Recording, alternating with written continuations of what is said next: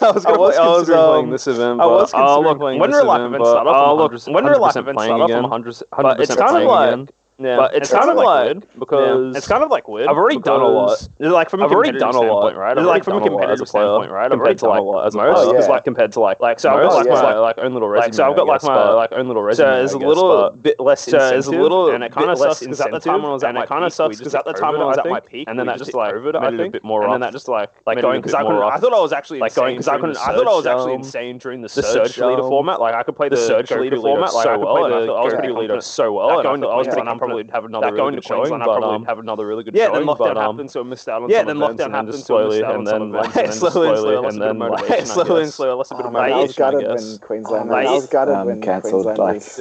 cancelled. It was just I was so ready for that. It was just I was so ready for that. Queensland would have been like tons of fun. Queensland would have been like tons of fun. Obviously, because you're one of the few players. Obviously, because you're one of the few players that's won a multiple webcam events, right? The difference between winning the difference between winning compared to winning it in your like your living room, compared to winning it in your like your living room, whatever. It doesn't feel the same. It's like yeah, cool. That was fun. It's like yeah, cool. That was fun. You know, so what was I doing? It's still good though, but like it's still good. Definitely, I prefer. Yeah, for sure. Definitely, I prefer 100% playing in person. Yeah, I'm same here as well. Like that's the big thing is like as well. Obviously, big thing is like as well. Obviously. I think I'm happy that these online events are happening. I'm happy that these online events are happening. Play the game in that, but of course it has a lot of downsides. Of course it has a lot of downsides as well. From time to time, we see there's just kind of sucks. So it just kind of sucks. So the fact that in America, like the fact that in America, like starting up again, and I think we're going to get events here. I think we're going to get events here. There's something to look forward to.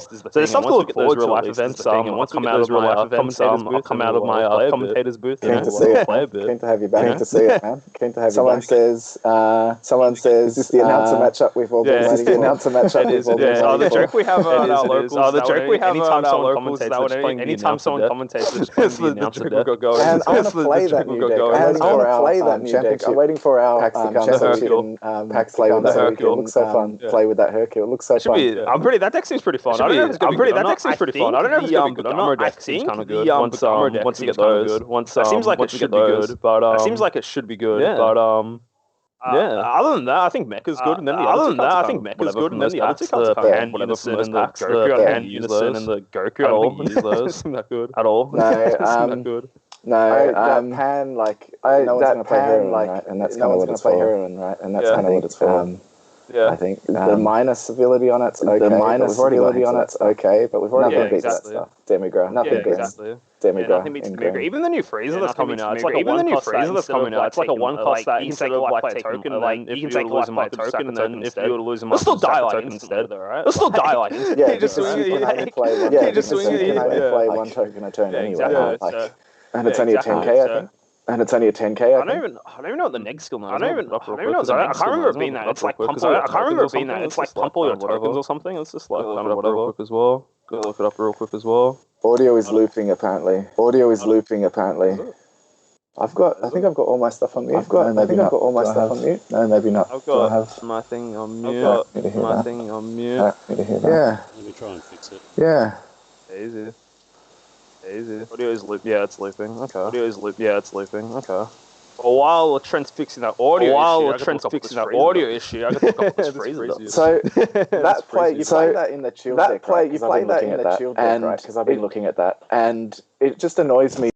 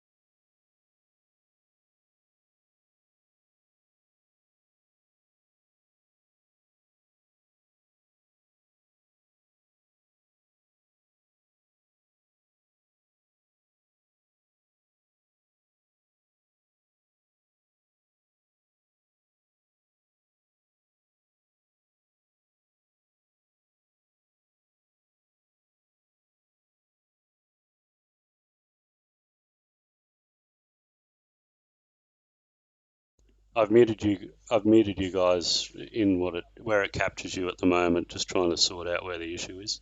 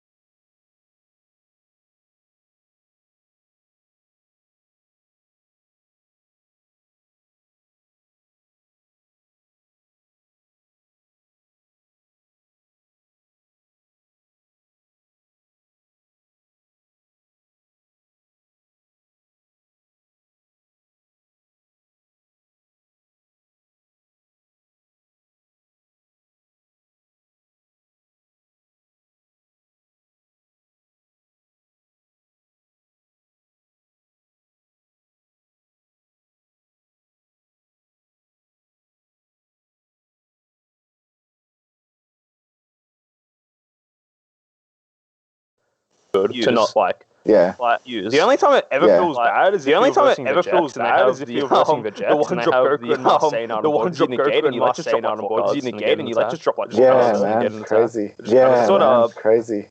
That's sort of. Hey. There we go. Looks like the audio's back. Yeah, I think it's all sorted now. Oh no, it's still muted again. That's still echoing. It sounds like. We'll have it all sorted by the time. We'll have it all sorted by the time games are on, guys. Sorry. Yeah, it'll be good. Now it's looping again. Oh god. It is what it is, I guess. Hopefully Trent's get it. I don't think it's on our end. I don't think it's on our end. I don't have any audio like playing from anywhere. What's this feature quality? Wow. Sorry, we're just waiting for just give it a sec, guys. Fix everything up. So just give it a sec, guys. Still looping, Humbo. What's the Battle Hour trophy for? What's the Battle Hour trophy for? The boys told me to put that in the background. Do you remember the battle game hours? Do you remember the battle game tournament hours? I was in like that 5 minutes tournament, not really. Yeah, I did. I watched your video. Yeah, I did. I watched your video about it. So I heard you got the trophy. I got this bad boy. Yeah, I got this bad boy. Because I think it was because I was the most entertaining player in the event. I talked all the shit when I was versus Eggman. I talked all the shit when I was versus Eggman. It's the lost. And then I got to board. Appreciated it. So it was just for banter. It was just banter, you know. And now the meme is that I'm the best. And now the meme is that I'm the best performer because I'm the best performer award. Because I'm the best performer award. It's so funny.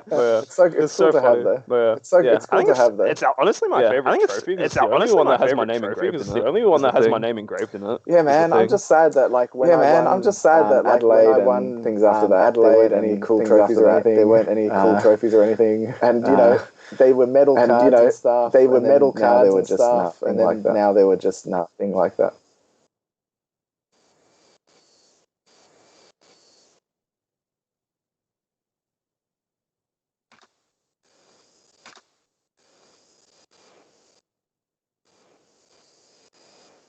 Okay, sure. Easy.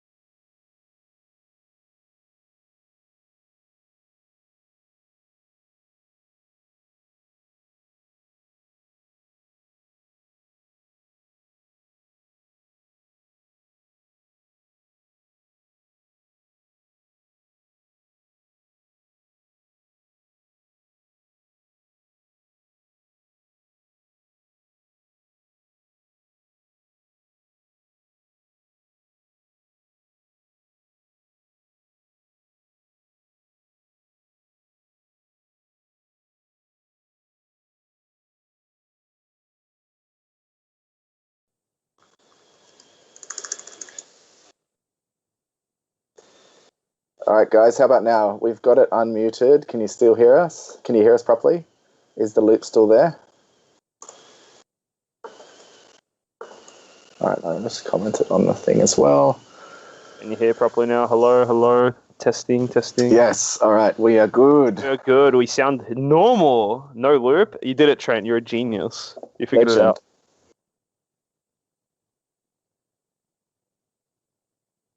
Okay. Makes sense. There you go.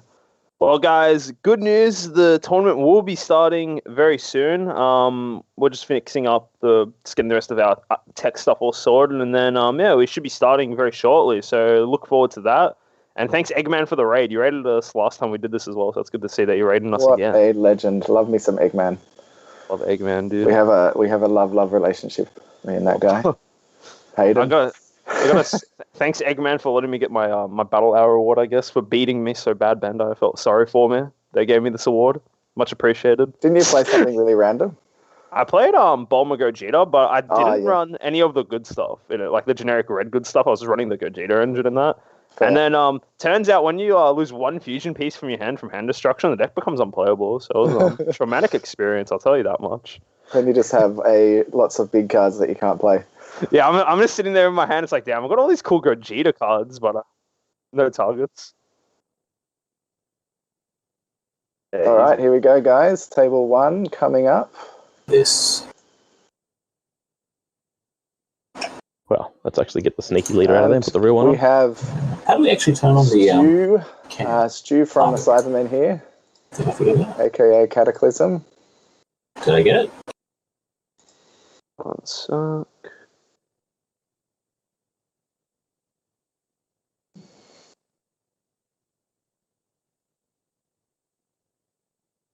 Oh.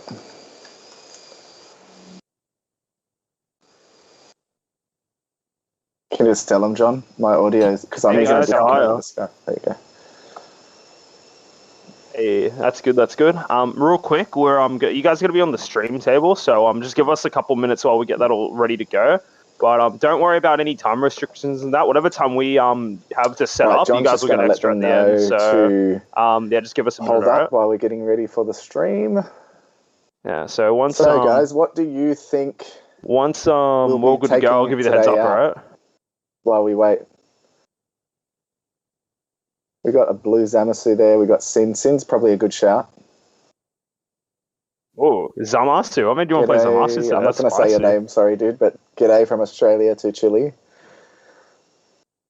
Your name's a bit explicit there.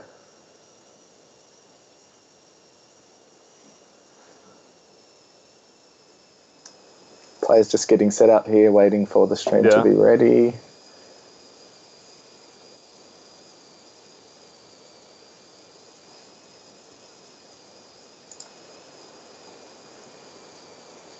Yeah, I feel that is very truthful. That's fair. So we are going to have... I think there's a lot of good promos in the next set. Although John, it's not saying that the promos the promos are expensive to get and stuff. Yeah. We got Stuart Holland on Shenron coming up versus a Zamasu. Set 7 Zamasu, which is awesome. I think that's set 7. Yeah. Okay. Oh, yeah, I know which one you're talking about. Yeah.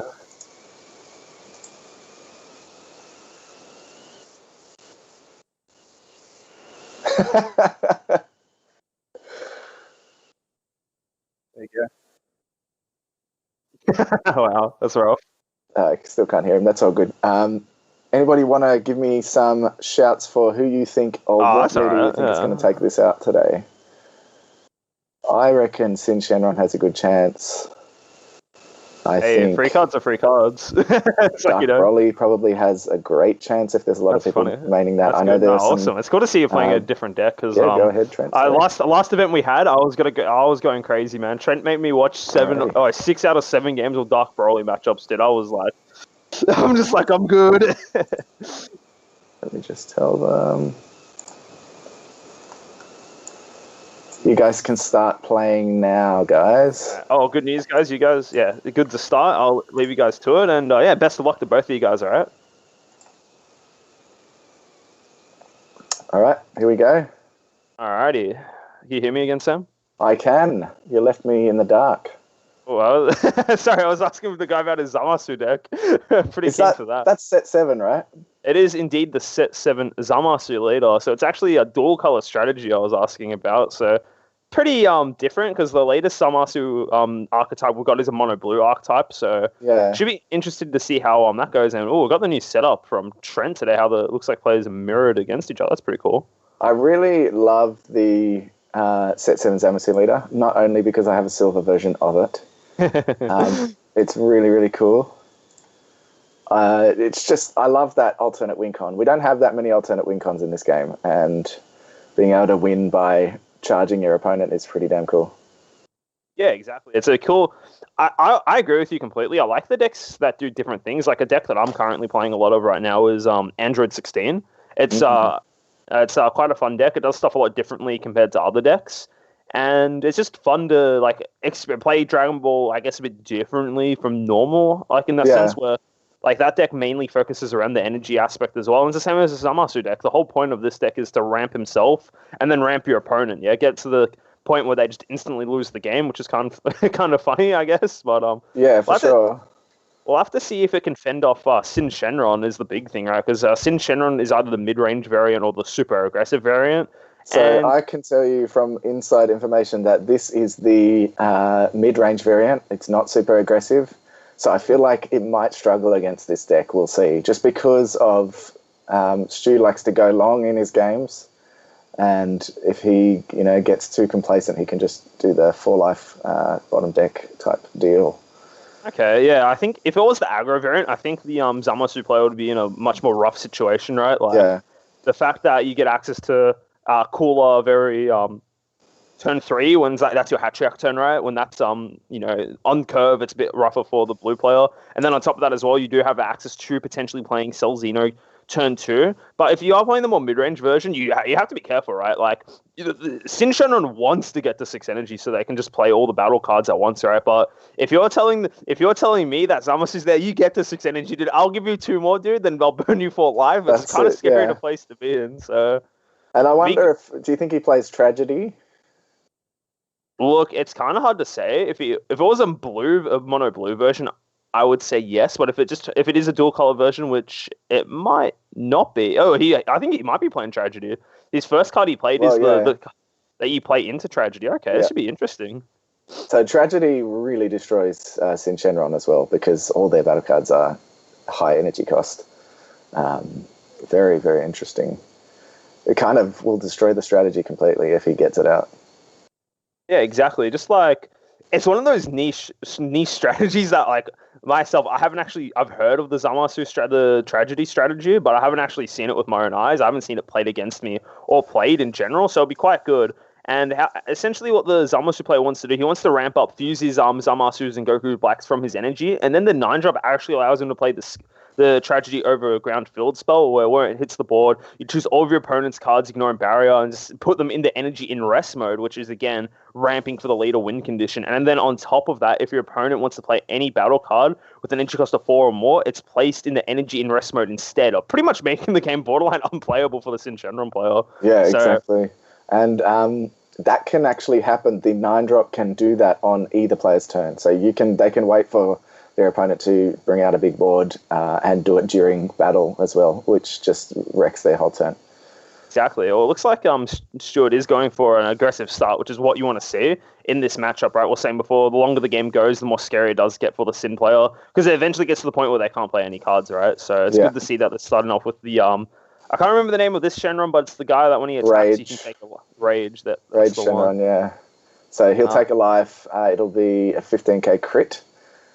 It's decent. It's fine to do this on turn 1, even though you need him to sacrifice for the big Omega Shenron. Yep. But because your leader will restand him at the end of the turn, it's decently safe because generally your opponent doesn't have early removal, especially in a blue deck. Yeah. Eternal Mez, where are these two players from? I assume Stuart's from Sydney, is that right to say? Or he's from Victoria. It's from Victoria, okay. And then I don't know where Thomas is from. But then we got Stuart from Victoria, and then Thomas from somewhere else in Australia. I'd assume, but I'm not entirely sure. Eternal Mez, I'm not entirely sure. So I want to point something out here. He didn't restand Rage with his leader at the end of turn. He missed that checkpoint. So that could be a problem. That is very true. That means he can just use his leader to swing into it instead of attacking the leader. So that's a pretty minor, pretty small misplay. So I'll have to see. He does take the hit instead. So maybe the Zamasu leader is forced to attack.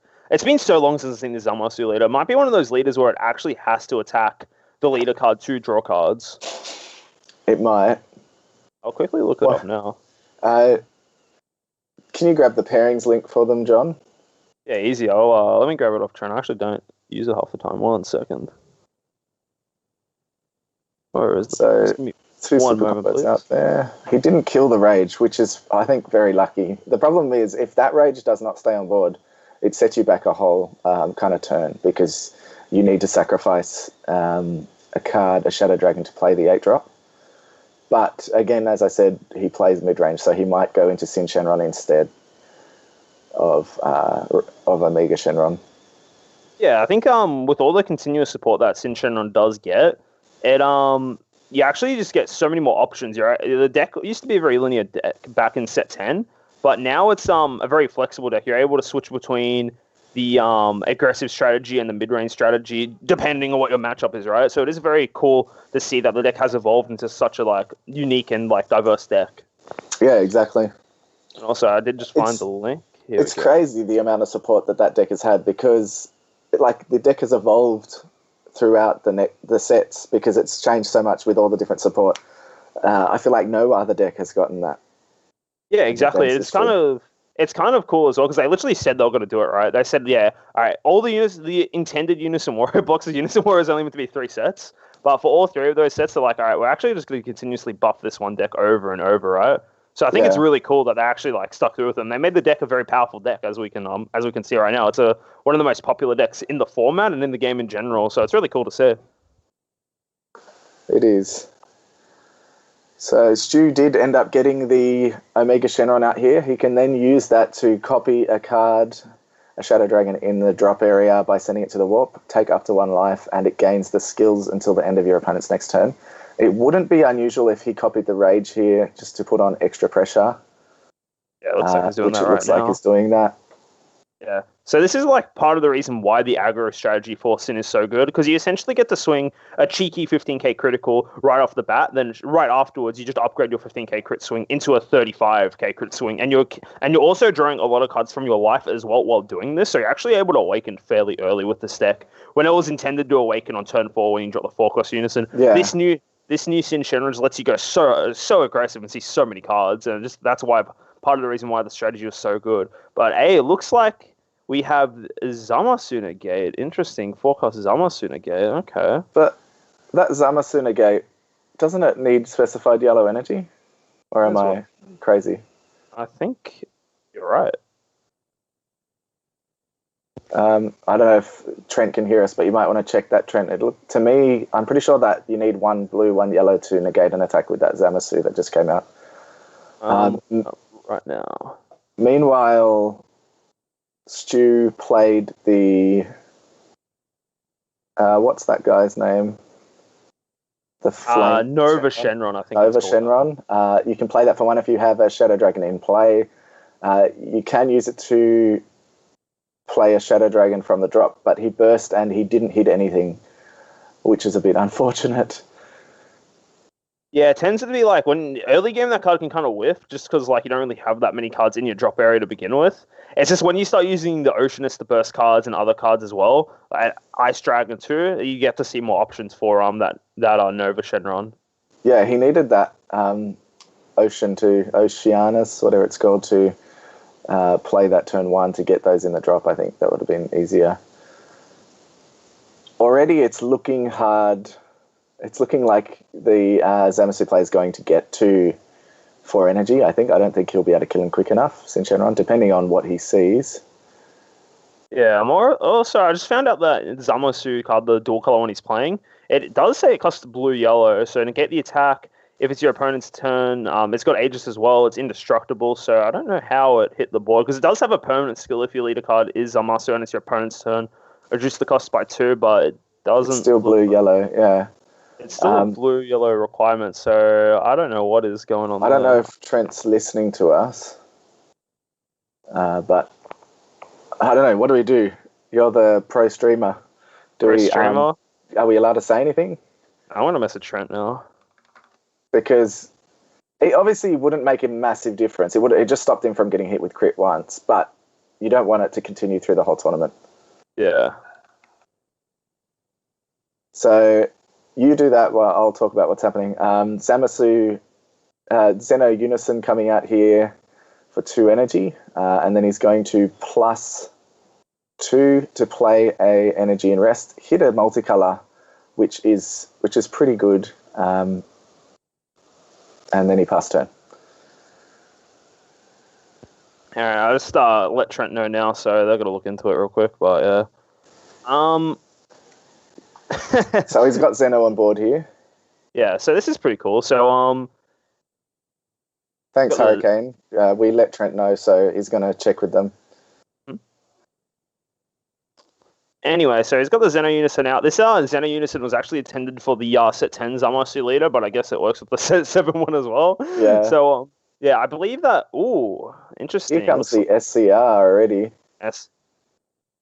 Yeah, I think he definitely doesn't have any yellow energy still, and he used the negate that you need yellow energy to use, 1 yellow, 1 blue. It's on the board there. There was no way to play that without it. Even if you just make sure that it doesn't happen again the rest of the tournament, it's probably a good idea.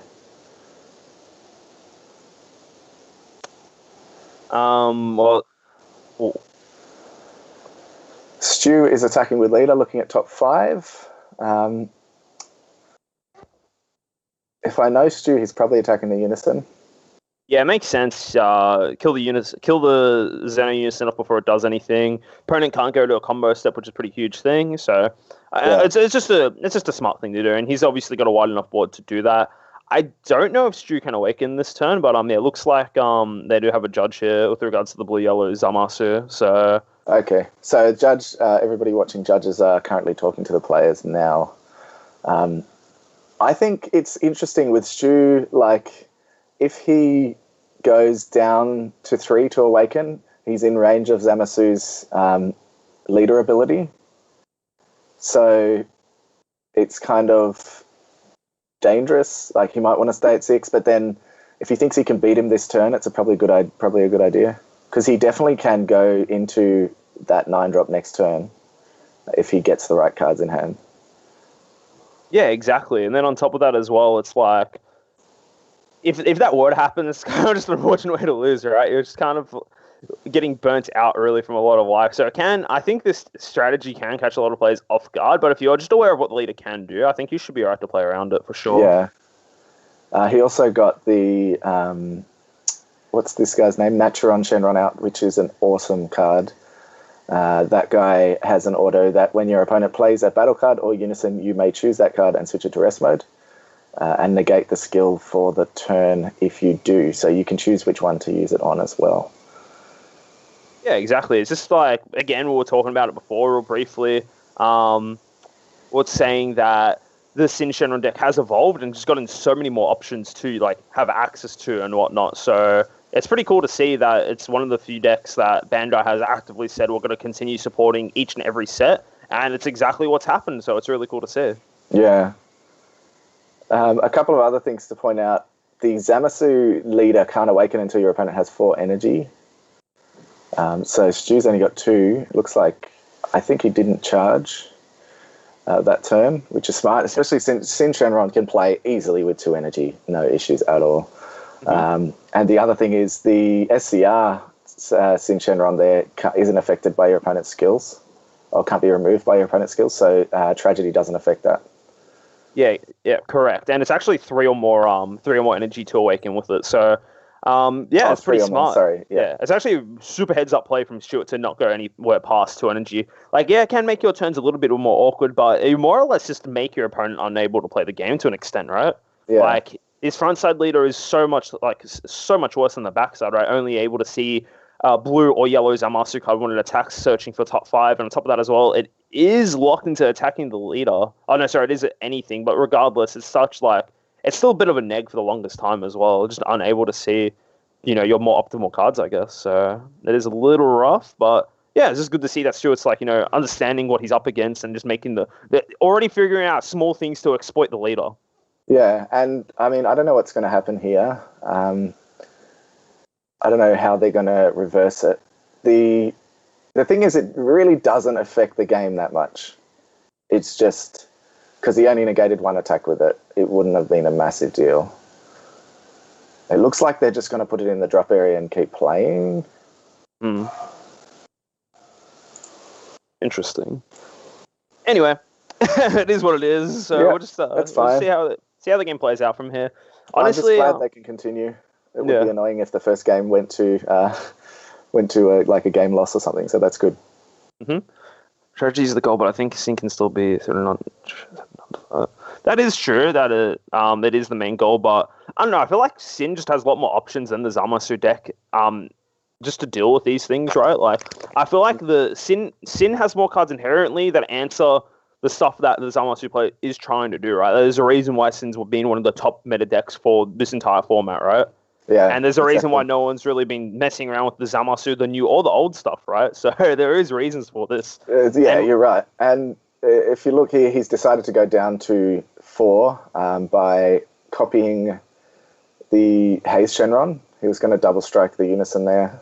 But I really like that play. It's such a good play on the Sin because most people honestly either take the Rage or the Oceanist Shenron when they go for its effect. But when you take Haze, right, like just to be, it also lets you clear a body off the board too. That's in rest mode. Yeah, and like no one particularly wants to combo over a 30k swing. That's also why Dark Broly is so good, right? Like you constantly swing with 30ks all this. Yeah, people just want to take that. The other thing is, I like copying that Naturon again because it gives you the double strike and it also gives you another version of that auto where you can rest mode a card that they play.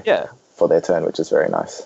Exactly. There's so many that card's like insane for Sin Shenron for sure. Just the amount of skills they can actually gain, because all the Sin Shenron cards have such a variety of effects. Some of them have dual attack, some of them have critical, double strike, triple strike even. And even in the next set where the Sin Shenron gets more support in the promo cards, there's another Nova Shenron coming out that has, I think, a couple of keyword skills. So it just gets crazier and crazier. It is. Sure. It's so good. So he wasn't able to get it down to 0 unless he has an overrun, which I highly doubt. He's past turn already here, so restored the blocker, which makes sense. So I'm curious to see what Thomas can do here. Like, it is a bit of a rough spot to be in, and again, as I was saying before, I'm not entirely familiar with exactly everything the Zamasu deck can do, but we know for a fact that he literally cannot awaken here, because again, we were saying before, the awaken condition for Zamasu is if your opponent has 3 or more energy. And against Stuart, just going to 3 energy is a simple strategy, but it's working, Yeah, the funny thing is, when he used that Zamasu negate, if he used the Goku Black promo championship negate instead, he would have been able to charge one of Stu's cards or whatever and awaken. But I don't know if he plays that. I don't know. I'm not entirely sure if he would, but it does make sense. It is a card that, inherently buffs the deck, so have to wait and see. But there is actually other ways that there are other blue or Zamasu cards that do allow you to ramp energy, but it is just unfortunate that we're not seeing them here. And this Zamasu is pretty good. Let's him charge. Yeah, that is temporary ramp for the turn, and then you can combo with the Zamasu ability to ramp even more.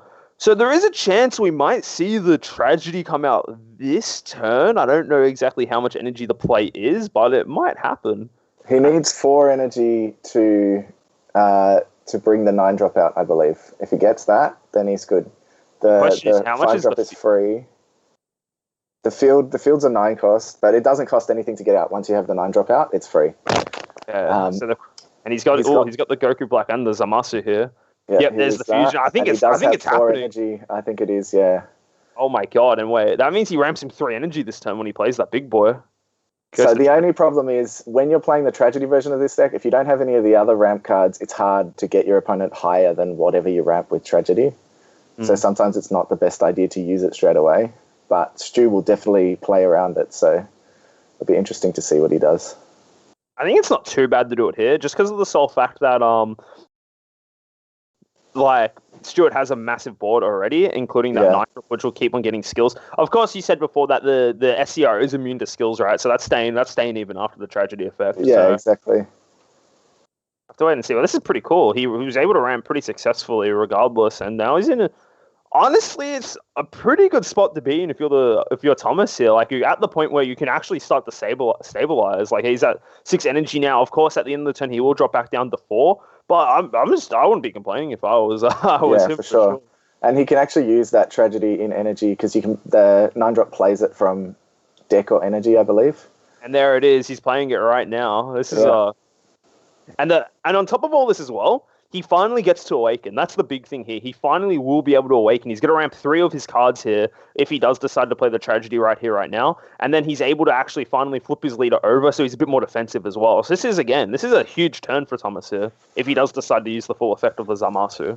It's a very, very exciting matchup, I think, because I doubt Stu would have come into this thinking I'm going to have to play against the Zamasu deck. So it's very cool.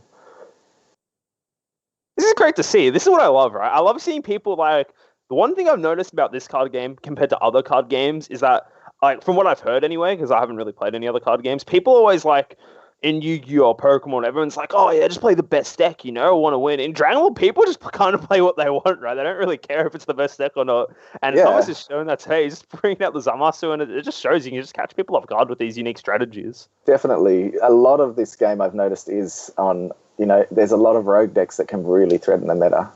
And people don't plan for them, and it can get you wins. Exactly. It's on top of that as well, we're in such an open format too. There's a lot of good cards to play. And it looks like he's not going for the tragedy play just yet. Decided not to do it, yeah. You did say you can do it during either player's turn, is that right? Or yeah, you can. It's an activate main / battle. So the idea is to get them to play more cards or do it when they go for game, and get rid of all their battle cards. But it is risky here because Stu knows that, so he might he could just combo his cards off. We don't know. Well, the thing is that there's actually really, if Stu has the 2 cards in hand, if he has a Vegeta's Final Flash and a Haze Shenron in hand, he can just negate the skills of the Zamasu, then use Haze Shenron to get rid of it, right? That would be amazing. He would lose the indestructible keyword skill, and then just that's it. You get rid of that massive threat. Because it's obviously a big bait from Thomas, right? He's saying, play more cards. I dare you to, right? I want you to get more energy. Yeah. So it's very interesting to me. But if Stu does have the cards here, he'll be in a great spot. It just, because Thomas spent that last turn ramping. Tapping an energy during battle. Yeah. Dragon Thunder does the same as Vegeta's Final Flash, so it negates a battle card skill. This is a massive play. This is a massive play from Stuart. If he does have the Haze in hand, this is a big power play here. I think it was a little greedy from Thomas not to go for the not to play tragedy straight away, right? Definitely. It kind of secures him. I feel like he definitely should have done that. I don't know. We don't know if he has Haze. You can see 1 in his energy, 1 in his warp already. I feel like if you're going for that, you have to have the Haze here. There it is. There's the play. This is such a great play. So that negates the skills of Zamasu and then KOs it. That was an amazing play from Stuart. That was his only out in that situation, yeah? He had to turn off the skills of Indestructible and then just go for the Haze Shenron. That was the only way he can get out of that situation, and that just throws Stuart so far behind. He literally spent that last turn getting such a massive advantage, being able to go up the chain to get the 9-drop out, and he just got a little greedy, daring Stu to play more cards, and then what does he do? Stu plays around it. He has the cards to answer the problem, and then there it is. That was such a great play. That was so clean. I'm glad that we got that on the stream because that was awesome. Now the next question is, what does he do here? That's the thing. Stu's going to go hard this turn now. He's John kind of telegraphed what he was trying to do. He could have put all his eggs in that basket, or he might have a backup plan. We'll have to see. He does have 2 super combos on board. If the Omega is used to copy Oceanius, then that can get rid of one of those super combos. I think that's the play you would go for if I was Stuart here. I would take the Oceanius because the thing is that you don't really know what's in in his hand, but you know what's in his energy, right? Like, you can see Thomas has two 9-drops in his energy, and he'll be using the Zeno. He has to use the Zeno to grab one of them back, right? Otherwise, he can't really play it.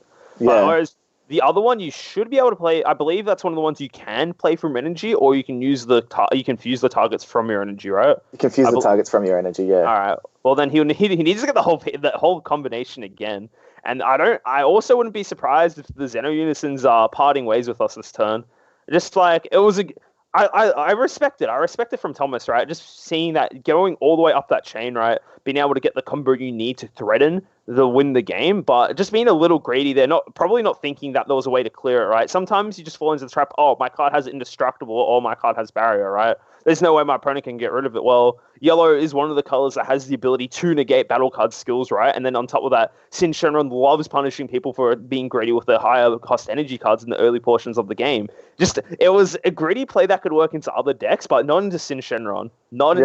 It's just unfortunate. I mean, Stu has been playing Shenron since it first was released, so he's got his, he knows exactly what he needs to do.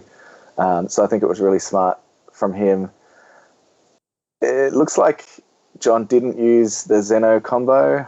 He rest moded the Omega Shenron, which saves those Zenos from being destroyed by it. And Stu is going to awaken here. I'm tapping 1, drawing 2. I'm curious to see. Yeah, you go. Sorry, you go. I was just going to say, as far as I know, Stu doesn't play the Pan, so that's why he doesn't mind about awakening at 3 life. Yeah, the Pan's really good. I feel like some players fall into the trap of playing around it too hard. Same as some Dark Prolly players with Heartfelt Plea. Sometimes it's such a good value play that you want to force it, but sometimes you just get punished for over-forcing it, where you don't have the right setup for it and trying to force it out anywhere. Yeah, you definitely need to think about if it's worth all the trouble, if you're not in the position to just play it naturally. So he's going to play something from the drop. Probably the 3-drop he just comboed off the Haze. I'd say so. Because that means he can evolve 3 into the 4-drop. He's got another one in hand, so it's essentially 2 attacks here, which is quite nice. The skills are obviously negated to that, so it's not critical. He doesn't get the card back, which is all good. No Hachiak out of Thomas this turn, so obviously he doesn't have it in hand, or he might just not own the card. You don't know until we see the list and whatnot. But yeah, this is a pretty good turn from Stuart. He's applying a lot of pressure. He's fairly safe. I do know there is Goku Black cards that do have triple strike, but I do not think, from just seeing the cards that Thomas has been playing, it doesn't look like he does have those cards in his list. I don't think so. Could be wrong. Like, he might just play one next turn, but yeah. It is just Stu's got that blocker as well that can block, multiple times a turn. So he's the super combo. What did he grab back? I didn't see. It looked like the 9-drop, maybe. I think he's grabbed anything. No. He's grabbing the 9-drop back. Oh, he actually grabbed the 5-drop back. Okay. No, that makes sense. He needs to actually fuse them out, so that makes sense. Yeah. But he'll probably want to do both, ideally, unless he's good in hand. He could have his 4th one if he plays 4. Well, if he goes strategy again, he wins. That is true. If he's able to go up the chain fully again, he can pull it off. But I think just the fact that that Stuart was able to thwart it just such at a pivotal point where he wanted to do it a turn earlier and just wanted to grade for it a little bit. Yeah. I think I do agree. It can be either player's games, but it is very risky still, regardless. Like, it's at the point where Stuart has such an amazing board. He is passing turn here, and he's dropped the Vegeta Unison as well. So there's a lot of things that are looking really good for Stuart, but we'll just have to see what Thomas does on this turn here. If he's able to go fully up the chain once again, that'll be quite impressive. And yeah, I mean, if he does tragedy again, Stu will have 6 energy, so still not 8, because obviously the Sin Shenron can't be removed. The SER, sorry. So Stu's still playing around it there, unless Thomas has a way to charge more energy. Goku Black. Oh, this is one of the Goku Blacks where you can just charge it from your hand straight into your energy. So correct, yeah. But definitely, he will be good value if he gets tragedy out this turn. Yeah, 100%. He has to resolve it this time, otherwise it's too hard. It is way too challenging. And the things that I think it would have been the play to get the tragedy off like as soon as possible, right? Like, he could have done, like we said before, he could have done it last turn. He was a bit hesitant to. regardless. He got a bit greedy and he got punished for it, but there's not really much that Sin does have cards that are under the cost where they can hit the board and stay, but they're not your big swingers, right? They're not as scary as the Celzino or even the 8-drop or whatever. So yeah, I think I would say it would have been the correct play to just do it, even if you don't get full value out of it. But that's also a little bit telling as well. Yeah, that kind of just also says that Thomas might not have any other ways to ramp his energy. That's why he wants to go for that big power turn and just ramp all his energy at the same time, get that one instant kill. Yeah, and here's the fuse. So he charged the Goku Black into energy. Yep, and just fused it straight away. And then fused straight away. So he can't ramp again this turn. That is correct. And Stu rested it with Naturon. So you just assume he has the 9-drop if he's going into that, otherwise. You have to assume, right? He's got 2 in his energy. He's already used 1 from his drop, so hopefully he does have the 4th one in hand. No, he just passed turn. That is quite bizarre. There might be one more thing, that he might have the Hatchiyak in hand, is the only other thing I could say. But if you're worried about Hatch, I think if you're Stuart, I think this is where you finally go to 3 energy and threaten that cooler. I think it's at the point where you don't really care if they awaken or not. Yeah, here's the charge. There he is. Yep. This is fantastic. So he threatens the cooler here now, right? Like, he swings, use your Hatchiyak, it's fine, you know? Yeah, I feel like if he does have cooler and Thomas burns his hatch, no, he's tapped an energy. I was going to say that would probably be game. But he looks like he's going into Sin here. He's going straight up the chain. This isn't that bad of a play either, honestly. He's going up the Sin Shenron chain that negates all skills. This, again, just buys him another turn. That means he can't go into use the tragedy effect this turn, and then if he does decide to go for an additional turn afterwards, right, you just haze it. You just, not haze it, sorry, you just use Vegeta's Vital Flash or the Dragon Thunder, I think it's called, the other one he used this game, and just negate the skills. So, honestly, not much to be worried about. I think you're in a great spot for Stu here. Been a great game so far. I've been quite enjoying this. This has been a little bit back and forth. Pretty cool to see what this... It's great to see. Very strong from both players until that misplay, but otherwise pretty good. Stu's attacking in, so we're not seeing Baby Hatch. Does he only have 2 cards in hand? I think Thomas only has 2 cards in hand. I think so. He's swinging with the Zeno here. Am I just crazy? No, he's super combo. I'm crazy. Zamasu super combo to rest it. So Thomas has only got a couple of cards in hand. I feel like this might be game here. If he doesn't obviously drop the hatch, this is a double strike going in now. I believe so. I think this is where I think Stuart takes it here. We'll see what happens. So Stu's explaining what... Oh, you can see, you just saw a cooler in the drop there. So he definitely wants it. I think he's just explaining what all the different cards do. That's all right. I think it's at the point where it's kind of rough for for Thomas. Yeah, I don't think Hayes can do Zamasu really can do anything. If he didn't have the hatch in hand, it kind of at this point it kind of like it is what it is at this point. So yeah, he can awaken now, but that's kind of not going to help him too much. That is true. I believe his awaken condition, it might be a +2. I'm going to check that right now. I had the card open on my screen 2 seconds ago, and of course I got out of there. So just give me 1 second to get that back up. His awaken condition is to untap 1 energy and draw a card. So it's okay. It's okay, but definitely doesn't save him in this situation. I don't think he's going for it right now, I believe. Or that was the Divinity Divine Judgment, I think. That one means you can't play... I think for the rest of the game, you can't play any non-Goku Black or Zamasu cards. Is that what that does? Back to the good old internet for our answers here. I don't think I've ever seen that card played before in my life. People don't play it because it really restricts your deck. Like, you can't play, say, Drop on a Boonie now or something, because all the battle cards you play now have to be Goku Black or Zamasu. Well, outside of the Zeno super combo, that's the only card he's been playing anyway, so it's not too big of a deal. But I will try and find it. He's going in for game here. He is. I think that's it. I don't think there's any... Blue doesn't have an answer, I don't think, in the battles, in the combo step 2 deal with these big attacks. So I think that this is a win for Stuart here, if I'm not mistaken. Yeah, and that's game. He had the Heron's Lineage SCR. That is true. He could use that. That is another way to do it. That's it. That is GG. GG. Good. Well played to both players. Obviously, you can tell where the big turning point of the game was, where Thomas decided not to use his 9-drops ability to play the Tragedy Foretold. That would have been a card that more or less locked out Stuart for the majority of the game there. So I think it was a little... I understand where the play's coming from, right? He wants to try and be a little greedy with it and try and get, the full value, get him straight up to 8, then burn him for 4. But I don't think it's worth the greed after all. Like, you awaken there, you clear your opponent's board besides the SCR, which you can most likely deal with in your terms of just negates and whatnot. And you can, from that point, slowly grind the game out. But I think he was just going for that instant kill, ramp him straight up to 8, then burn him for 4 life on the following turn. I understand it, but I was a little bit greedy for sure. Yeah, it's definitely, it's kind of beyond belief to me. That's the card I was talking about there that ramps your opponent, that Goku Black is showing on screen.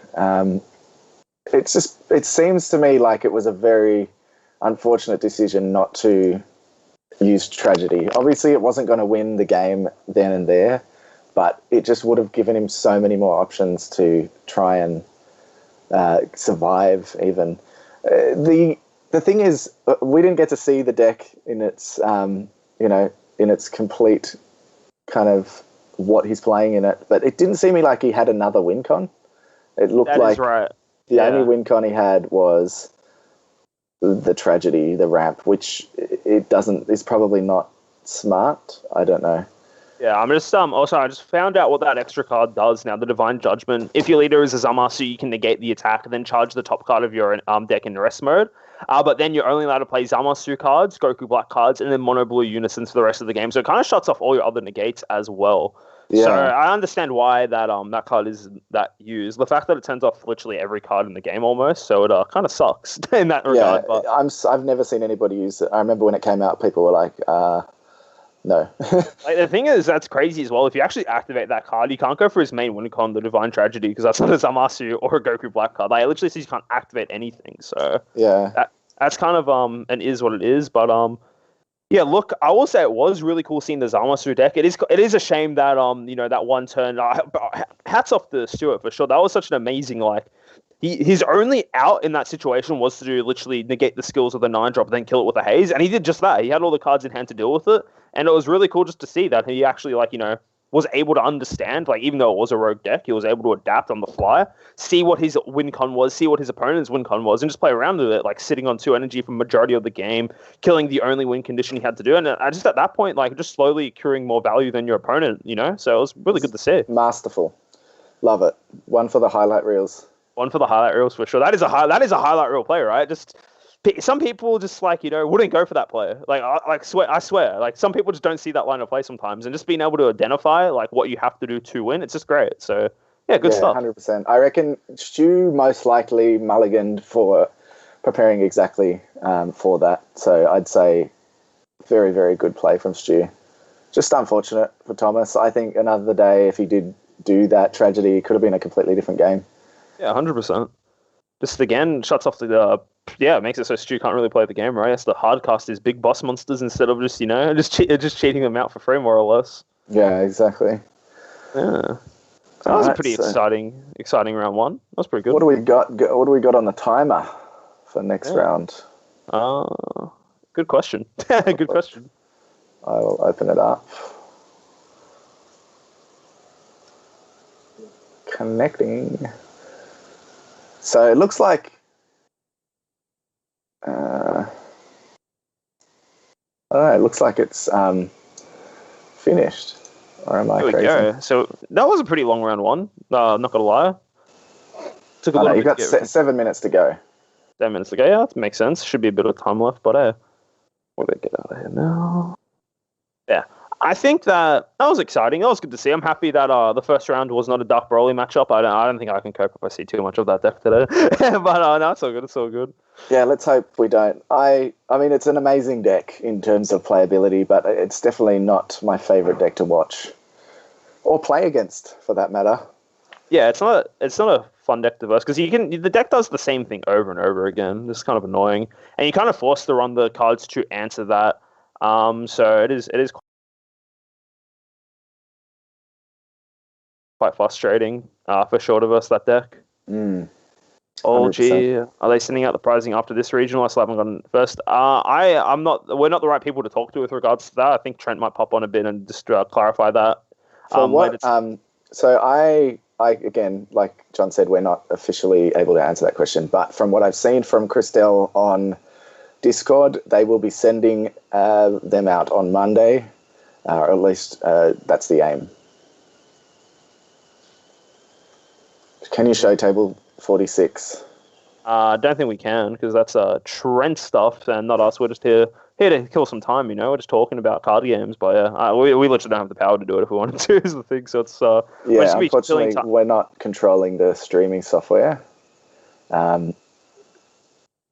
Trent's doing that, and their game would just be finishing anyway, so it wouldn't miss out all the good stuff. Yeah, it would be very interesting.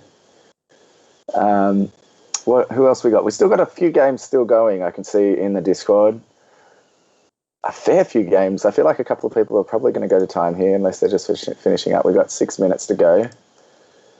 So anybody got suggestions or tips for who they think or what they think is going to take the tournament? Is it going to be another Cell Surge win? Probably not, I don't think. I think people realise that the ways to play around that deck now that they know what it is. So. No, exactly. See, I had to get in there quickly before anybody noticed what was happening. Smash and grab. Yeah. But for what I would say that would take the event today, I would normally say King Piccolo, but I don't think King Piccolo... I don't think there's a lot of representation of King Piccolo in OCE from what I've seen. But I think that there is a chance. I do have a feeling Vegex might take it. I think Vegex is kind of under the radar again, and we have a lot of Vegex players in OC as well. So I'm be surprised if Vegex were to take it today or Sin Shenron. We do have a lot of Vegex players. I know there are some kind of well-known OCE players playing King Piccolo. At least I know that William Lawson is, who has won a couple of events previously in the last couple of months. He's playing King Piccolo, as far as I know, so that would be interesting to see. Someone wants Snurubs. Can we run some predictions on stream matches to gamble channel points? I would love to do that. But I don't think we're allowed to. That would be cool. Like I've seen PPG do it a couple of times. I don't know if Trent, if you can figure that out. I had a look, but obviously we don't have access to that. I don't think. I think only the channel admin has access. Who is favoured in the Vegex versus King Piccolo matchup? I honestly think it's Vegex, and my reasoning behind it is that the King Piccolo deck inherently actually has a good time into Dark Broly, just because Dark Broly is swinging with the 30Ks and you just stop them with Violent Rays. But the thing with Vegex, the only thing you're really stopping with the Violent Rays is the Demigra swing, and they can just start their turn off with that, right? And you don't really have a great floodgate as well. And on top of that too, Vegex mainboards the silver bullets of Goku and Vegeta. So, the Black Marseille, sorry. And so let's just say, for example, right, you have your Goku on board, right, and you have the Vegeta on board. If you want to play anything from the combo step with, the Marseille's on board, you have to drop 2 cards. And on top of that as well, let's just say now, we're talking about before the token blocker negates, where you can use for free and play a token. If you activate that card, and then you have one of each of them on board, you activate the skill, you have to warp a card from the Goku, and then you play the token, and you have to discard 2 cards from the Vegeta. It feels like if your opponent can establish the silver bullets in that matchup fairly early in the first couple of turns, it feels quite unplayable. And I know from experience, because one of the players today, Benny, destroyed me in that matchup, and I was quite sad. And that's why I think the matchup is favoured for Vegex. Fair. I've got Deep Six says Sin Shenron.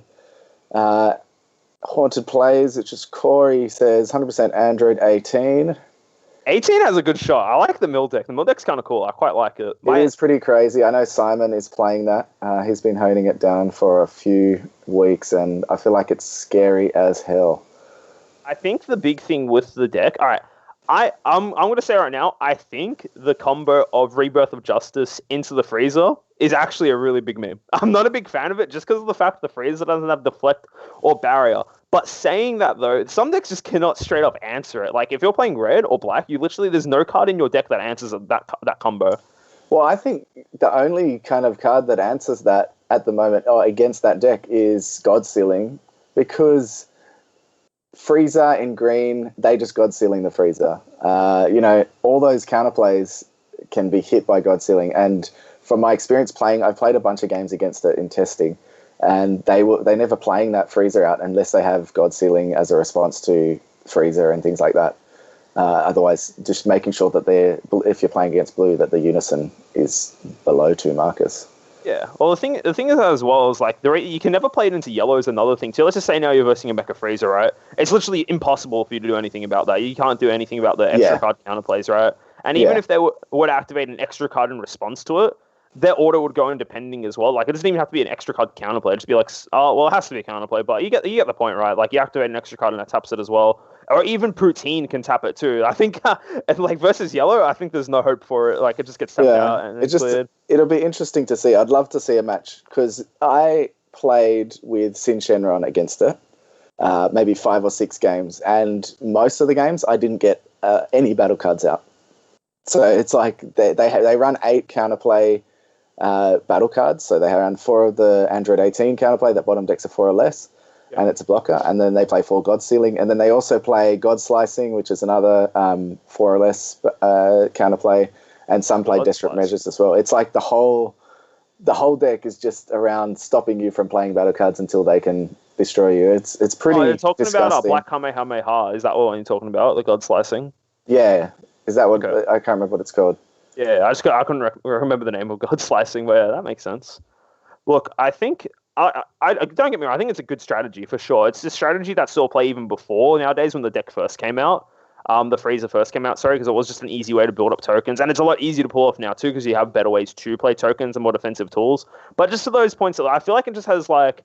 It's a one-trick pony kind of strategy. Like, the only way you win the game is by playing freezer, and if your opponent is aware of it, they can play around it for sure. Yeah, definitely. It'll be can hook us up. Yeah, for sure. I'm kind of keen to see it. How many coffees has John had today? That's a great question. I don't want to talk about it. I've had 2 today. Yeah. Talking enough for the both of us. It's good. I can listen. I tried.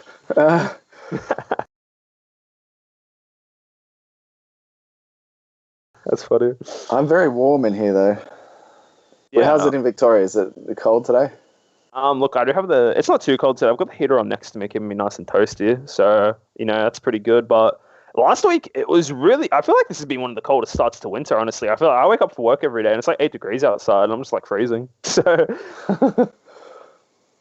but yeah, look, honestly, I'm kind of weird though, because I kind of like the cold weather, because I do a lot of the stuff I like to do, like snowboarding and that, is during this time of the year anyway. So I'm kind of a fan of it. So, but I can 100% see why people would be complaining about it. It can be extremely cold in the mornings for sure. I'm the same. I love the cold weather. I much prefer. I hate being hot. You can always take off your jumper, but you can't. You can always put a jumper on, but you can't take off your skin. Exactly. Yeah. Oh, it's too good. Did you say you haven't opened any set 13 yet? I've opened 1 box of set 13. We visited one of our friends here in Victoria. He actually opened a game store recently, so I went to visit him. I bought a box out of just last second decision making, and I bought 1 box. And I bought 1 box and 2 special packs, and my pulls were pretty good. I got 2 SPRs from the special packs, and then I got another 2 from the box. So I'm pretty happy. And I've got another 3 boxes on the way, so I just have to pick them up when they get in here on Monday. So. Oh, that's right. You did show me those. I've got for people. I know the Americans haven't got these yet, so here's my SCRs. Very nice. I'll put an opening up on our channel soon. Yeah, be good to check that out. The Cyberman on YouTube. That'll be good. And then I don't have a channel. Well, I do, but I don't do Dragon Ball stuff. But Collector's Company has stuff. I did a deck profile there. I need to do more of that, actually. It's a good reminder. I'll write that down. I do need to make some stuff for them. You guys, how's that going? Collector's Company is really good. Jesse's the owner of Collectors, and he's a super nice guy. I really enjoy all my talks I have with him, and it's like we've got some plans for stuff we're planning to do in the future. I'm not allowed to say what's going on yet, but just keep your eyes out for the Collector's Company. Cool stuff is coming soon, so just stay put for that. I'm a big fan of the Collector's Company as well. Yeah, Jesse's a super top bloke for sure. They're really cool. Good, good store too. The place is nice. He's cleaned it up finally, so I'm gonna go pick up my stuff there on Monday. I've been there twice. It'll be my second time going, but yeah, no, it's good. It's just good to see that a lot more things. The card game's gotten pretty big, right? Like considering where it was a couple of years ago, it's like grown a fair bit. So a lot more people are looking into it. A lot more people are doing stuff for Dragon Ball, and Collectors Company is one of those places. And you guys as well have popped up a bit before lockdown as well, but you guys have been pumping out content and that. So it's been great. A lot of people care about the game. Yeah, it's definitely really cool. I didn't even know Collectors Company had an actual store, to be honest. It's not a store, it's just a warehouse. Oh, okay, yeah, fair. But yeah, I always buy singles off them. They're my favorite single dealers. My problem is that I don't normally buy a lot of singles, but then now that I'm officially part of Collectors, I get a discount, and then I just buy too many singles. That's the problem now. It's like the cards I don't even need. It's like, oh yeah, I'll get this card at a bit of a discount. It's like, oh shit, wait, I don't need this card. It's like that, but it just is what it is.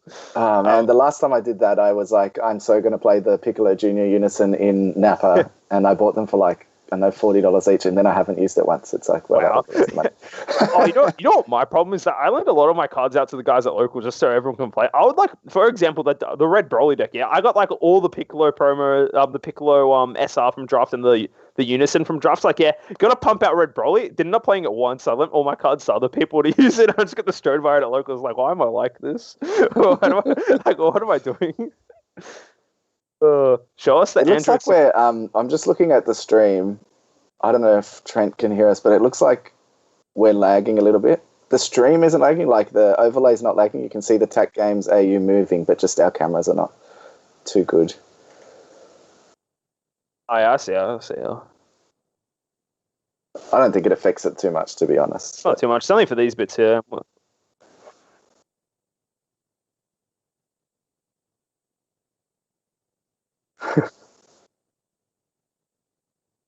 Okay, cool. Let's be quiet.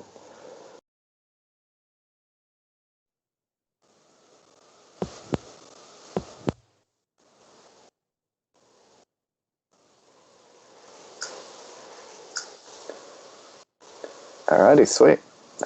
So Benny wants you to show everybody your Android 16 Funko. Android 16 Funko. Yeah. Look, I played 16 at locals. Yeah. Look, I played 16 at locals, and it was the first time so I had to celebrate. Locals boils down to I play locals, and then I just sit opposite Benny and get cut by Benny. That's how locals. It's so traumatic. It's so traumatic. And the worst part too is that bring out what I hard deck. I lost the Benny. I lost the Benny. Like that matchup specifically I was talking about. Is the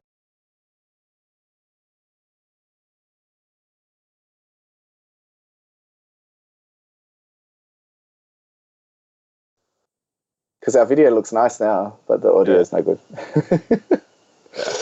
What was I saying? Yeah, so it's either my locals experience the past 2 months boils down to I play a random deck and don't care what happens. I usually go 2-1 anyway. And then when I play a try-hard deck, I lose the Benny anyway. And then I finally won because someone beat Benny for me. It was great. I had a great time that Tuesday. It was so good.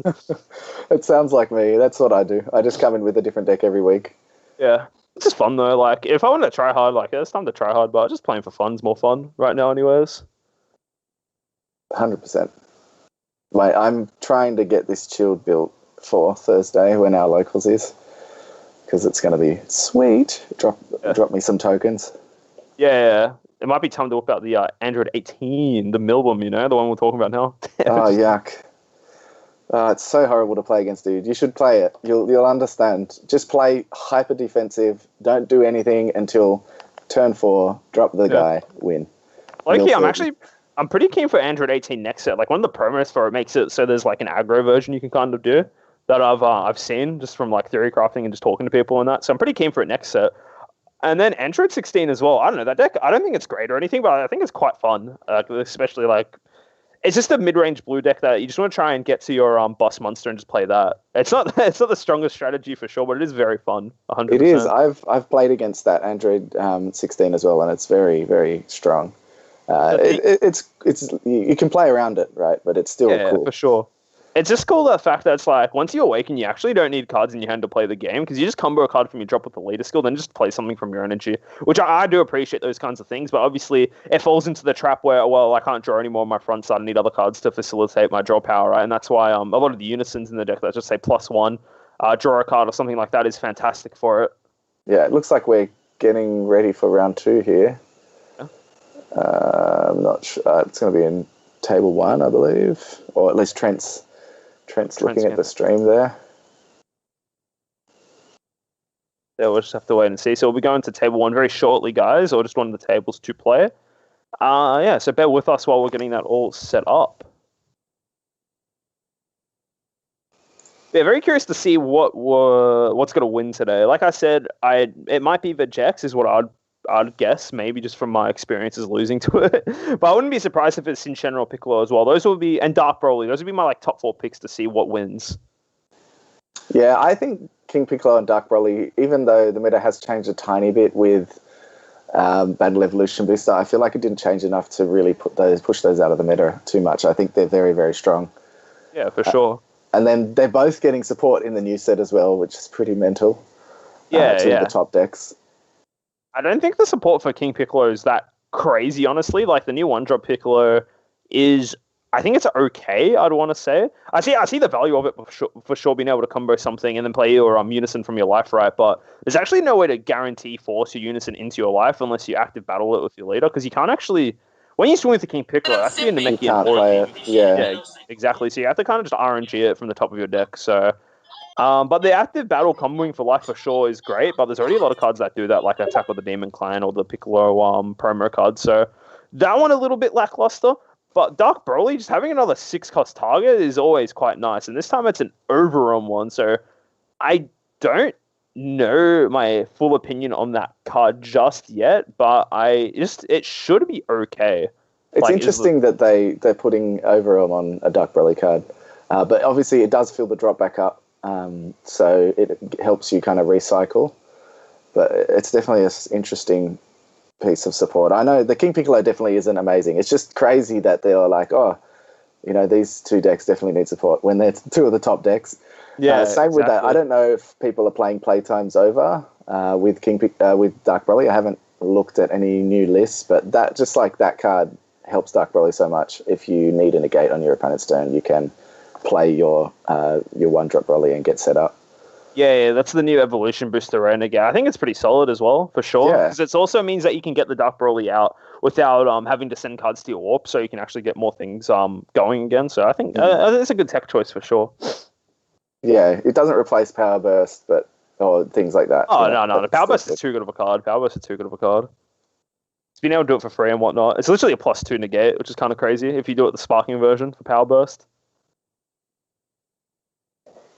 Yeah, I think I'm pretty keen for next set for sure. There's a lot of just good cards coming out, like generic good cards. Like even this, there's a Dubora card that's coming out where if it's my god, my favorite card. Yeah, literally, damn dude, your opponent makes you the Scarter card. Let me pay 1 energy, you get a 15k body out and draw 2 cards instead. It's like, you mean you want me to draw 3 cards or play a battle card and draw 2? Awesome. Just imagine if Ribrianne gets your opponent Ribrianne, so you just pitch 2 Duboras. Yeah, cool. I'll pay 2 energy, draw 4. Some shit like that. It'll be fun, that's what I was saying that last night. Like good double, Ribrianne me, I'll drop 2 and tap 2, draw 4. Yeah, crazy. Seems like FTO J and C. We've finished the first round. Where the second round is going to start probably give like 5 or so minutes, and we'll probably be underway. We're just waiting for all the players to get into their tables and whatnot now. So yeah, just bear with us a couple of minutes. But you haven't missed anything, good sir. There's just we're just waiting for round 2 to start. But yeah. Yeah, so the first round was Sin Shenron against Set 7 Zamasu. Sin Shenron took it out. That's all you've missed. Nothing too big. There's still a lot of rounds to go. A lot of Dragon Ball to be seen. Exactly. I was going to say as well, Superman 942 on the new Gohan SR. Yes, sorry? Gohan Blue really needed a generic Blue SR. So really good to see that is it got it that, after so long. But unfortunately, you have to cater for it a lot because you can only play it off skillless battle cards. So yes. All right, easy. I'll go talk to the guys. Give me 2 seconds. I'll stay over here and hang out with you guys. So what we're doing, boys. They've currently got 3 players on table 1, so they're just trying to figure out who is supposed to be there. There's a Cell Surge player, an Android 16 player, and a King Piccolo player. I'm good. I've got a bit of a problem. I don't think there's a 3-way format in a 3-way battle format. Super players there.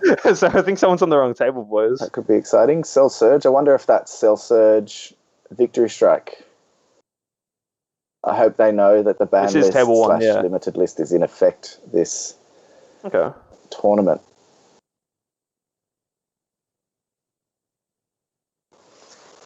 Let me just grab up the pairings because this table's also got to be on stream, by the way. So we're just going to hold you guys up for a second or two, just while we get that all sorted as well. I think John's. How you guys been doing? How's you guys' first round? I assume all of you guys won here, so that'll been pretty good. Pretty good, yeah. We got to see a set 7 Zamasu on stream. That's pretty exciting. So it was pretty. So King Piccolo obviously winning first round. Android 16 definitely a strong. Yeah, kind of lost to a Shenron, but that's just it is what it is, you know. I am interested to see this cell surge to see what it is because two says here. So can I just get all you guys' names? Sorry, is that all right? To have 4 Hope of Universe 7s in it, which you cannot anymore because that deck is limited. That card is limited. Now Ethan Mazer is definitely here, and is there an Alan Liu here as well? So John's just trying to sort this out now. Right, yeah, I was on mute. My bad. Yeah, I'm here. Yeah, so that's you, Alan? I'm the one with the cell leader, yeah. Awesome. So we've had a couple. Yeah, what was your name? Sorry, Josh. King Piccolo. A couple of people say Dark Broly for the win. We've had Android 18. Because I'm looking at the round 2 thing here as well, and it says it's Alan versus Ethan on this table. So that's what I'm looking at right now. Yep. Early days, of course. Yeah. What was your name? Sorry. All right, give me 1 second. Let's see if I can find you. My teammates. I have 4 guys playing in this tournament today. Stu playing Shenron. Yeah, you're on table 11, man. You're on table 11. That's what I'm looking at. Yeah, no stress, dude. All good. Just hope everyone can get the table all sorted. Dylan playing Cooler Mill, and Simon playing Android 18 Mill. Alrighty, well, right, so they figured it out. At least we got that sorted, I guess. Android 16 against Cell Surge. So we are going to see the Cell Surge and the Android 16, which is cool. I really want to see Android 16 on stream. That was great. Definitely. Sorry, Trent. It's a fun deck for sure. But yeah, give us just a minute, guys. You guys are on stream, so we're just getting that all set up, and I'll give you the heads up when it's good to go. So just bear with me a moment, right? I'll be back 2 seconds.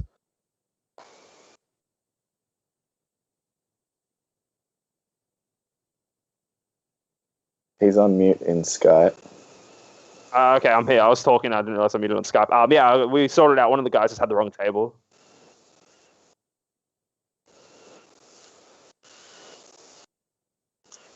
I believe so, yes. Alan, I wonder if that's Alan Liu that goes to my locals. That is Alan Liu. That I don't know if it goes to your locals, but he's playing 16, so I'm hype, you know. We were talking about it before, and now we get to see it, so it's great. For me, anyway. Alan, I think Alan's playing Surge, so. Oh, is he? Oh, then I'm looking at it wrong then. All right, never mind. My bad. I can't see it. I might be wrong. But my question to, I put the question to people, I haven't had any responses, but what is the Cell Surge player playing? Okay, they can go. 1 sec, let me get the guys going. All right, you guys are good to start. Best of luck to both of you guys, all right? All right, cool. All right, just let them know.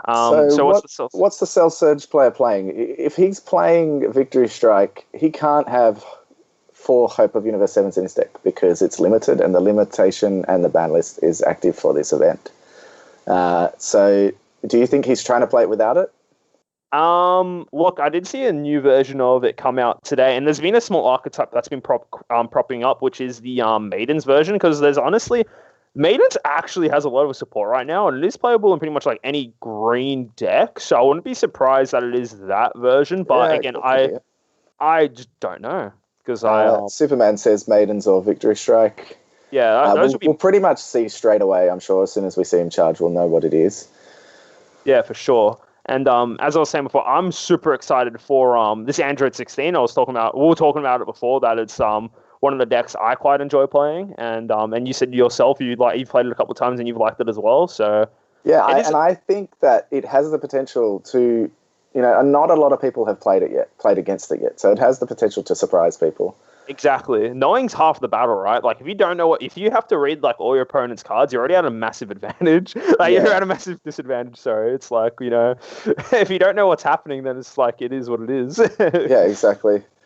That Android 16 can go from not having any battle cards on board to having a lot of battle cards on board and like an energy critting your life and stuff like that. So it can be very brutal. Yeah, in my testing, I found you can literally go from when you're on 4 energy, you can on that turn you can charge the 5, you can ramp with a 16, then just pass, then ramp on your opponent's turn. So you can skip the curve so fucking. Oh, sorry, my language. You can skip it so fast late game, but it kind of seems absurd with what the deck can do. But of course, saying that the deck is very susceptible to a lot of the counterplay cards. None of the cards in the deck have deflect on it besides the boss monster, the 8-drop. Yeah. So curious to see his take on the deck for sure. I've been running it with the Raditz Unison. I think it's quite a good Unison for the deck, but I'm looking forward to putting the new Majin B Unison in there. I think it's a great upgrade for it for sure. The Raditz, the green Unison. Oh, the blue one. Oh, I was going to say, what the... So this is cool. That Android 16 is a multicolor, but if your leader is Android 16, I believe you can charge that in active mode. That is correct. It does have to have a rival on there, though. You cannot charge the ramp 16 because it doesn't have a rival. It has to be a 16 and have a rival on there, and then it gets its energy exhaust negated. And it's cool because in the next set there is a new promo 16 that actually also has a rival and is blue-green, and I'm putting it straight into the deck once I get it, for sure. Just being able to have another check line is great. That does some useful stuff. Has a rival. For sure. Yeah. But that's in the future. It just means you can have all multicolor energy without worrying about energy exhaust at all. Yeah, exactly. It looks like he's definitely playing Maidens here. He just dropped something Alan's or the Cell Surge player's camera's a bit kind of off for me, so I can't really see very well. It looks like he charged a Demigra Unison, maybe. Yeah, I was going to say it does look a little bit like a Demigra, so... And then in the drop, I think that's some kind of Maiden Squadron card. Not the greatest of quality, but I do think you're right. It is very hard to see, but we'll have to see it play out for a couple of turns. So this will be, I do think this will be a little bit of a hard matchup for Android 16, just because Blue inherently has always had a pretty bad matchup versus Hand Destruction. Hand Destruction. Sorry, I just got caught off by guard when he played this Android 21 one-drop. Sorry, I had to pause for a second. Okay. That's the one that plays Scheme, doesn't it? That is the one that plays Scheme. It also lets you draw a card, and I believe it actually also plays a clone token on your opponent's side of the board. Interesting. I'm very surprised he's playing this card. It was Mill. This was so Mill. Strange. You might as well just play the 18 leader, for sure. It's very odd. So dropping an Android and drawing 2. Mm-hmm. It's very good. The front side of the lead is amazing. Just the fact that you can discard any Android card from your hand. It's not even locked to blue or green. So if you're playing other color Android cards, you can discard them as well to get the +2. And it's got, I think, arguably one of the best awaken conditions in the game, where if you or your opponent have a combined total of 5 life, you can activate your awaken skill and take cards from your life down to when you have 5. And then on top of that as well, untap 1 and draw 1. It just means you can't really get stalled out of the game from high life total, right? It means that you can just, when you need be, if you're getting stalled on max life, you get a very powerful draw ability. And majority of the time, your turn 2 play is normally the ramp 16, so you're able to get that out, go to 3, and then if your opponent goes, they'll most likely have 2 energy as well, and that is a total of 5, so you're good to go. Yeah, it's very quick to get to 5 energy. Charging, it looks like he plays Frieza Zeno there as well. This might just be a generic Hand Destruction deck, I don't know. That was a Ribrianne in the drop there, so he's Ribrianning straight away. Yep, and there's also the Cell Center card, not the SCR, but the 9-drop. Where it's so powerful. This lets yourself awaken and draw a card. Very, very nice. Exactly. It turns the leader skill to a plus. So that's very strong for sure. I'm very curious to see what Ethan's going to do with his Android. That Android 21. It feels like such a random card to include in the deck, if you're asking me, because you inherently don't play the field spell. So curious to see what he's going to do with that, for sure. It's very weird. I mean, it could just be he wanted a cantrip that he can drop with the leader, but seems strange. Yeah, for sure. I feel like there's already so many better options. There's the Android 18 that he has next to it, and there's also an Android 17 that does the same thing as the Android 18, but it gives you the option to discard a card from your hand if you want. You can get certain cards in the drop area with that card, but I don't think it is too over the top. I'm just curious to see if it literally is just there to be an Android card that draws, or if he does have the scheme in his deck just to slow down. It's so strange, yeah. So the Cell player used the Zeno. He didn't take a life, so he just drew a card with it. What's that marker for? I think that's how representing the clone token. I think how the Android 21 works, you actually get the effect at the end of your opponent's next turn, which is kind of odd. Yeah, okay. It's a very interesting card for sure.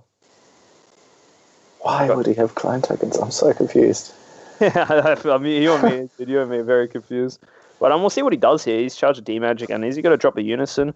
He's playing the He's Android... doing it to play the Unison for free. It makes sense. I mean, that is kind of cool, because that's a +2 Unison. It is a +2 Unison, going straight to 3 markers, and I guess he didn't invest any energy into it. Yeah. But, look, it's just, it seems like a very, odd thing to do. I get it now, but it does seem strange. Yeah, and I mean, he buffs the leader there. With the +1, it gives the leader 5k. And then the minus on that Unison is an Activate Battle, where he gives the Unison double strike and +11k or something similar. Yeah, exactly. It just makes it so that it just can catch you off guard, right? If you just not negate it, you can get punished for it for sure. But the other thing is kind of with that, if he is opting to play this Unison, he's kind of just jumping through extra hoops to get it out, right? Like, he has to play this 1-drop card to play a clone token, and then sack the clone token to play the Unison. I feel like it's a very delayed way to play the deck. I respect it. It's a cool concept for sure, but it seems just kind of random as well. And interesting, he's playing I don't know the name of this card, but it's called Premeditation or something like that. It's a +2. It lets you draw 2 cards, and I believe KO one of your opponent's 1-cost battle cards, which obviously the Soul Surge player doesn't have. But this is interesting. I'm seeing cards I wouldn't expect in the Android 16 deck being played, and it's kind of cool to see. Yeah, just his own list, which is respectable. Mm-hmm. And yeah, again, we were talking about before, he's at the spot to be able to draw a lot of cards from his life. There is a total of 5 energy, now currently 6 in play.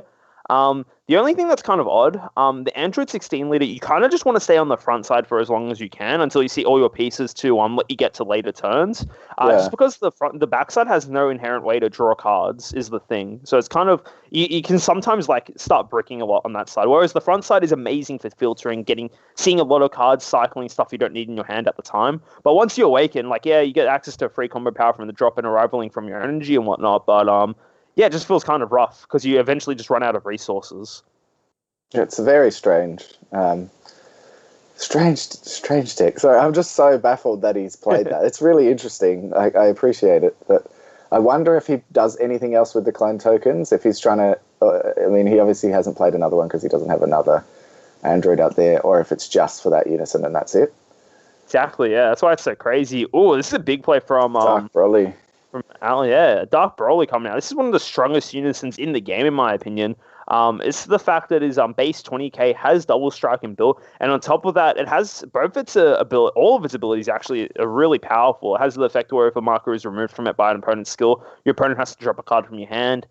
From their hand. If you choose, it's +2, I believe, or +0. I can't remember which one it is. One of the abilities of it allows you to discard a card from your hand, and then you get to KO one of your opponent's cards, and they have to discard a card from their hand as well. And then the other ability of Dark Broly just straight up allows you to remove a marker from the opposing Unison. It's really great to be able to clear it for sure. Yeah, here's the Dabura to grab the ball to make your opponent drop a card. Yeah, there's a lot of really cool synergies here, for sure. Like this Dabura, you can remove a marker from Unison and then again grab the ball. And I believe it does, as I just said 2 seconds ago, when a marker is removed from the Broly by a skill your opponent has to drop, I believe you can actually proc that ability as well. I think it's any skills, actually, not just... Yeah, it's any. So that's why that Dabura lets you make your opponent drop a card. Very cool. Very powerful combo, for sure. Lots of free stuff in this deck. Yeah, so I feel like the longer this game goes, I do think Android 16 has a phenomenal late game, but again, Blue's always had a rough time into hand destruction. It feels like just eventually the Cell Surge player will be able to just take over the game and just keep on asking how many cards in Ethan's hand until the answer is indeed 0 or close to 0, it feels like. I've got Shannon said tons of cells since Battle Evolution. I don't know, what in Battle Evolution caused people to play more cells than hand destruction? Was there something in particular?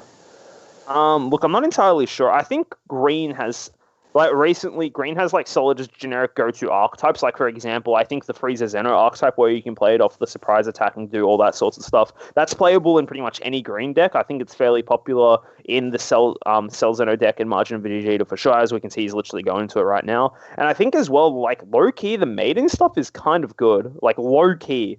Yeah. I don't think it's been completely figured out yet, but the big thing about it is that it's like no one knows about it. So you're doing all this maiden shenanigans, and your opponent probably has like not even seen half of these cards before. Yeah, that's true. He just he actually just plussed on the Broly, KO'd the card, tried to play the Frieza which would have allowed him to go into Zeno and do some shenanigans. It got bounced back with Trunks, so that's pretty strong. Mm-hmm. And yeah, you can already see the difference in hand size between both the players. Like Alan over here, he's got a whole essay in his hand, right? Where Ethan, he's only got looks like he's only got 2 cards in hand. So it's pretty rough right now. But again, he can get a massive power boost from the Leader Awakening here, but he just has to play it correctly is the thing. That's right. Rosie was one of the maidens, right? That 3-drop. That's really good in green. Yeah, 3-drop, exactly. Triple attack, your opponent drops 2 cards. So strong. It's a very powerful card, and I believe there was a 1-drop maiden as well that has the ability for 1 energy to play any U2 or maiden card from your deck. I believe it is. Yeah, with its skills negated, I think. With its skills negated, but I think one of the cards that a lot of people play way back in the Tournament Power set from like so many years ago now. It feels like there's actually a Universe 2 card that reduces the cost of all your yeah, that guy, the Yardrat guy, that reduced the cost of all of your Maiden Squadron.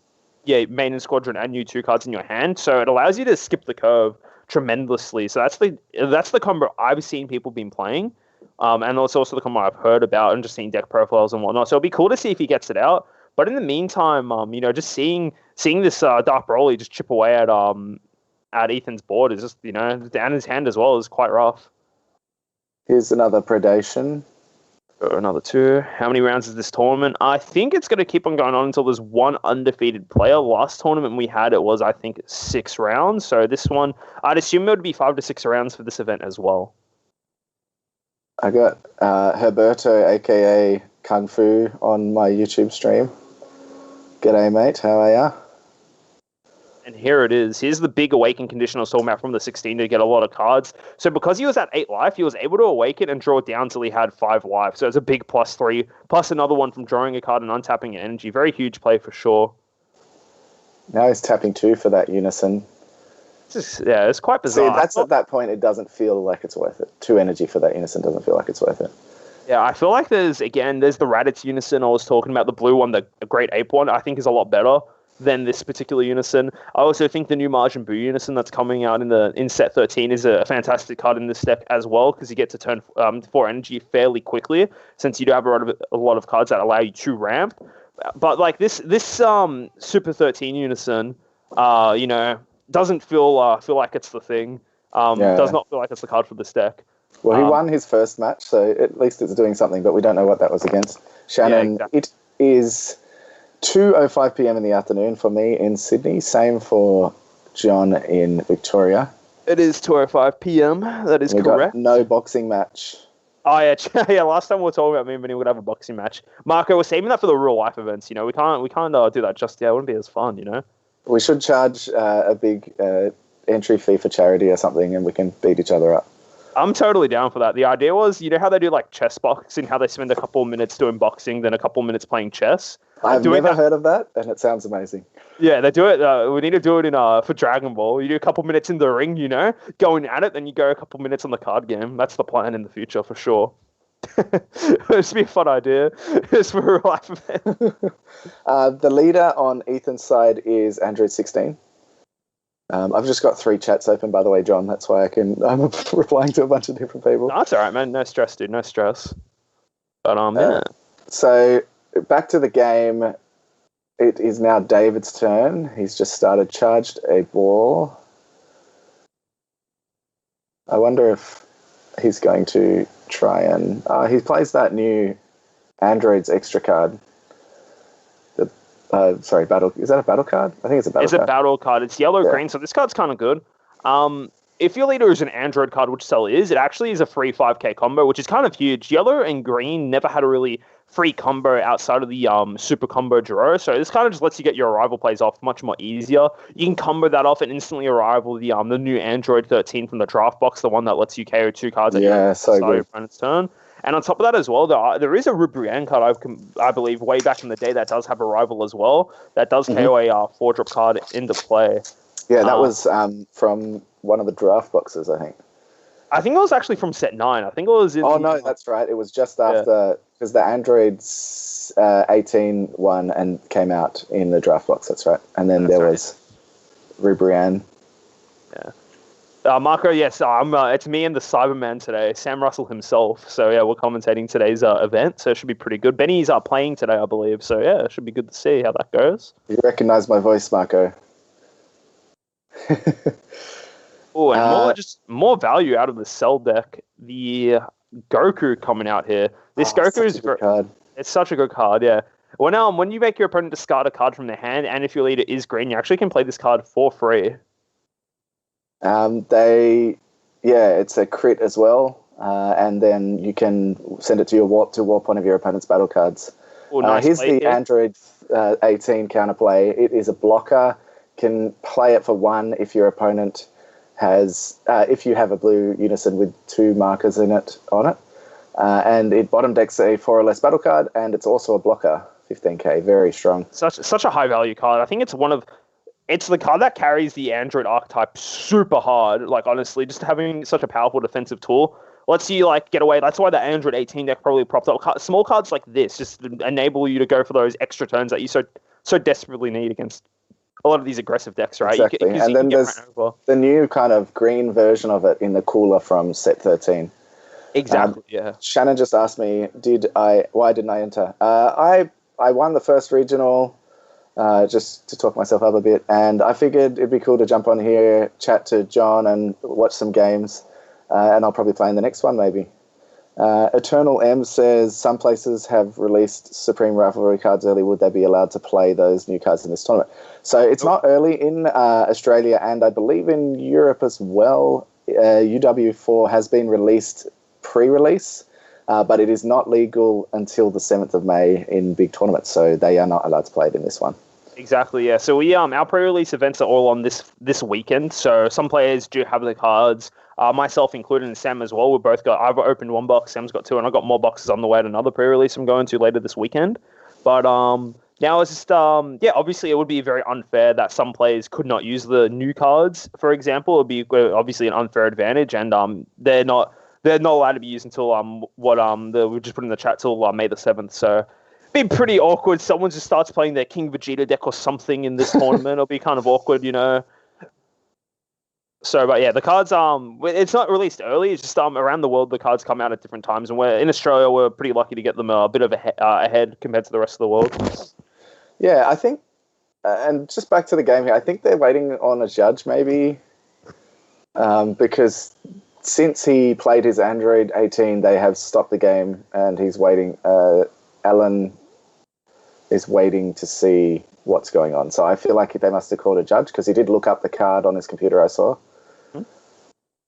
Yeah, no, this is a fine play. The Android 18 does hit this. He does have the energy for it. He does have the unison in play for it. Fun fact about this 18, though, it's actually not the unison that you need only has to have 2 markers. You can actually have a green unison or a different color unison as well. True. Very nice. I have been experimenting trying to use Demigra unison. Oh, not Demigra unison. Yeah, no, Demigra unison in this particular deck, as well as so you can have the Freezer counterplay and the blue Android 18, but it was kind of a bit clunky, so it was not worth it. Not worth it at all. No, I think that the question that he has here is that's a skill that he's using to play the card, and he's saying that it happened in window 2, but the thing is you have to reveal that card and ask for a response first. So I don't think at the end of the day, even if it is played in the second window, the Goku doesn't have any coming into play auto effects is the thing. So there's actually it doesn't change the game state at all here. It's more of the fact I reckon he's probably waiting so he can just I'm going to keep this in my hand or something. So yeah, I think the correct sequencing should be. I think it should go bottom deck. Pro-An says you need to specify cost of tool. No, it actually says Oh, no, it is. No, he's right. It is specified across 2. It is specified across the 2. That's my bad. I meant to say the Bardock unison, not the Mega unison. I got that mixed up, sorry. Is it?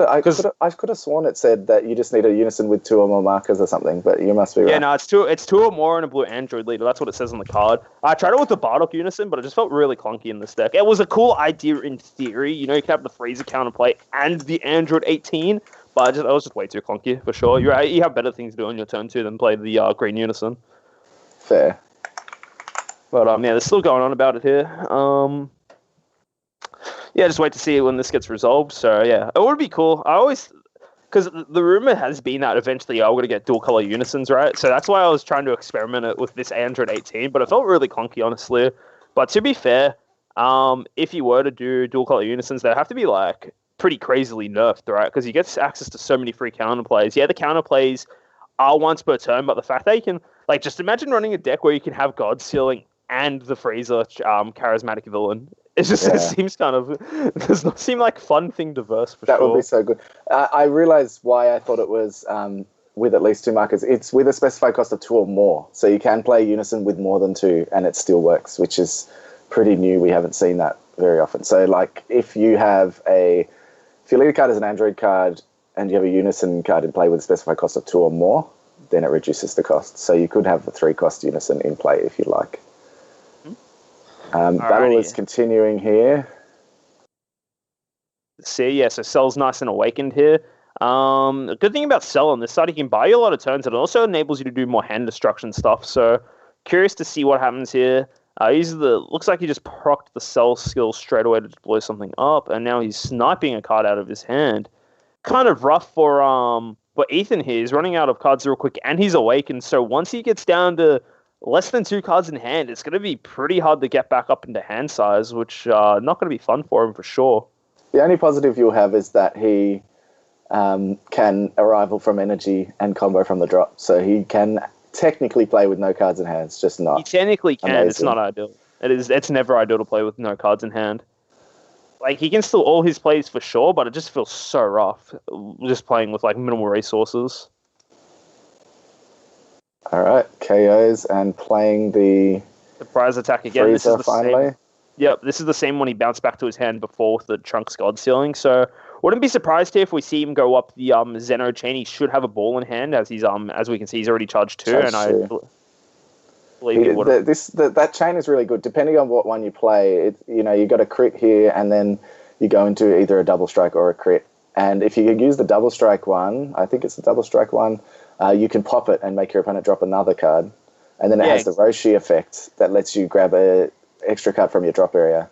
Exactly. It's actually one of the few ways now to grab cards back from your drop area. So it's pretty cool to see that, it's got that little bit of tech, Normally it was intended, obviously, to grab one of the Dragon Balls back, the one you used to play the Freezer. But, there's a world where you just use it to grab, like, Cell's Earth Destroying Kamehameha, or just Dormant Potential if you need, or whatever extra card you need at the time, right? So it's a very good tech card. That doesn't seem like it at first. You think it's just a generic go hard at combo, just going super aggressive. But it has a lot of utility to it as well, which is quite Agreed. nice. It's very good.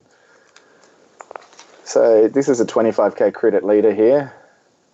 And now Android 18 is forcing Cell to drop a card, or bottom deck a card, as it were. It's not too big of a deal if you're Alan here. You still got a massive hand, and then if you were to wanna, if you are oh, very nice. If you use the skill to combo from the drop area, you don't need a bottom deck card. No, yeah, it's only if you combo from hand to bottom deck. Mm-hmm. So he does have 1 card in hand.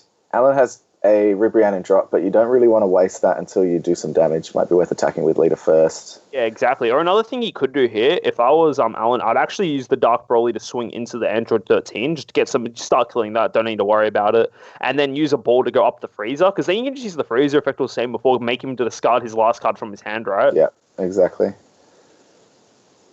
And I believe that Freezer, the Freezer that does that, is the double strike Freezer. I don't know. That is correct. Yeah, so you could just go double strike with the Unison into Unison, then Freezer double strike into Unison as well to get rid of it. Exactly. Another thing can be he does have another Brianna drop, so you can just swing the leader, force him to take it or lose both cards. It's a lose-lose situation, because no matter what, you will be ending up with 0 cards in hand, which is not ideal, obviously. He's just thinking here. It is a very tough decision to be in. Like, hand destruction can feel so oppressive sometimes. And yep, he decides to take it here, and we're probably just going to see Ribrianne activated from the drop here, force him to discard 2 more cards, with AK the rest of his hand. Yeah, here we go. Discard 2. And the thing is that there's literally like nothing you can really do about it, right? Like, there's the God Sealing as well he had in hands. It's like, it's a lose-lose situation no matter what. And the thing is that it doesn't look like he has another Ribrianne in his drop, but if he has a way to get Ribrianne in the drop, right, it could just be it. It could potentially, yeah. Because he's already used his combo as well with the leader, so he can't do that again. That's once a turn, I believe. That is correct. It is once a turn. Yep, there it is. He's got to get that double strike freezer out. If he has another Dr. Gero in his hand to put another Ribrianne in his drop area, or just simply another Ribrianne in his hand to combo off anyway, it is just GG, because Broly does have inbuilt double strike, right? So now it's kind of just a solitaire game from Alan here to take down the Android 16. So it feels bad. It always feels bad dying to hand destruction, no matter how good the game is. Just I feel like dying with no cards in your hand feels bad. It feels horrible, sure. So let's see what he decides to do here. He's going to go for that double strike swing. So yeah, there's a lot of cards that exist that just enable it 100% win. It could be a Ribrianne combo here, Gero putting Ribrianne in the drop. Even the freeze that gives you a battle card crit could be a thing that exists here. So he does take it. Yeah, he's going to use the skill to make him drop 1. Yep. Doesn't matter what it is. The only card that saves you in this situation is a Sparking Negate. But even then, the game still feels so rough. So he can now choose to probably grab that ball back just to get that extra combo power. Yep. And he's still got 2 energy up. Enough cards in hand. I think it's safe to say that it is a GG from this particular position. So, yeah, because there's the swing. Most likely no negates, unless he's pulled the Miracle card. Doesn't seem... Yep, and that's brutal. How? Good game. Android 18 bottom deck his last card. That was pretty rough, not going to lie. That is... SL, hand destruction is like death by 1,000 cuts. Yeah. You can say that again. Feels bad. It is. Hand destruction is not a fun deck to verse, for sure. Like... hand destruction is probably my least favorite deck to verse. I'm not a big fan of it in the slightest, but I understand why it exists though. It is I'm the same, but I like playing it. So does that make me a hypocrite? Oh, that's funny. But like looking into this though, I think the deck, the Android 16 deck, it is a cool take on it, but I don't think it's the most optimal version of the deck. I don't think that the Android 13 unison is optimal at all. Like, it makes it a lot harder to do certain things. You'd much rather play a different unison, like the Baby unison lets you draw a card, the Raditz unison that gives you extra defensive tools. There's stuff like that. I feel like it's a lot better for the deck than playing the Android 13. Like, I respect the idea for sure, but I don't think it's the correct way to go for the deck. I feel like it's just if you want to use those particular cards, you're better off playing the Android 21 leader or the Android 18 leader, respectively. Yeah, I agree. It's just kind of detrimental to the whole game plan. I admit that I really think the tech's cool. Like, it's cool, spicy tech, but I don't think it's the ideal play at all. Like you said, Raditz, I think Baby is a good choice, although that doesn't come out until 3 energy. But you are ramping, so not too bad. Yeah, exactly. Like, ideally, you get it off, like, ideally it's your turn 3 play, right? Like how it's meant to be. And that's why it's, like, very odd to see his unison, like, card of choice here. Like, I get it, playing it for free, like, using that Kill Little 21 combo, playing a token on their board and removing it to play it for free. It's a cool combo, but it's not an optimal combo is the problem. It's very lackluster in a sense. It's like, well... It's cool, it's different, but again, there's other decks you can just play to make the most out of that.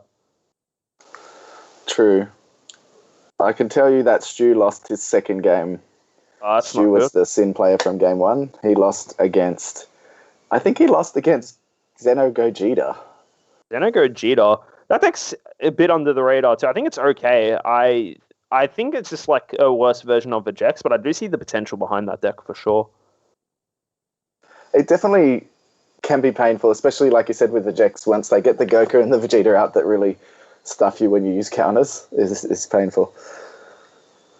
Yeah, exactly. That's like the best part about Black, honestly. Like you get so many different different variety of like Silver Bullet-esque kind of cards, right? That's what the whole purpose of Black originally was, right? That's what it was catered towards, is being like the deck that like has answers to all other colors, right? Yeah.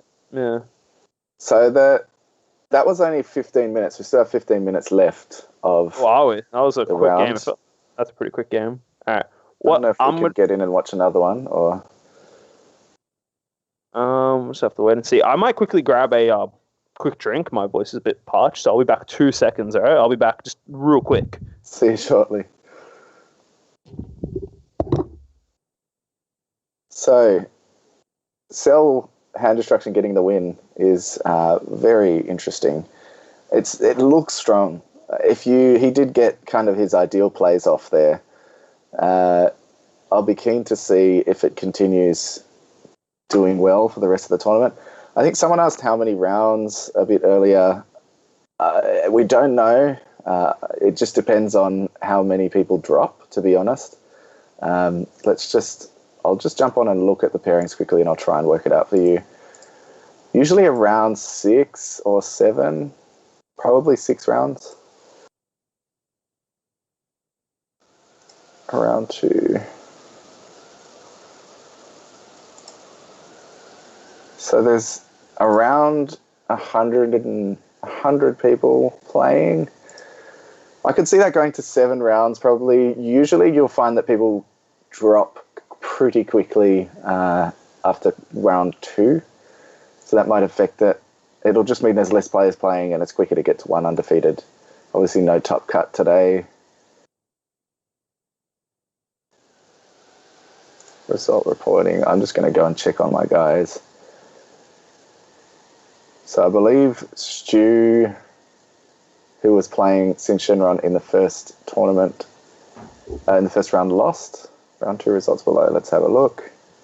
I am back. I've got Corey, my other Shenron player, is 2-0, so that's good. Hey, nice. But he's playing aggro Shenron. Dylan, who is on Cooler, is also 2-0. Eternal M's, what do you think of the new yellow counter card, the Power of a Super Saiyan? That's the Vegeta one. The first thing I think about it is the SPR artwork is unbelievably beautiful. I think that card is beautiful. It's one of the few cards I'm actively going to try and get a play set of, just because Vegeta is my favorite character, and the artwork on that card looks stunning. As far as playability goes, I think every yellow deck should consider playing it 100%. It's such a generically good card. It kind of functions as like Zamasu super combo, but instead of getting a 10k pump, you just tap something on Joro card instead. Yes, it is once per turn, but on top of that as well, it also functions as a last-ditch effort negate. I think the card's fantastic, and I think it's going to be a staple in yellow moving forward. It's just a generically good card. It's very, very good. I think that all the new extra cards are actually pretty decent. I'm keen to see what happens with the red counter and how well that performs, because it does work nicely against obviously Dormant, but it also hurts things like a sparking Dimension Magic, forcing your opponent to take a life for no reason and not untap, which is pretty cool. I think that card gives a red decks a fantastic time into Mecha Freezer specifically, because Mecha Freezer turns all their negates into 1-cost free negates, which that card just shuts down completely, right? Yeah, true. I think for red players will be loving that matchup now for sure, like, because it's not locked to. I believe it's not Saiyan only leader. I know the extra card negate is the King Vegeta's Imposing Presence. I know that's locked to Saiyan red leaders only, but I believe the other King Vegeta, the counter one, is just red leaders only. I think you're right there. So I think that card will be another, like, I feel like there's got to be another. This is one of those another like staple sets for sure. I feel like there's a lot of good cards coming out of the set. Like even the Black Kai, the counter attack. I think every black deck should consider running that card, or even the side or whatnot. It does a lot for what it does. Green as well. Green, I think there's a case where Green has the least staple cards. I know there's that new King Cold that kind of functions as a mini topper if you have a field and play. Or if you have the new Cooler, which, again, Cooler's kind of weird too, because you need a lot of... extra cards, yeah. That because I looked at that. I pulled that in my pre-release last night, and I was playing King Cold... not King Cold, I was playing Shield Leader. But you just don't, have that many extra cards in other decks. You can't count on them being in the drop either. Exactly, I think it'd be good for things like Clash Coup, where you're bursting and stuff. But I don't think it's generically that good. Yeah, I think that now, like... for those decks as well, I think it was like good, but then they got rid of Roshi, so it's like less good now. Like if Roshi was limited or like just not touched, I think it's like the green stuff is better. But unfortunately, like the only time I think these cards, I think the cooler will see play outside of the King Cold engine, and I also think that the King Cold common Topo Negate will see a lot of play. I think these cards are actually really good in the OG Green Broly deck, because the Green Broly that does play a field card that can't be removed, so you have a little bit of playability there. But at the same time, I don't think they're like over the top amazing either, which is kind of sad to say. I think they're good, but I think the other colors are just a little bit better. For sure. For staples anyway. TFT Meditate says, "How are we doing, lads?" Yeah, I'm good, man. Doing pretty good. Imagine pulling 3 SPR power of a Super Saiyan. Are you saying you did that? Yeah, he did. Yeah, that's actually he's actually one of the guys that goes to my locals. June, he pulled 3, and he said he's going to give them all to me for my birthday. He said what that. What a legend! I can't believe he said that. Imagine pulling these 2 from 2 boxes and 2 premium packs. Ha ha ha! Humble brag. True. Humble brag. I got SL. Is the new Goku Unison legal from pre-release? No, it is not. Same with the UW4. It's not legal. Yeah, exactly. All the cards that come out as part of set 13, it is not legal in this tournament. So you're going to be seeing old stuff. I know the Unison you're talking about and the lady talking about these bad boys here. I'll just get them on the screen, on my camera here. These bad boys. Yeah, very nice. Yeah, they're very pretty looking cards for sure. So yeah, these ones as well. Yeah, look, the only 2 people rocked up to a pre-release I went to last night. So, I mean, I fought real hard for it and we won for sure. It was great, Man, you can't complain about that, eh? No, you can't at all. Yeah, you got the better stuff. I'll trade you. I'll trade you my winners ones, dude, for sure. Do it. I know you won as well, John. Is Top Cut 8 or 16? I think with 100 players, it's still 8. Is it? I think so. I don't know. I don't know how it works. I believe it's still top 8. But I think these online events anyway are just play until until there's one left. So. Yeah. I thought the pre-release was tomorrow. There's other stores do pre-releases. There's like a pre-release almost like every day. There's one. I don't think there's actually any today, but I know there's a couple tomorrow. There was one last night. There's gonna be a couple throughout the week. So you just gotta wait. What new leaders do you think will be meta? I reckon the new Meki Wish has a very good chance of being a good deck in the meta. But you've talked to John about it already.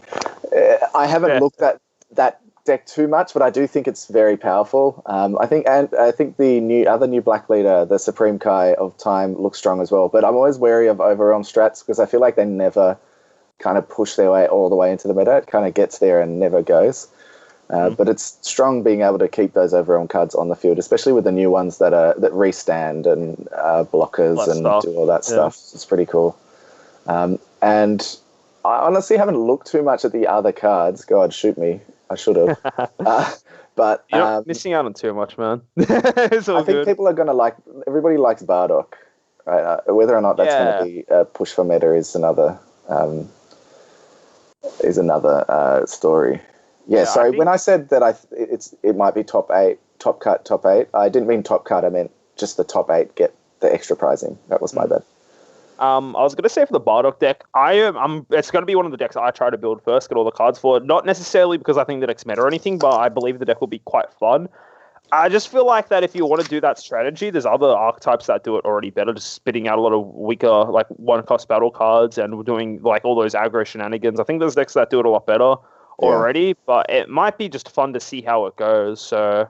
Personally, I don't think any of the new decks, other than maybe Meki, are going to push out the current meta decks. I think they might sit there with them, but I feel like things like Dark Broly and King Piccolo are still going to be really good in the meta. The only other deck from this set that I believe has a good shot in the meta or sitting in the meta is, I think, King Vegeta. But that's also really hard to say because a lot of the cards that make the deck really good are locked to promos, so we're probably not going to be seeing that deck for quite some time. Whereas the Meki Kapuro deck, it's one of the only decks in the new set that doesn't actually have a single promo card for it being printed outside the one you get from the special premium pack. Yeah. So It's really good. It's good to see. I mean, I hate the promos that are that you're all forced to play for a deck to be good. Yes. I like promos that make decks a bit better, but I don't like promos or give you alternate ways to play a deck. But I don't like promos that make you play them, like the Red Broly one, for example. Yeah, exactly. You needed that, like Red Broly with that promo versus without it is just two completely different decks, right? Yeah. Same with even King Piccolo to an extent. The promos aren't actually that necessary, but they do help a lot. I feel like they're not as bad. Scion, King Scion is pretty crazy. Yeah, Scion's, it's super good, but you can still do the rest of the stuff without it. Of course, you want the Scion, right, 100%. But then, like, literally, King Vegeta feels like it just goes back to the example of, well, like, this Raditz lets you play all the cards. Like, literally, all the cards in the main set for the King of Vegeta say you can choose X character or Raditz, but there's no Raditz in the set. So where is this Raditz? It's a promo card. Yeah, that's mental. That's the kind of thing where, the deck doesn't function without that card. Yeah. It's pretty crazy. For sure. But, that's, I think... I think also another deck that would have been good from the next set. I actually tested a bit of King Cold when all the cards got revealed and before the Roshi ban got announced. I was playing around with that a bit because the deck has access to a lot of powerful things, right? There's actually a negate that kind of functions as Shocking Death Ball, but it's actually choose up to 3 cards worth of battle cards. I saw that. And it's also free. Right? Yeah, it's a 2 cost, but it's actually free if you have 3 fields in play. Nice. And you can just cycle that off Roshis in the thing, because the deck has a lot of way to draw cards and discard cards. So, that was really good. But now I haven't tested it since the Roshi nerf, but just already thinking about it seems like a whole lot less good. Like, it seems pretty average. Yeah. Now I really like that the Unison for that deck lets you play those fields for free as well. Yeah, exactly. It's just so much value. I thought it was I think it was pretty good for sure. But I have to wait and see. It's hard to say until we actually see these cards played in a proper official tournament and see what actually ends up being the best. But I think what tends to happen, everyone sees all these new cards and they just want to use all the cards from the new decks and whatnot, test them out, and then eventually people realize, oh wait, this deck's still good or that deck's still good, and they just go back to those. But I do think Meki is a deck. It's just that generic black deck that's has a lot of easy access cards to get, and you can just kind of slap it all together and away you go, Pro-Am says no cut, top cut, then prize how. So what we have is there's a top 8 or top 16, but they don't get cut into a small elimination tournament. So that top cut means when they take the top certain amount of players and they put them into a smaller elimination tournament to see the final winner. It just goes by Swiss. So the top player who's undefeated of the day is the winner. And then the players underneath that get prizing up to a certain amount, which will probably be 8 people. Yeah, that is how it works. Jun is back to work. Jun is back to work. Bye, Jun. Green decks feel impossible to play with Dormant and Charismatics, without Dormant and Charismatics. Big agree. You know what's funny? This has always been a trend in Dragon Ball. I honestly swear, green is like the worst color. Like, actually, the first time green was actually competitively good was when that green Broly BR deck came out. That is the first time that it was ever good. And then since then, it was kind of average until the Unison Warriors stuff came out, and then it became okay again. But it doesn't do anything crazy. Green feels like the most fair color, which is kind of bizarre, considering Dormant's such a powerful card. But even then, it's just all these other decks do all this other stuff, and I'm sitting there you can only attack twice a turn, but my opponent doesn't care half the time. It's all right, let's go next. You can't do anything to me. Yeah. It does feel like green is hard done by, I think. So many people complained about Dormant. But it really, it's just because it's not fun to play against. It's not stupid broken or anything, because as you can see, we are not seeing any green decks winning anything. Yeah, it's just not fun to verse. Yeah. I will agree that I think Roshi is an inherently broken card. Being able to essentially run 8 copies of any extra card in the game is kind of insane. But it just feels like green doesn't have anything that's really over the top. Kind of sucks. We're in time now for round 2, so 5 minutes and 3 turns. So we'll be getting to a new game shortly, which is good. Bring back Piccolo Surge. No. No, thank you. Do not bring back that. No. That deck was broken because you literally just got the plus cards for not doing anything. I hated that deck so much. It's The cool thing about Dragon Ball is that it's a game that it has a lot of interactions between you and your opponent during both players' turn. Huge part thanks to the combo step, which means like all your cards are kind of relevant in your hand at all times. But the problem with Piccolo Surge, you're just like, all right, cool. I start my turn. All right, let's have a look at the top card of my deck. Is it good or not? No, it's good. I'll add it to my hand, and I'll draw another card. Keep on doing that until all right, I've ramped. I'll play Victory Strike now, or I'll go G to 7 you, or I'll do something to yours. Not a fun deck to verse, and that's like kind of like it is removed interactive ability completely from that. Yeah, I really didn't enjoy the times of Piccolo Surge. Goku Surge to a lesser extent was not as fun, but at least there was interaction. Yeah, just not the fact that they didn't have to attack at all and kind of just did nothing until they won was so annoying. Exactly, exactly. It's not fun at all. Like. And it's funny because that's what Android 18 reminds me of. Although it's not as dumb, it still needs to attack. Yeah, it still needs to interact with the opponent. That's the thing. When they released it, that's why I was never a fan of the Wish Leaders when they were in the thing, because like Shenron Wish Leader was actually degenerate. Like from on turn 1, before your opponent even gets to play the game, you get to draw 2 cards for doing absolutely nothing, right? It's just so much plussing for no reason, right? And you're not even interacting. You're just playing a single-player game to an extent. And it's like, well, that's not fun. So I'm happy that they've actually like not gone back in that direction. I can't think of a deck that is the God Solitaire deck. Yeah, it's true. I mean, and even with the new Wish Leader, the Meki, they're making you have to interact, so that's good. I'm a bit sad that Wish... sorry, was that Trent? No, you go. Oh, no, that was you. I was just a bit sad that Wish is kind of nada at the moment. I feel like it was a cool archetype. They just need to find a way to make it more balanced. Yeah, hopefully they can find that with Meki. We'll have to wait and see, though, because I think Meki has a Wish Leader. I'm happy that he has to attack to draw cards. That's a huge thing, right? Like, that's fair.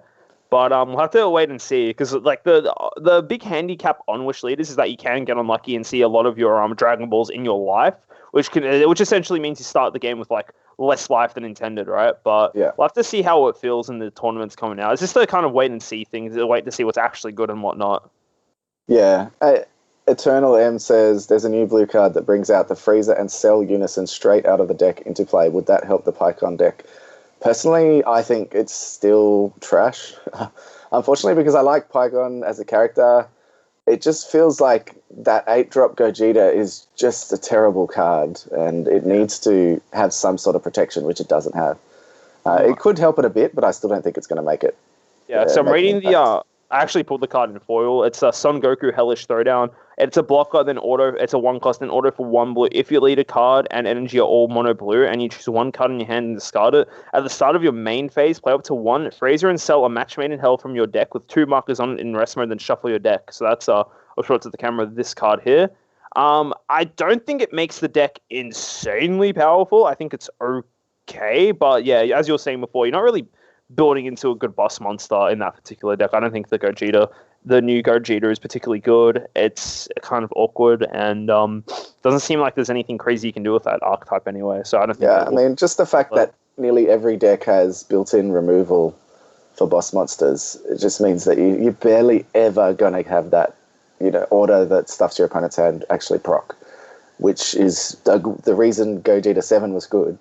They obviously were trying to avoid another Gogeta 7 situation, but I feel like they could have maybe given it barrier or just given it some way of proccing that skill.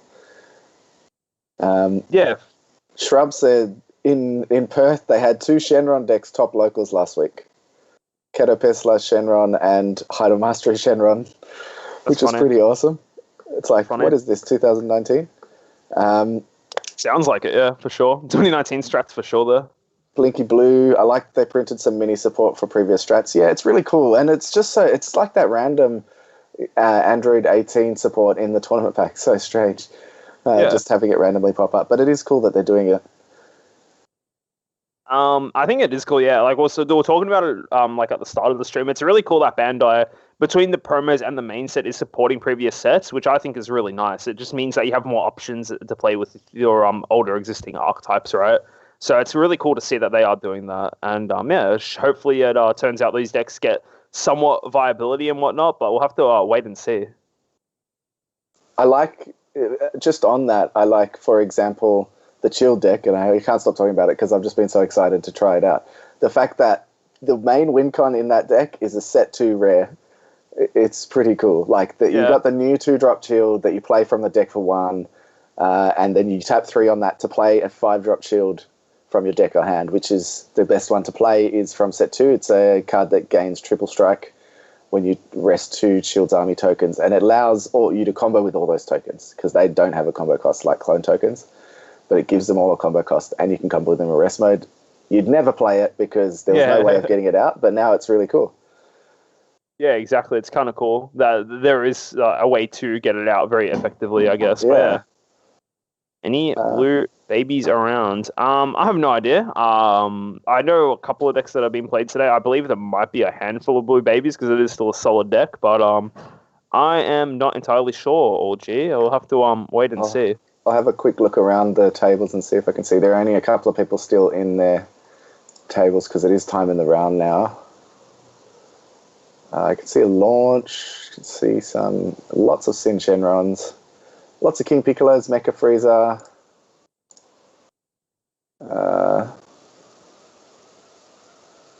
There's a Majin Vegeta. That's my boy Peter Proctor, most likely. He's always playing that deck at locals, so it's good to see he's doing well with it.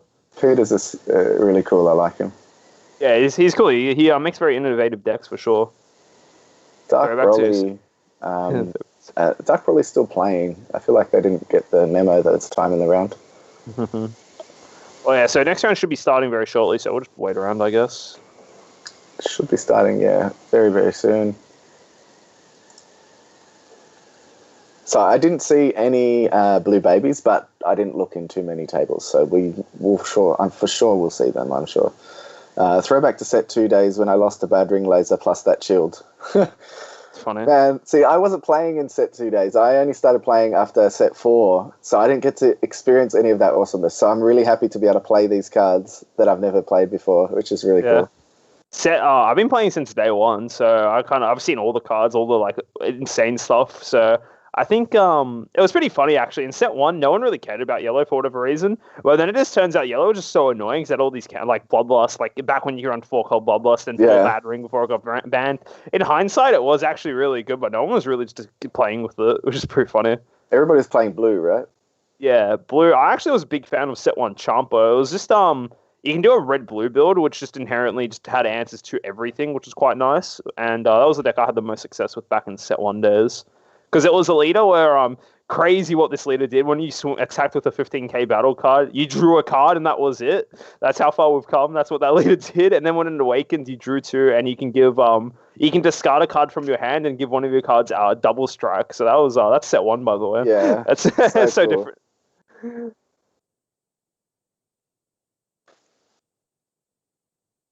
Alright, easy. So we're going to table 2 now, guys. So yeah, just give us 1 second. Table 2. So maybe Trent has picked out something awesome for us to watch. I hope so. So far, it's so good in terms of matchups. We've had some cool stuff. Alright, easy. I'm just going to tell the players to wait, and just bear with me 1 moment while I hop in there. To it.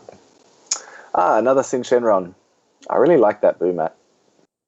That boom mat, for people watching, was supposed to be the entry prize to the Brisbane Regionals last year in March, I believe it was, and that got cancelled because of COVID, so we never got them, and it's pretty sad because I really like it. It's awesome. Do you know what? Missed out on playing Shigesh. Oh, well. Heard Goku's lineage was good times before that ban. Goku's lineage was crazy with Shigesh because he could Shigesh into paths to greatness and then go into harder mastery. It was so fun.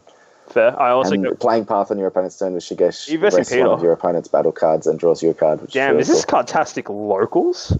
People are saying they should unban Shigesh, but if you actually look at all the 3-drop Saiyans you have to lose at some point. You said it so yourself. So crazy. It is what it is. Something, you know. So, yeah, just don't. You can shuffle. I don't know if John's still chatting to them. I think he's still waiting for his opponent. Good stuff, dude. You said you were going to go 0-2 and drop, dude. You actually meant 2-0 then drop, yeah. So, Sin Shenron is one of the people playing good stuff, dude. What did you even verse first 2 rounds? Nice. Is this Peter? Is this Peter right here? It is Peter. Hi. Do you reckon we postpone the match till Tuesday, Cartastic? Since Shenron versus, what is that? Yeah. Well, at least one of you guys is going to make it deep today, which is good. Jr.? I can only see the side of the leader. I know you guys probably can't see it yet. Yeah. Well, yeah, you guys, because I'm here, that means you guys got to be on the stream, so just such a cool give us a sec while we get everything all set up on our own, so it shouldn't be that long. That map. Yeah, alright. So I'm going to be back 2 seconds, alright? Just bear with me. But yeah, don't start yet, just shuffle. I'm just going to wait for the heads up. Yes, it is Vegeta and Babidi. Alrighty. Yeah, just told the players to wait a sec while Trent gets his end all sorted, so good to go. Fun fact, both these players are from my locals, so I've actually, yeah, good to go. Alright, let me hop back in and I'll tell them. So this must be... You guys are all good to go, so best of luck, and no hard feelings for Tuesday, alright? Just, just have fun, Alright, best of luck, boys. Alrighty, yep, so they're just starting now, it's all good. So yeah, both these guys are from my local, so this is pretty fun for me. Aggro Shin versus Majin Vegeta, is that Peter? That is Peter, my boy from locals. Everyone, yeah, it's pretty cool to see a fantastic locals match here on stream, so that should be pretty fun to watch. So Kevin's actually not playing the aggro version of Sin, he's playing the mid-range one as well, but he's got like half and half. It's kind of, his deck's kind of weird. He's running close to 60 cards in his deck, and he's just running like half of his deck is catered for going aggressive, and the other half is pure totalness. So we'll have to wait and see. John's not muted. I'm sorry about that. Can you hear me now? Or yeah, that was just when you were talking to them. That was my bad. I thought I muted myself on Skype. But well, that's all good. Now we get to see the game, I guess. So it's all good. Yeah, so it's interesting. I don't know Peter's build, but Majin Vegeta can be highly aggressive. Yes, so as I said, I know both these guys because they both go to local, so I'm familiar with both their decks. Peter's take on Majin Vegeta is quite different from the one that actually won the event last weekend. So he's not actually running any of the Xenoverse chain besides the Frieza chain. He's actually running a more low to the ground, under Violent Rays kind of deck. He uses more of just the generic green like Beerus, Divine Magistry, and Belmod, just widen his attacks. So I do remember he actually top 16 or top 8'd, I think it was top 16 last regionals. So I did a little video on his deck. So it's probably similar to that. Like you said, low to the ground, wideboard aggro. I think he plays the Belmod, right? He does play the Belmod, yeah. He plays, just low to the curve, right? He can go off turn 2, like the other Majin Vegeta deck, but he has more of things that provide him some more late-game insurance, I guess, because the thing with the current Majin Vegeta deck, it's a great deck, don't get me wrong, but if you can survive the initial, burst of, the Xenoverse chain and whatnot, with the Majin Buu and the Lord Slug coming out, you're actually kind of alright, because the deck runs out of gas real fast afterwards, whereas Peter's take on the deck enables him to go into later turns of the game. Of course, you don't particularly want that with Majin Vegeta. You do want to just kind of beat them turn 2 every time, right? But Peter's take is just a little different, and I think it gives him a bit of an edge because it can catch people off guard in these best-of-1 formats. Yeah, it's very interesting here. He played the Vegeta turn 1, looking to self-awaken as soon as possible, I assume, because he went first. He didn't get to attack with it. That is correct. He will be able to awaken next turn anyway. Kevin did attack into him. And this is a kind of a good spot for Kev to be in. He, not really, actually. I thought he played a different card. My bad. It's not a good spot to be in. He's got to get attacked a lot. I thought he was going to play the blocker. But you can't do that turn 1, obviously. So this is going to be a pretty insane turn from Peter here. He's got very large amount of attacks here going to Kevin here, so I'll have to see how he's able to deal with it. A big thing about Peter's deck as well, I was just saying before, he uses the Xenoverse Frieza chain to kind of recycle his Cells Earth Destroying Kamehameha, just to be able to rip a lot of cards out of his opponent's hand. Yeah, it does, yeah. So he's pretty heavy on the aggro and hand destruction type stuff. He's using Overlord here to draw. Yeah, Peter is honestly like an expert when it comes to this deck. He knows all the optimal plays to do. He does everything really nicely. And you saw there he because he played the Vegeta on the previous turn, he didn't actually get to have double strike on the following turn. You only gain double strike when you play it. But it's more of the fact that it's an additional 15k swing, and he can also use the Overlord skill to cycle a card. Yeah, so he used it obviously to grab a card from life on turn 1, and then used it to recycle and grab a card from deck as well. So it's decent. Help him make sure he can awaken. Exactly. Again, I wouldn't even be surprised here if he uses a Cells Earth Destroying Kamehameha here. He might not choose to do anything. And he's gone for the Great Saiyaman super combo. Obviously, the card of choice that he would have put at the bottom deck is the 3-drop Majin Vegeta that his leader does let him play from the bottom of his deck. So strong.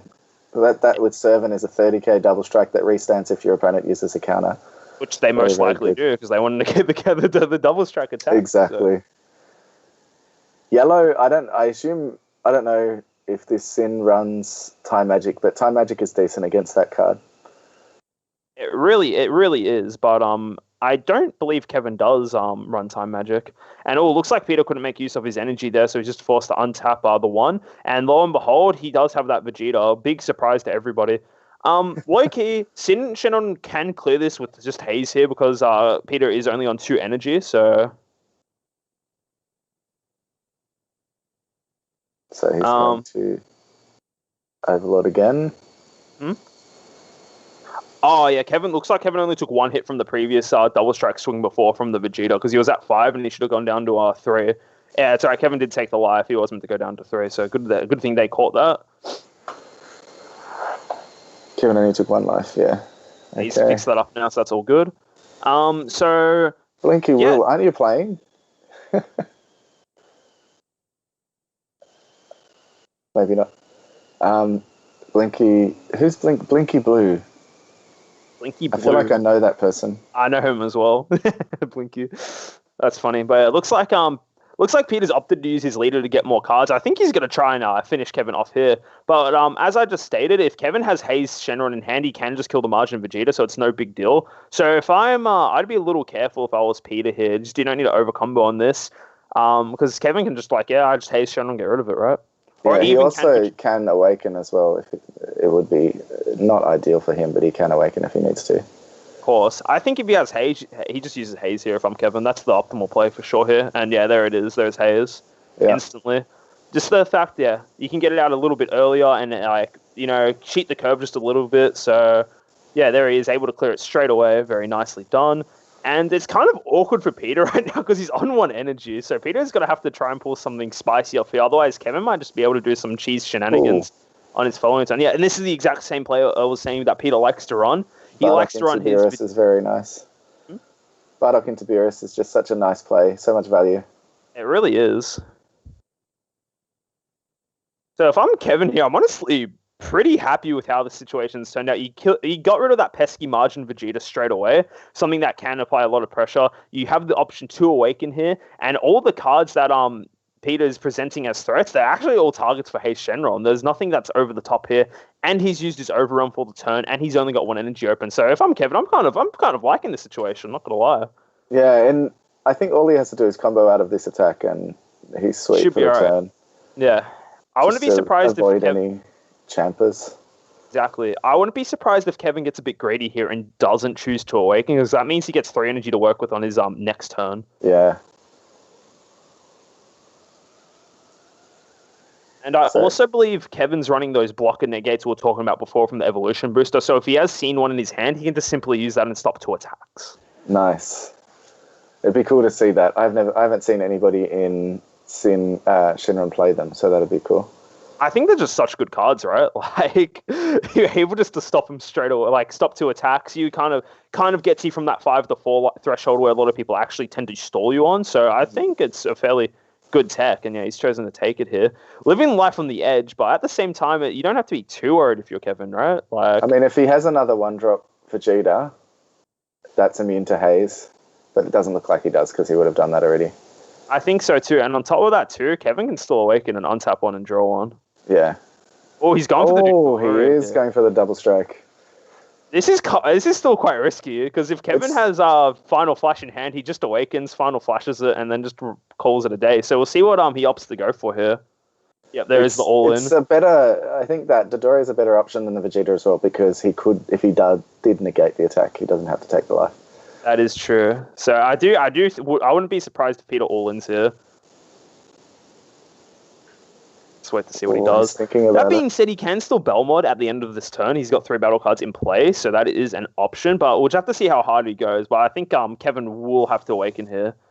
Well, yeah, if he does awaken untap 1 Vegeta Final Flash, he can still Belmod and go for that last life, because unless he actually out-combos the attack.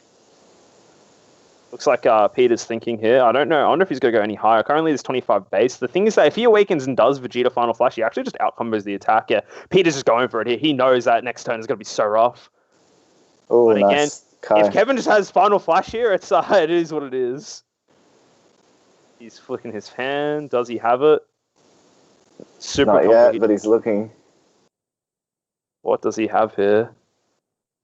He might be able to out-combo, though. I don't know. Although that Kai does give him an extra 10. He's got a super combo. Waiting to see here. It's a very fast game real quick. 15, 25, 35, 45, 55, 65, I think. Into 15, 25, 35, 40, 45, 55, 50, 55... that was 60, 65, and then another 5k, I think, gets him out. I'm just holding my breath here. It's just like, oh my god. More. I must have counted wrong. Oh no, he didn't combo with the ball. Okay, he is comboing with the ball now. There you go. He got out. That is huge for Kevin. I think Peter only has 1 card in hand. I assume it's that's just a scoop now. I think, oh my god, wow. There you go. This is the Vegeta coin flip special, I guess. So, see what Kevin has in his hand here. He taps 2. Let me guess. Vegeta unit. Oh, Trunks power overseeing time. Okay, double strike. That's a wrap. That's a wrap. He just goes back as super combo. He does have sparking, but he just dies from leader. So. This is a pretty funny game, I'm not gonna lie. What the hell? Well, that means there's going to be a pretty big break in between this and the next. Maybe Trent can get us on another one.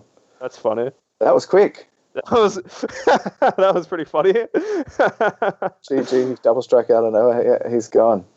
Yeah, well, that was a good game, I guess. That was a quick speed run any percent from Kevin right here. From Peter as well. What not really much to say about this game. It was like the Vegeta Peter did what he wanted to do with Majin Vegeta, but sometimes it's not enough. I feel like Shenron's one of those decks that are able to go crazy high in the combo power, so just as well, right? It draws a lot of cards, it awakens +2, and then he's got the token. He does have the negate as well. Yeah. Good game. God. It's gonna feel bad, like you feel bad sometimes going in that early, because he had Cell's Kamehameha in hand, he had heaps of combo power. He could have just waited and tried again after not being able to get through. I think what I was going to say, sorry. I think the only thing that kind of is rough for Peter is that Shenron, like as we just saw, that has a fantastic clap back, I guess. And the reason why he actually runs that Trunks there, just because a lot of the cards in Shenron actually burst other cards, so the chances are you're going to burst the Cell Zeno, and you can just use that to grab that back, right? That's the main reason for it. But obviously, able to pick up a super combo from that is just ridiculously good. So, good game. Just wow. I'm just surprised how quick that was. That was one of the fastest games we've ever seen on stream. As someone, Daniel V said in one of my chats, as someone who ran Reboot Gohan, I know the exact feeling. Yeah, Reboot Gohan was another one that just got slapped on the crackback if you couldn't finish him. But I don't have any sympathy for Reboot Gohan, I'm sorry. Yeah, it's pretty not fun deck to verse. There's a reason why it's banned in our best of one format. Coopzilla says hi. G'day, mate. How are ya? So, I don't know if Trent's listening, but do you reckon we can get in on the end of another game, Trent? I hope he... Yeah, okay, sweet. That was funny. That game was so fast. What was... Yeah, that was like less than 10 minutes, I think. sometimes it happens. I feel like I understand where Peter he kind of has to go for it there. Like he did see a couple of his super combos. He saw his Kai as well, so he was able to pump the numbers up real high. But sometimes it's just like not enough. Like Kevin kind of just took every attack, right? Like Peter's using cards to enable his combo and whatnot. Even on the I think what won Kevin the game honestly was the fact that Peter dumped like 4 cards into the Vegeta swing, and Kevin's like, yeah, cool, I just haste Shenron with 2. So it's like the card value there was just insane. And then he was just able to carry it out from there. Because normally what ends up happening, a lot of players are forced to negate other attacks. But like in this case here, it's kind of just like, well, you just kind of chill, I guess. Yeah, feeding him cards. And that was the whole reason he could combo out in the end. Exactly. Right, we're back to just us. Back to just us. I'm going to go through and see if I can look at some interesting decks here. We do have an Android 18 mil on table 2. So that means he's undefeated. Dark Broly, surprise, surprise. Cheeky surprise, surprise. King Piccolo, and there's the Gogeta Zeno, undefeated on table 4. Mm-hmm.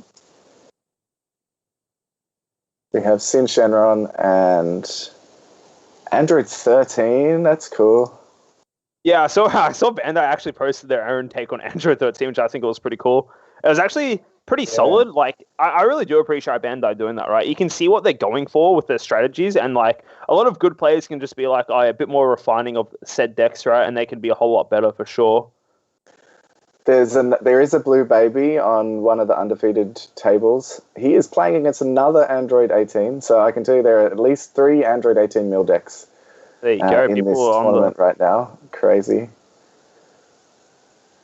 Yeah, it looks like a lot of people. I feel like one of them can win, man. I feel like if there's those 2 are undefeated, I feel like they can take it out. Again, have to wait and see. I'm not too sure how many rounds are left. I believe there shouldn't be that many players left undefeated, so I think there should only be 2 rounds left, I want to say. So we'll have to wait and see for sure. See what ends up happening. Another blue baby. So yeah, there are a couple of blue babies. Someone asked that earlier. All G. And they're doing pretty well so far after 2 rounds.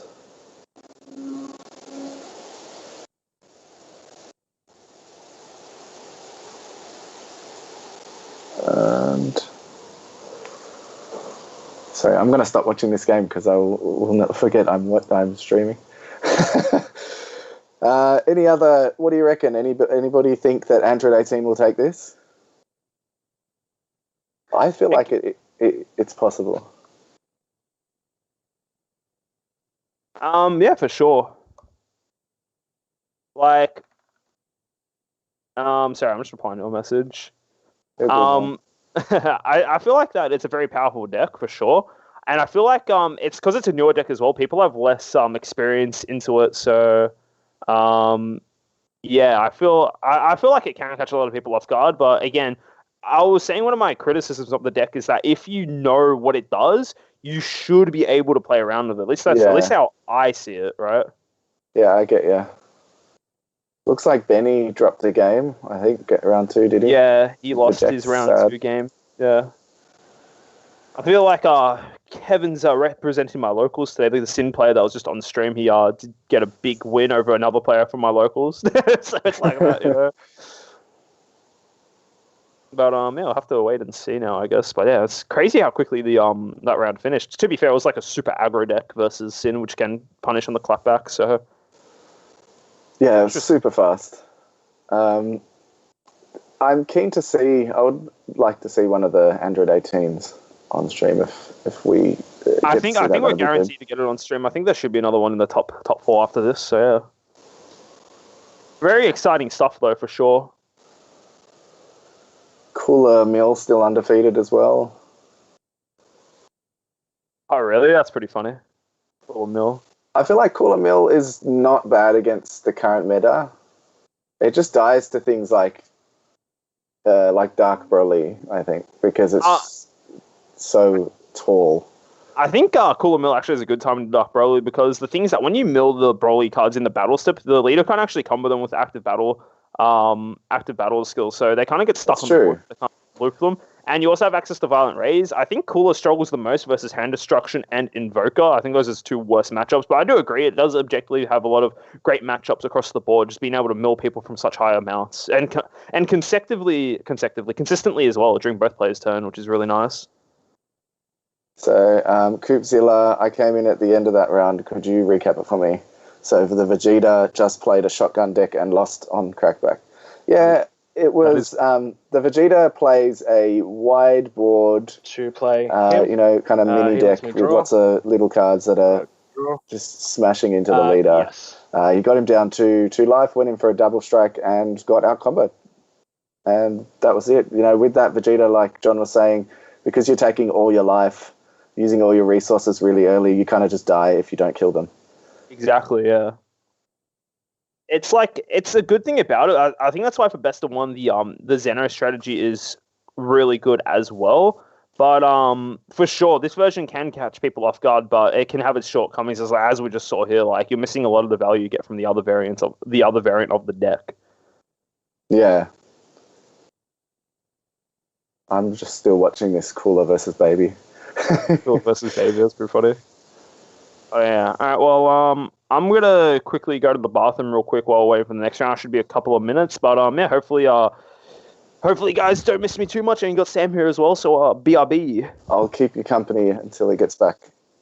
Okay, we're going to table 5. You're right. I'll commentate that while he goes to the bathroom. All good. Jumping into table 5 here, which is Android 13 against Sin Shenron. Android 13, such a cool deck to see going. Just wait until we get it up.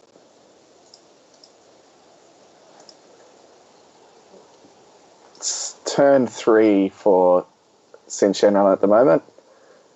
It does look like it's the aggro version of Sin Shenron because...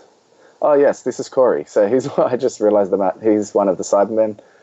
He's playing aggro Sin.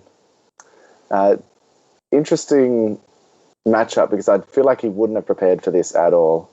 He probably should have prepared for Hand Destruction at least, but against Android 13, it's hard to know if you're not used to playing against it what it actually does.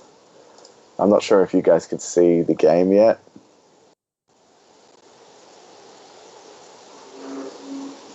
This is the old Android 13 leader, by the way, the green one.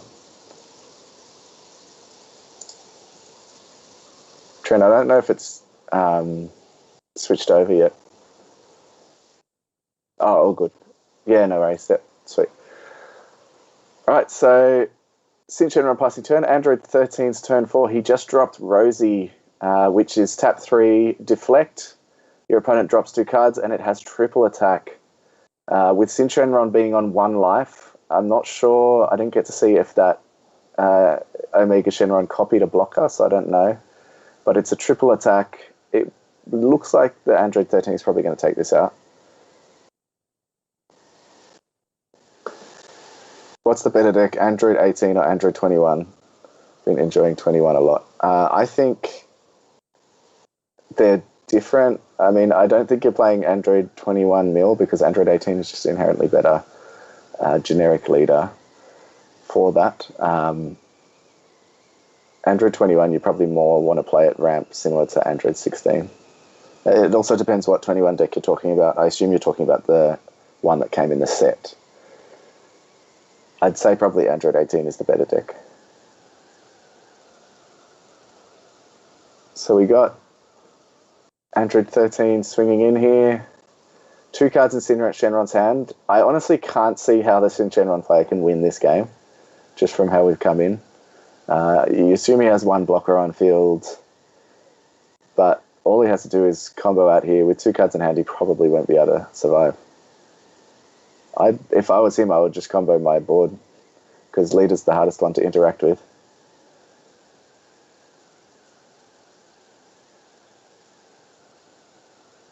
I honestly thought we were going to see Cooler Mill. I'm sorry. I was just watching that game while we waited, while we chat. I'm sure we will see it. It looked like he was in a good place while I was watching that he probably will win. Dragon Thunder, giving the leader 5k for the turn and negating the skills of one of your opponent's battle cards if you do use energy to play it. So he did. I assume he chose one of the triple attacks. But he just can't get out of this, can he? Comboing one of the Sin Shenrons. Coming to the Nova Shenron and the Sin Shenron. And then he'll be attacking with 15k, 1 card in hand and a card on the field. And that's going to be game, I think. And that's it. GG. Had a Nimbus in life, which is unfortunate. Well, that was quick. John still hasn't got back from the bathroom yet. He won't even know that we watched another game. Let's have a look at the timer. Wow, it's still only been 23 minutes. Here's John back. Hey, back. Mate, you missed another game. Oh, it happened. It happened and it's finished. Oh, okay. Fair enough. 13 beat Sin Shenron. Like, we're talking about green 13. I see. Yeah, the OG. The OG, true. That's pretty cool. That deck, interesting. It's pretty funny. Android 13, wow, that's funny as. Never knock the Android 13. So strong. Brandel C wants to see cooler. After there being archetype-specific Senzu beans, do you think there will be some for red and green next? There's actually already one for red. It gives your leader 5k for the turn, and is 5k off your opponent, I think. Something like that. Yeah, it's the Corrin's Medicine or something. It's from the draft box 6, I think. It's a rare one. It's from the set that had the Giant Force. Yeah. So I'd assume green would probably get one for sure. I reckon so. But the thing is that you see all these other ones, and then Senzu Bean's still the king because you just untap 2 energy. Yeah, it pays you. They all do the similar thing, but untapping 2 is just too good. Yeah, 100%. Cooler mill. Yeah, I know. I know you want to see it. I hope we'll see it soon. I'll check in on that match now for you. Let's see. Here we go. So, it looks like Cooler Mill might be losing this. He just got hit with Fu Shrouded. Oofed. What table number is that? That is table number 9. Table number 9. Yeah, he just scooped, I think. It feels bad there. Let's go chilling on table 7 then, see what's happening here. It's Mill versus... this is Mill versus 18. Let's see. Well, Mill versus Baby, sorry. No, Mill versus 18. But is that Mill using the Android 21 leader, or...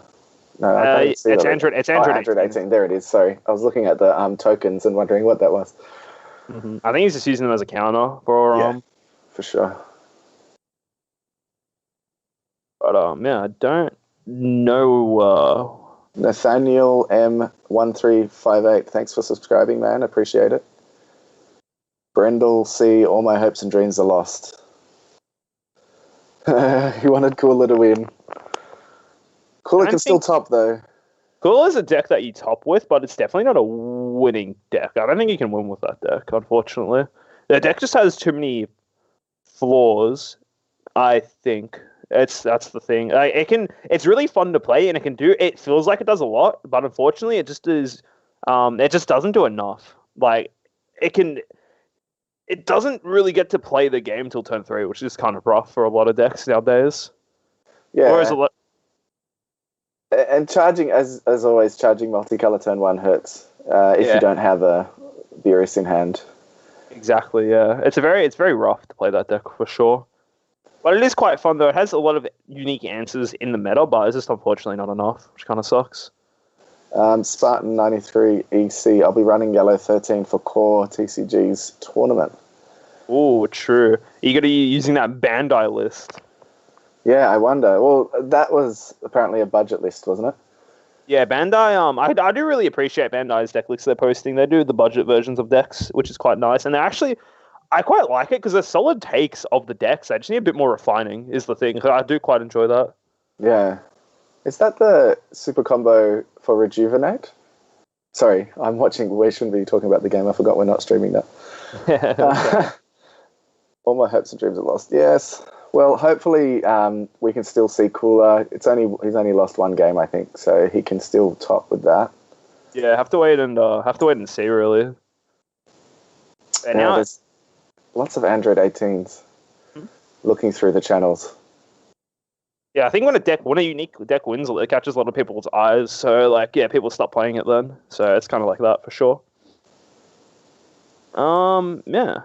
But again, guys, we're just waiting for next round to start. So yeah, just got to wait and see. I can agree to that. I was thinking of running the baby unison in a couple of calls like of draw, but I wasn't sure. I don't think you ever want to run the baby unison in Cooler. The unison of choice has to be Jiren every time because Jiren just does so much for that deck. It's absurd. It gives you additional this boy. And that one as well, the new you need to run Jiren too, because there's only one of him. All right, now that you've gone to your bathroom break, I'm going to quickly run to the bathroom as well. No see you shortly. No stress. What happened to the peel-off deck? I have no idea. I didn't even know there was a peel-off deck today. So, just waiting for that. I don't know. I just do not know. But yeah, I feel like Cooler is fun, but it is just lacking in certain parts of certain elements, which just hold it back, unfortunately. It's kind of cool that deck didn't see play too much when it first came out, because there wasn't a place for it in the previous format, when it came out in the Set 9 format. But it's quite cool nowadays seeing that the cards that exist in the deck are quite playable and quite useful. So, curious to see if that keeps on happening, but it is a tier 2 under it's kind of a roguish style of deck for sure. And the peel-off deck, it's not good. It is not it. Unfortunately, it is not it. Yeah. But yeah, guys, do not know how long the next round, until the next round begins. Just have to wait and see. We've got a Sin that's undefeated, a couple of 18 mils. I believe there is some other goodies there too. I think Baby is still doing all right here as well. But it's just about waiting and seeing. So yeah. But how are we all doing, guys? Are we enjoying the stream so far? We're just chilling, waiting and seeing. What is the decks that are going to be played? I just like the engine being able to be splashed in Soul Striker or Launch to see use at least. Yeah, no, it's cool. I think I was talking about before, in red and blue decks, you can actually splash the same 16 cards into every deck, which is the Beerus Super Combo, the Majin Buu Hercule Arrival, the Cooler Arrival, and then 4 Senzu Bean. I feel like you can there's a case to run that 16 card engine in every blue or red leader deck, just so it gives you the option to play a bit more defensively on your opponent's turn. I think that's really good. Just like the engine, you guys, Dashner, how you doing? We're just finished up round 3. We're waiting for round 4 to start. So just give us a little bit. Just waiting for that to take off. But yeah.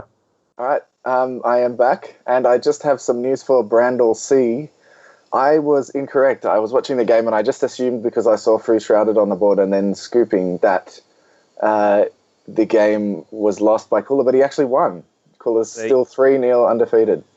There you go. It might be a Cooler in the next rounds then. There you go. There's hope. Cool to see.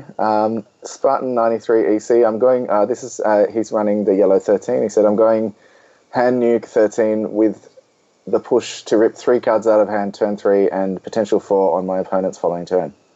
There you go. That's pretty good.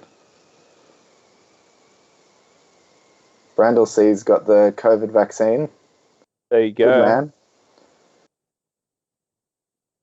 I haven't got it yet. I'm actually working in the healthcare industry, in IT though, and we're eligible for the vaccine now, but there's no clinics that are only doing Pfizer, so they say they recommend to wait until there's Pfizer vaccine only, unless you're over 50, so we're not getting those.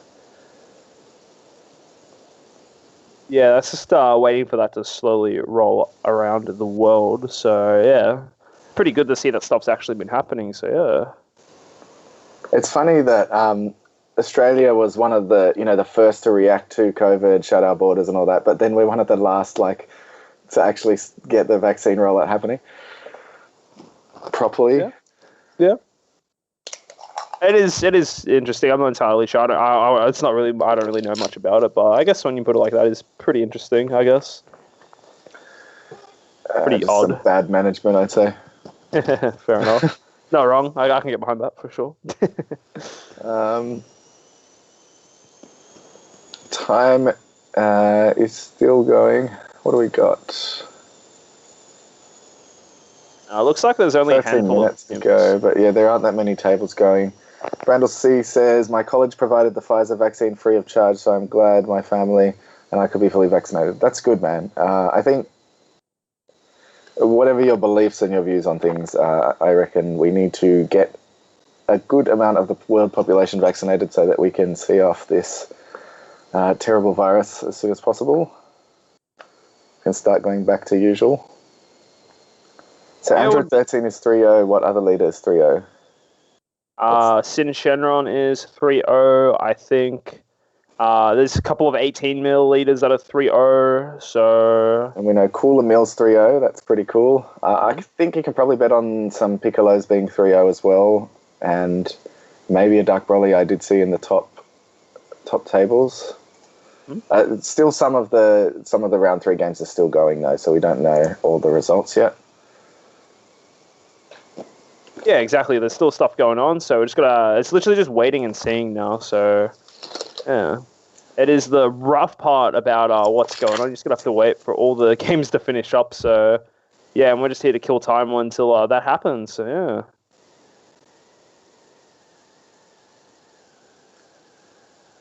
Kung Fu says, if your deck draws a lot, then playing more than 50 card would be logical.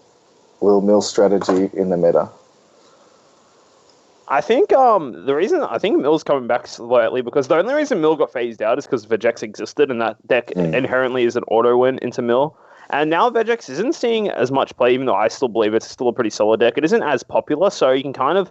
And so many of these other decks, like Sin Shenron, for example, and Dark Broly, they go through their decks so fast, whether it's just drawing or bursting cards, where it's just... There's an opportunity to exploit them with milling them in that regard. So, yeah, and then the argument for running more than 50 cards if mill is logical is that it just ruins consistency, is the thing. Yeah. But I do get it completely if we're running more than 50. In most cases, running more than 50 cards is probably not ideal. If your deck has an unbelievable amount of search and draw, I understand doing that, and it may work better just so you can get those extra tech pieces. But I'd say most cases, running 50 is ideal. I ran more than 50 cards. I ran more than 50 cards in the last regional. I think I ran 52 because I wanted Vegeta's Final Flash and I couldn't figure out anything else to cut. It didn't hurt me too much, but there was that last game, John, that you watched. Yeah. I just could not see what I needed. So maybe if I had 50 cards, it wouldn't have been the same. Yeah. I think the only 2 decks I'd actually say it's fine running more than 50 cards in would be Sin Shenron and Launch. The reason for Sin Shenron is that if you're running more than like 50 cards, like let's say like I know Kevin's running I think like 56, I want to say. He's running Ice Shenron 4 of, right, which essentially is the same as like 10 cards in his deck. It's stuff like if your deck has something like that, then yeah, you can justify running more than 50. And then the other thing is Launch draws an absurd amount of cards that if you're not running more than 50, you actually will like just mill yourself out, even not versing mill. Yeah. So that's another deck that I think is fair enough to run more than 50. Yeah, I know people sometimes run more than 50 in like a overarm strat Vegex as well to make sure that you do proc the leader skill when you're using overarm. I think that's pretty scary with the Vegex when you overarm like too many times and you can actually get milled out and you already burst yourself a lot. So I do know a lot of Vegex players run closer to 60 sometimes. But Spartan 93C, I had my second Moderna COVID-19 vaccine 2 weeks ago. I felt a huge relief with stress just leaving afterwards. That's cool, man. I've been listening to a podcast. We're getting away from Dragon Ball now, but I've been listening to a podcast called Business Wars about the COVID-19 vaccines, talking about Moderna, Pfizer, AstraZeneca, and all the rest. It's really interesting to hear how they developed the vaccine so quickly. It's cool. There you go, yeah.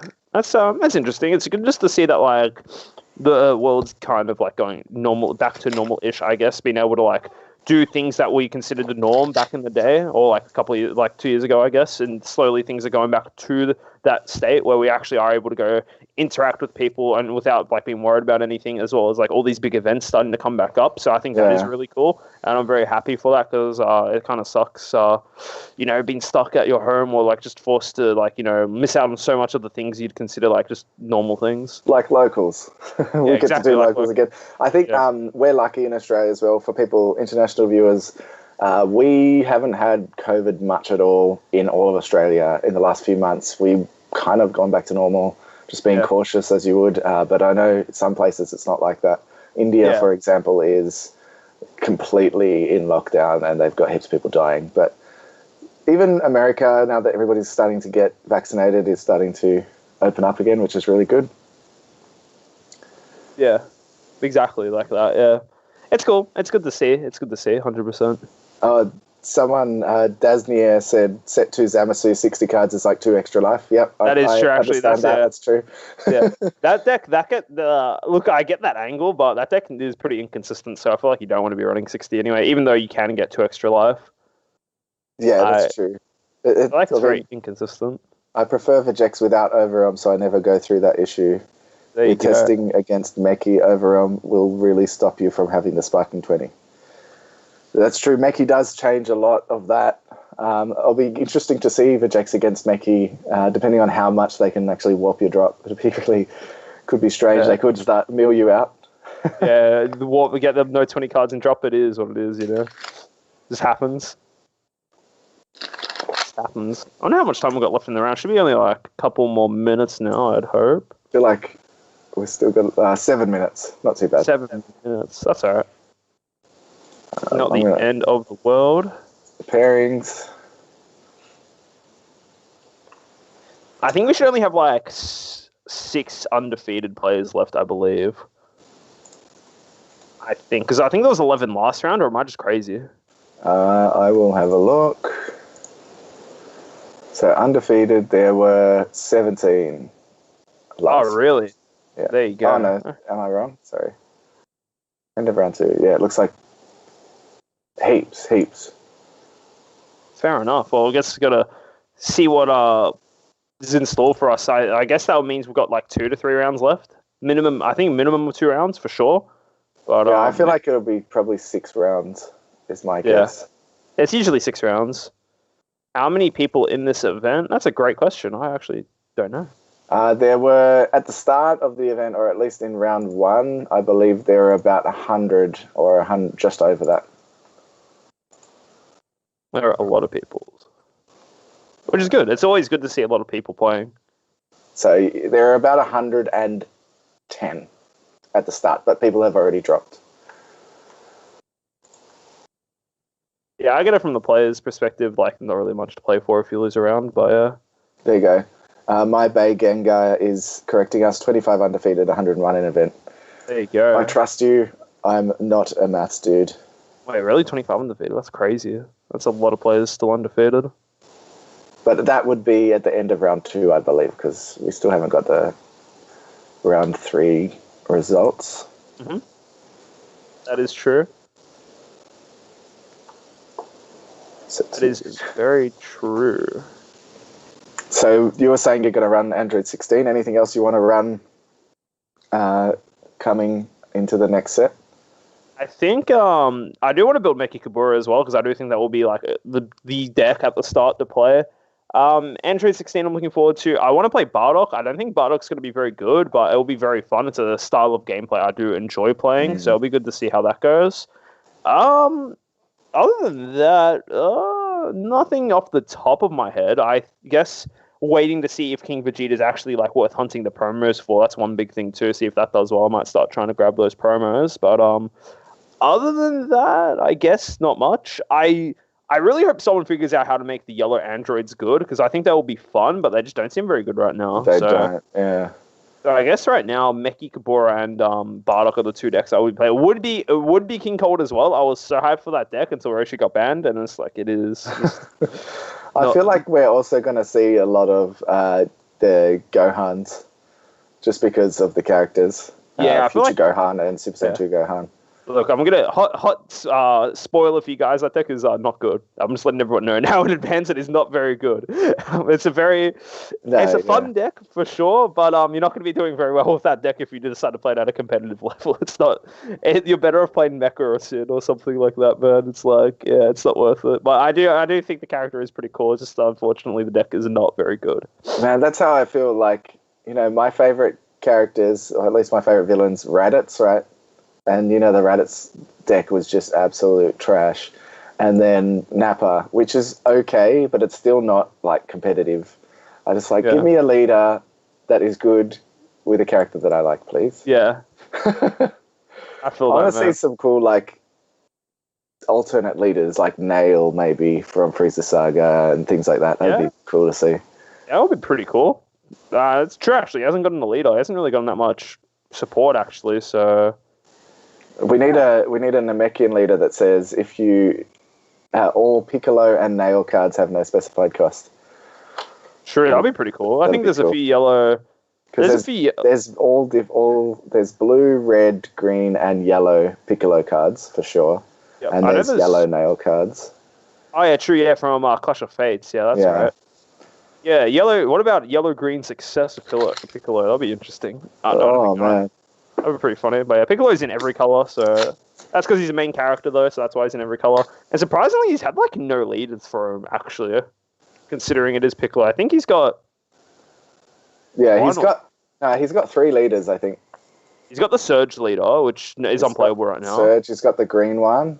Yeah. Which is set 4, and then he's got the Wish leader, which is Dende. That's right, that's right. He's got the Wish leader, too. But, they're not even, no one plays in Surge or Dende. You're not playing actual Namekians. You're not. And in the green one, it just kind of isn't that good. So just need something new, I reckon. Yeah, it'd be cool. Don't forget Kami. Someone asked best budget deck for set 13. It might be King Cold, honestly, because if you want to play the whole archetype, majority of that archetype is just rare cards. The only SR from that archetype, from this set anyway, is the Cooler, which is fine. But I guess if you don't own the Frieza charismatic villains and then Dormants, it might be a bit harder. Yeah. Other than that, I guess in hindsight, Meki shouldn't be that hard to get either, because majority of the cards aren't promos, and it's also just mainly cards from the set. Yeah, I feel like Meki should be pretty easy to get until people start buying it out. It should be good. Someone said we need a Popo leader. I feel like that's not going to happen. Imagine a Popo leader. The thing with Popo, there's so much controversy around the character because of the color of his skin. But a Popo leader with a hyperbolic time chamber field card or something would be really cool. Yeah, for sure. I'd like to see that. That would be pretty funny, but I don't really see it happening. It's Popo. Jesus, Popo isn't the most popular character of all time as well. He's kind of just like one of the supporting cast characters. Yeah. Making an argument for Popo is the same as like, well, why doesn't Chi-Chi have a leader, for example? And Chi-Chi probably is more of an important character than Popo is the thing. Yeah, you could do that. Like, you could do a Kami leader. Yeah, I feel like Kami leader as well. Yeah, I feel like a Kami leader would be makes sense than a Popo leader, in my opinion. Chi-Chi leader also kind of makes sense as well if you do it from the previous, from her Dragon Ball incarnation, because she doesn't really do much in Z and Super, but Dragon Ball, she's a fairly important character. Yeah, you could do it when, like, a young Chi-Chi. We've seen her on a few cards, but not many. Yeah, exactly. How many is Top Cut? I think Top Cut is 8, so... I believe, it's 8 to top. Man with a gun needs a leader. Mate, I have been saying, I can't believe they haven't made a farmer with a shotgun, even just a card. Like, what is happening? It might be the gun, and they don't want to print a gun on a children's card, and that's probably what it is. Like, I'd say 99% sure. But, man, I would love an SCR farmer with a shotgun or something. It'd be so sick. It'll never happen, but it would be so cool. It'll never happen. Look at Launch, the character actually forgotten by the creator. Yeah, Launch actually got a leader too. Yeah, Chi-Chi, like, something like that would be pretty good to add too. Oh, like, and Launch had guns in her. Does she have guns in her artwork? I can't remember. I think so. I've got the card. Leader. Oh yeah, she does actually. She does have a gun on her leader. Well, that puts that to bed. I feel like the thing with Farmer with a shotgun is it's literally a character from a few seconds of the anime, and then he comes back a couple of times as well, but not for long. I think there's other people that they would put in before that, unfortunately. I feel like Farmer with a shotgun is probably never going to get a card. It's such a meme card. I think low-key, one character I would love to see get a leader card is actually Charlotte from Legends, because I think that'll be a cool character to include, seeing as though he's got his own little game and whatnot. I wouldn't be surprised if eventually he does get added to the game, seeing as though Heroes is such a massive thing in the part of the card game. I wouldn't be surprised if Legends, got some support. Even 21 from Fighters got a card, so I think it's a matter of time until we get Charlotte. But at least 21 was created by Akira. He drew that character. That is true. The thing, I don't know. I know everybody wants a Charlotte card, but I'm not a fan. All right, look, I'm not necessarily the biggest fan of Charlotte, but I'm a big fan of his English voice actor, Kagi Films. I actually used to watch his videos a long time ago. I still watch him every so often, but I think it's really cool that a YouTube voice actor got to voice a Dragon Ball character, which is kind of cool for me. Just knowing, watching his videos back in the day, I think it would be cool if just because of that, from that perspective. Fair. I only know Charlotte's like a Saiyan. I don't know anything else. Yeah, that's all right, man. That's fair enough. Look, I haven't played Legends for ages, but I just for the fact that I know his voice actor, and from that, that's what would be cool to have him in the game. So, someone else just said that. Yeah. Spartan 93 EC, Brandol C. We already have a Hercule with only 1 power, so what would Farmers even be? I don't know. You'd make him an extra card then. Just want him on a card. Yeah, exactly. If he wanted to, I guess, I don't know. It's just not an important character. Solo Kun YT YouTube they were talking about Android 13 Yellow earlier. The player we had on stream was Android 13 Green. Yeah, that's the green deck. And My Bay Gengar doing more maths for us, telling us top cut is 7 rounds. Everybody will be at 6-1 plus 1 or 2 at 5-2 in the top cut. In 6 rounds, 3 or 4 will be 5-1. Will bubble out of top cut. Yeah, exactly. So, again, have to wait and see. Can we get a heart disease? Can we get a heart disease versus Goku leaders? What am I reading? Jesus. He got heart. Did he? I can't remember if he didn't end up getting that, right? Even though he had. He got it. No, he got it in the timeline in the canon timeline. Trunks came back and gave him medicine for his heart, but in Trunks' timeline, Goku just kind of died. Yeah. So yeah. Feels bad. It's the Dragon Ball canon. Goku able to become like a god, dude, but just gets a half Harris and dies. Unlucky. His shotgun has an extra card. Just label it Farmer's Shotgun. That would be cool.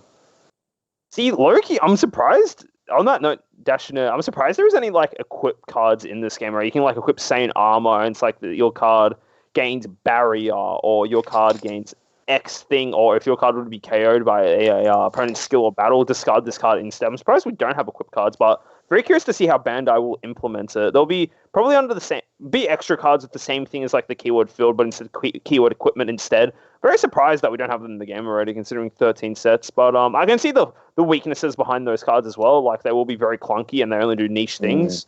So it'll be interesting to see if they end up doing that. It's something I was surprised they haven't done, but I assume they're experimented with something like that in the past. They probably looked at it. It'll be like Poker Tools or whatever they're called in Pokemon. Yeah. Card game. I honestly feel like it would be, like you said, very clunky. Unless there's they do something to change it so you can have a certain number of these cards in a side deck or something. That's how. Yeah, I guess. It just feels bad. I don't like it, but they do like adding things like that. Yeah, they do. It would kind of. I can't see it being good in this particular game, just because it would be rough. I think it would be clunky. Unisons are also kind of clunky, but Unisons have such game impacting effects when they hit the board. Whereas for an equipment card, you're buffing a certain card, but you need the energy to play a good card you want to buff in the first place. Stuff like that. An example of a card could be if you attach this card to a battle card with the keyword skill Overwhelm at the end of the turn, instead of sending the Overwhelm card to the warp, send this card to the warp instead. I can see something like that being a thing, but you'd have to like really balance it for sure. Yeah, like Fu with the that attached would be lots of fun. Permanent your opponent discards or warps a card for every skill. Yeah, that's just a hindsight thing. That's just like an example of something they could do, but have to wait and see if they end up doing that, because they do. There was a point in the game where like pretty much every set introduced a couple of new keywords or a couple of new mechanics. Nowadays, it isn't like that. Now it's just like new unison stuff. Pretty much most sets. So I wouldn't be surprised if something like this wouldn't come out until the next block, because we're in still the unison block right now, the unison warrior block, right? Maybe afterwards they focus on like this new mechanic, but yeah. But how long is this unison warrior block gonna go for? It was quietly. It's already announced until I think UW6. Yeah, I think there was only meant to be 3 sets originally. That's what I heard but that's what Bandai first said as well. But I think honestly, the Unison Warrior block's been fairly good, I want to say. I don't think there's anything too crazy broken that's outside of Vegex at the start, but they know like banned all the cards for it, I guess. Yeah. I don't think anything's been crazy, but it also gives them a chance to reinvent older archetypes as well, which we're seeing with like stuff like the Goku's Lineage card, Unison, for example. So yeah. I think it's just waiting and see what they end up doing and ending. See how long this goes for. It has been longer than intended, but I think it's not. I do much rather this particular like block, I guess, compared to like the other blocks. But to be fair, Bandai has had a lot of time to learn how the game should work, and I think they're doing a pretty good job. Like, I'm not complaining. I think they're doing great right now. So yeah, I think they're doing a good job. Just time in round 3, by the way, and extra time. So round 3 is now over. So we will be popping into round 4 very soon. I hope that'll be good. Yeah, it will be great. It will be good. Going to table 2. Alrighty.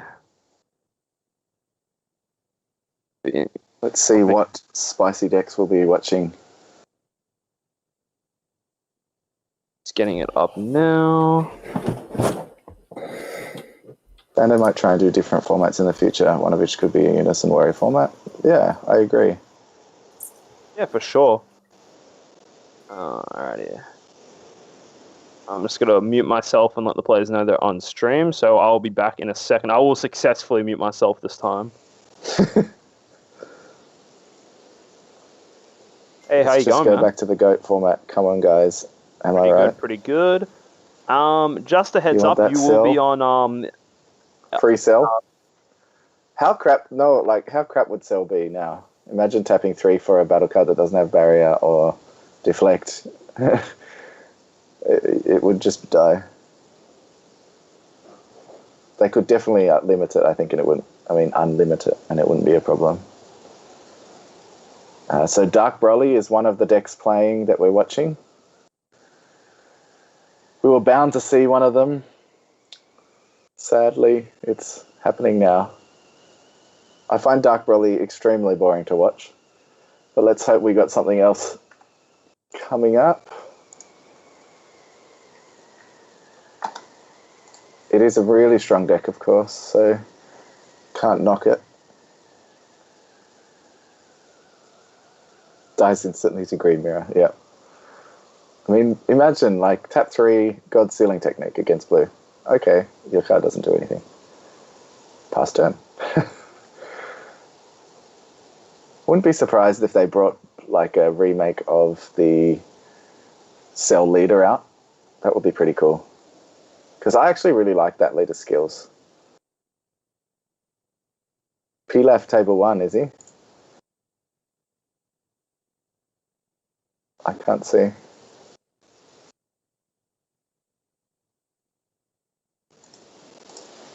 Well, my battle channel is not connecting properly. I can't see. Going back into table 2, still waiting on Dark Broly. Dark Broly is just big beefy boys. Yeah, it's just lots of 30k swinging at your face. Most people play less copies of cards to fit 50, but they can increase those cards just to give you one more turn. Yeah, they can, but also it decreases consistency quite a bit. Spartan 93 EC, Cell isn't a problem anymore, but it did restrict design for a while. Yeah, I agree. I don't have a problem with it being limited in the first place. I remember Cell was going around when I first started playing this game. I didn't come from another card game. I had never played another card game before, other than, when you're a kid throwing Pokemon cards at each other.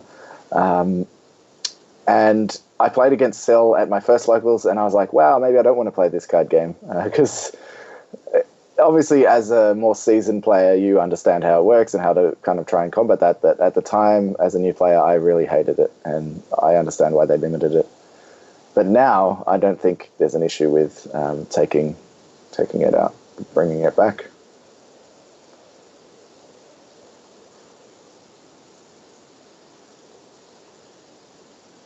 John's just having a chat to the Dark Prolly player, I think. They might know each other. He's got a Dark Broly Chibi mat, which is pretty cool.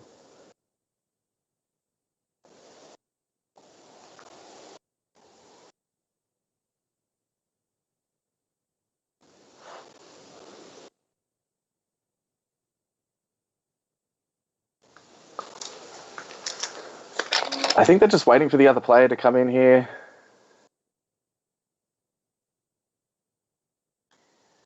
I'm going to quickly check the pairings. Go to table 3. All right. Looks like we are going to table 3. Really great here. They have already started. This is Launch versus Blue Baby. Someone wanted to see Blue Baby, so there you go. What's happening, Right. Sam? I just told him to... So we're just going to table 3. If you just jump in table 3, John. Table 3 instead? All right, easy. I'll let the guy know that he's not going to be on stream. That's all good. I'll be back 2 seconds then. No worries.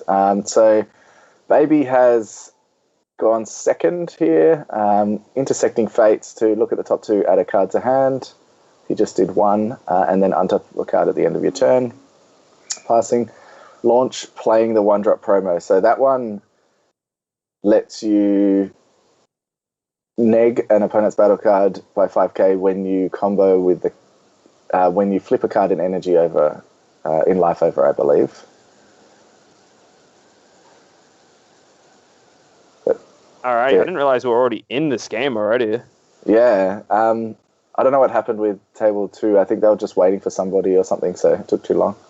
That's all right. Well, already we got it sounds like Robert Reitzy's playing here, if I'm not mistaken. I recognize that voice anywhere. So Robert Reitzy in playing Launch.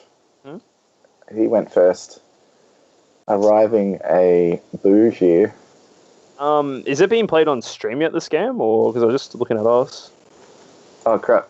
Oh good, I'm just commentating. They can listen to my dulcet tones of what's happening.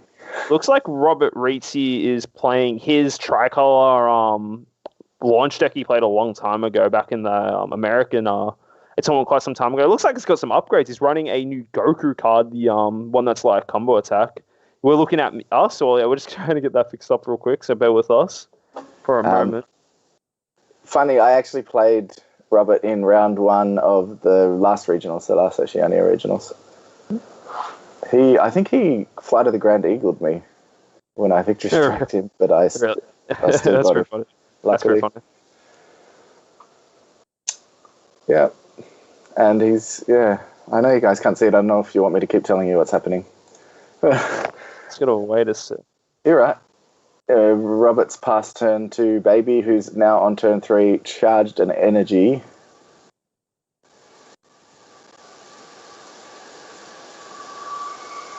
And he's attacked, and then Robert's comboing with the promo that he had on board to flip a life, flip the leader and draw a card, and then now plussing his leader with Senzu Bean. I don't know. He untap and arrival a cooler. Sorry, guys. We'll hopefully get it. Hopefully get it up for you. There is no Invoker in this tourney. I didn't see any Invoker in the top. Yeah, I don't think there's any Invoker in this event. I think Invoker is very popular in OCA from what I've seen. Yeah, because 7U7 is in Australia. True. No, I just think I think the Australia play, a lot of the Aussie guys play super aggressive strategy, so I don't think Invoker would be able to cope in this format. And finally, we got it, guys. We're here. We got it on stream for you. So now you can see it is Baby's turn 3 still here. Use the leader skill to look for a counter and then bottom deck a card. And he's passing. Very interesting to see what Robert decides to do here, right? He's establishing a lot of arrival cards and he's bounced back the cooler back to hand. So one of the big strategies that this deck likes to do, or not necessarily the launch deck, but the combination of Boo and the cooler, you just keep on returning the coolers to your hand with the Boo effect and just keep on playing them on your opponent's turn. Just swing with them, bounce back to hand, minus something 10k, just being able to kind of deal with the board quite easily. So I feel like it was weird that he played that turn though, because he didn't have any battle cards. So why, if you're playing it and then bring it back, I don't understand why. That is true, and this is a huge card that Robert just played, the green Vegeta 1-drop. This is one of those powerful silver bullet cards they brought out in Dropbox 6. Whenever your opponent activates a counter skill that untaps an energy, you get to deal 1 life to them and make them lose an energy, which is kind of absurd for a 1-drop as well. It's also got barrier. These cards are kind of very unfair if you're if you're playing against blue. They're such powerful cards that only cost 1 mana. Especially Blue Baby, because it has so much that untaps with the counter. So he's Senzuing here to untap that energy again. Pretty interesting he's decided to do that. And then obviously he's got to do his arrival shenanigans. The really cool thing about launch is that you actually get to kind of see every card in your life without taking it. You kind of get like full information of what's going on. And you also get to pretty much see every card in your deck because you just draw so many. Gildarts EU. I want to see table 1. Well, we are on table 3. So we'll get back there eventually. So, it's just waiting and seeing what's happening, So that is swinging into leader still. The baby player using a super combo to combo out. And just dropping a baby counter to go over the top there. Oh, yeah, he's a double striker. It feels so bad right now if you're Ethan here. Just like seeing this baby, it's just seeing that Vegeta story is just such a problematic card, and blue doesn't have that many ways to deal with barrier cards, right? We have obviously the Gotenks Unison that lets you bottom deck 2 barrier cards, but it's very expensive Unison. You have to play it for 4 mana and then use its -3 skill to do that. It's not very ideal. And then other than that, I don't really think there is any. Like, Ethan's sitting here, he's got 1 energy open, right? It'll be for his, Dimension Magic or his Revenge Big Bang attack, but then he just loses a life anyway, so it's really just rough. Yeah, he has to either not untap or take a life. I feel like you need to untap here if he does, and cop that life, because otherwise you don't have defense at all. Exactly. I think one way he can untap is Senzu Bean. I believe it doesn't. Ooh. He chose to Sparking Negate and not untap. That's pretty spicy play right there. That's pretty cool. Interesting, yeah. That is one way to prevent you losing things from the Vegeta, but it is very rough regardless. And yeah, it looks like he's passed turn. Very nice for Ethan. The big thing about that is that from seeing Robert Reitzy, this is a deck he's played in the past, and he's also done deck profiles on it. One thing he liked to say, he likes to extend his turns a lot with Senzu Bean, so being able to just kind of throw off that line of play by just negating it really well timed negate, honestly, from Ethan. Just doing it that is good. It means Robert can't endlessly extend his turn. Yeah. But, he still had that Boo to attack again, but I feel like he just decided it wasn't worth trying to continue. Exactly, yeah. You don't know. He probably wants to keep in an active mode. It's just he might not have a Beerus in hand, so he just combo that off board to play that cooler he does have. So yeah.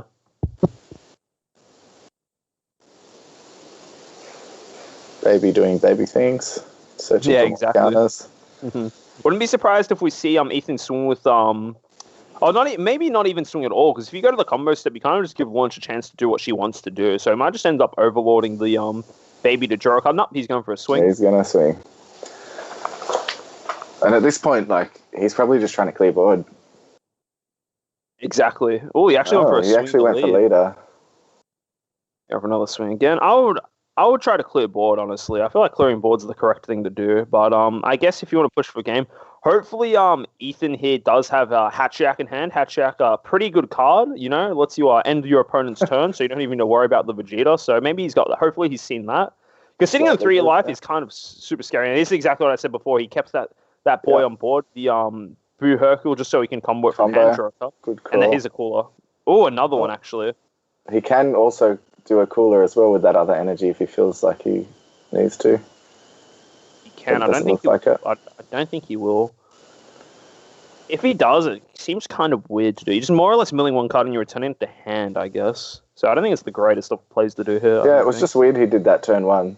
He arrived the cooler when Ethan didn't have any battle cards on board and then returned it to hand. It was strange. Yeah, I think he was just going for a bit of a fair play, I guess. I'm not entirely sure. It seems very random, I guess, is the best way to put it. But yeah, I think if you're Ethan here, you're not minding too much, I guess. Oh, wow. Rebirth of Justice. Guess what? He's playing one of the few cards that can kill this Vegeta. The Freezer. Freezer. And he's going to be like, hey, dude, you want to mill 8 cards, please? So that's a good thing that Robert did not decide to play another cooler. He would be milling another 2 cards here. Very nicely done from Ethan. Good timing. That was really cool. Yeah. It's interesting there. I mean, he's going to give him a couple more cards, but Launch doesn't really want to go down. Look, honestly, Ethan might have just swung into one of the battle cards as well. It's kind of hard to hear where he declared to swing into. So, if he swings in the battle card, yeah, you just skip the combo step entirely, which is huge. This is exactly what you want to do against the Launch play. You want to give them as little amount of time to combo as possible. And the thing is that as well, Ethan might be sitting on Baby Hatch in hand, and that's just another denial of the combo step from Launch. It's like, honestly, really nicely timed. Yeah, if he sits on Baby Hatch here, and that means Launch's next turn is kind of just nothing. Like, that's like my biggest problem with the Rebirth into Freezer play, right?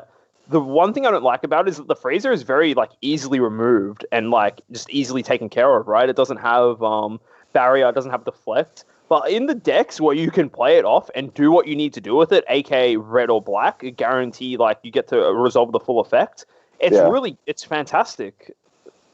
And as you saw here, it's, like, very, very huge for Ethan here. Very big momentum swing. And here is the boy, Dimension Magic sparking.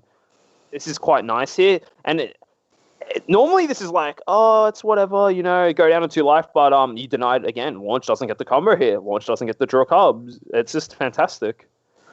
Does he play Kaioken? Look, Robert? In the last list of his I saw, he did not. He might have updated it. That might be part of the reason why he charged a green energy there. If he is playing Kaioken, it is huge, but it looks like Robert just passed his turn after the... If I'm Robert now, I'm sweating if I'm Robert here. It's so hard to play the game at this phase where, like, you know, this freezes out. Every time I play a battle card, I get the chance of milling 2. I can't really combo. They got all the energy up. So this is Ethan's in a great spot. Even though he's on 2 life and he can get shotgunned, I'm not too worried. Oh, ooh. Jesus. Heroine's lineage stealing that freezer. That is funny. Wow, okay. That was really cool. Back to my point I said before, one of the reasons why I don't like this freezer, it doesn't have deflect, it doesn't have barrier. That's quite... But that is that kind of is crazy.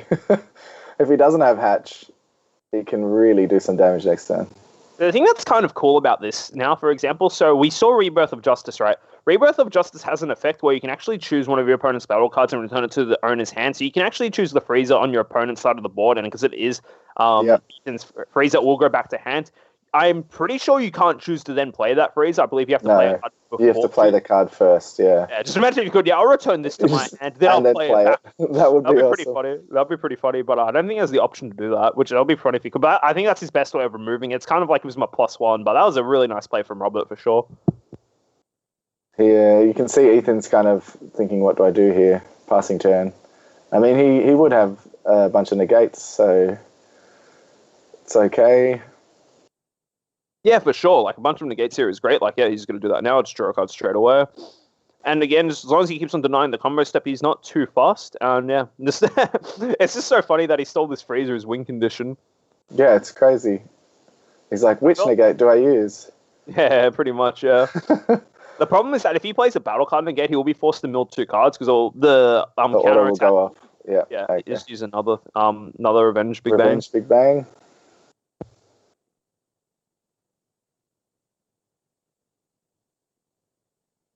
And it looks like it went back to Ethan's turn now. Yeah, it's starting to be a slow matchup, but you don't really blame Ethan, right? His boss monster just kind of got stolen, and now he's kind of forced to negate endlessly. Yeah, I think it's very interesting to see what Ethan's going to do. I don't know what he runs in the deck, but yeah, you can see the golden ape in energy there. There's another win con. Yeah, for sure. I feel like you want to play that in response to something that Yeah, ideally. He does. I realize he doesn't have a unison out as well. Yeah, I was about to say that. He really would love to establish one now, just being able to return stuff to hand and have an extra swing every turn. But yeah, it's kind of interesting. It's kind of like each player is kind of like on their last leg to an extent. It's very scary for both players in the situation, like, because Rob must be like worried that if he draws too many cards, that's it for him. But now Ethan's got to deal with his boss monster, so it's pretty funny. Turning the Tide, he's on 6 energy, so next turn he will have to Turning the Tide. But I don't think Turning Time inherently wins the matchup here until he gets a unison out on board. You kind of want to combo those 2 cards together so you get like way more value. So what's he got? He's bottom decking. I think Illy's just going to pass again. You ready to see Ethan cast God Sealing Technique for 5 energy? Because I am. I'm more than ready. Doesn't have to. It's 4 energy because he's got the extra. True, my bad. 4 energy. Does he have another negate? That's so funny, man. He has to negate. This is a killing move here.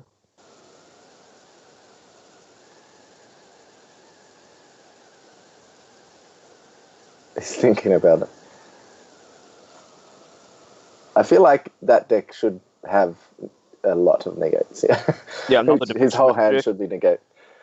And pass again. Robert passed again. It's just the stall fest. The thing is that Robert's actually not charging any energy, so Robert's actually not losing any cards here where Ethan is slowly. So Robert is definitely in for the long con. Well, both the players are kind of in for the long con because it is baby versus, baby versus. This could go to a very high turn count.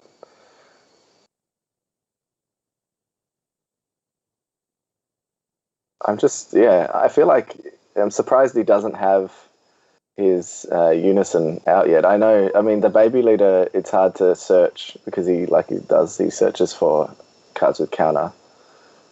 He's got 2 of those hits in his hand, so he can return things to hand very easily. Yeah, exactly.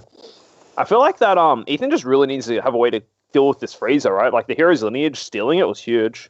He can, as long as Robert plays something, he can use that hit to return the freezer, because I think the hit has the auto, right? So you can choose the freezer to return it to his own hand. But yeah, exactly, yeah. Now Robert doesn't look like he looks like he's wary of that, because he's just taking the hits. He's not even playing anything. The thing that's bizarre to me, Ethan still hasn't resolved his Hachiak SCI yet, so he probably hasn't drawn it yet, is what I'd have to say. Yeah, and that's searchable with the leader skill as well, so interesting. Oh my god, is that true Pyro Shad? New phone, who dis? Don't know who that is, Apple Nexus. No. Oh, hey, Apple Nexus. Apple. Oh, I know him. That's funny. Hey, there we go. Finally, something to do with this, the lineage, Mafuba. It would be nice to see that earlier, for sure. So he Mafuba his own freezer? He did Mafuba his own freezer. That is correct.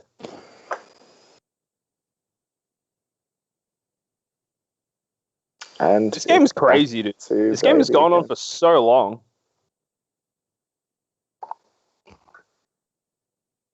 It's funny because it actually hasn't been going for that long. It's just so many turns, and they're both not doing anything. True. That is true. It just keeps going.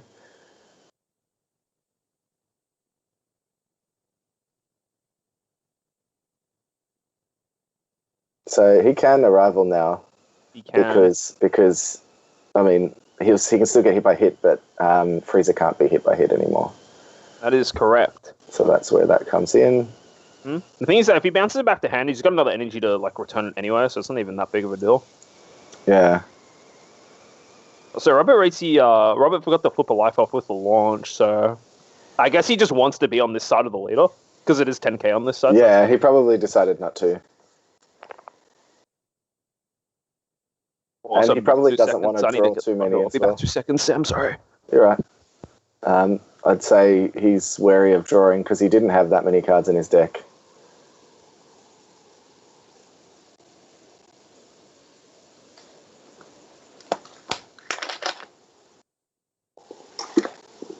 There is the unison there. Finally, I wonder if he's been holding it or if he's just found it. I feel like he would have got it out if he had it.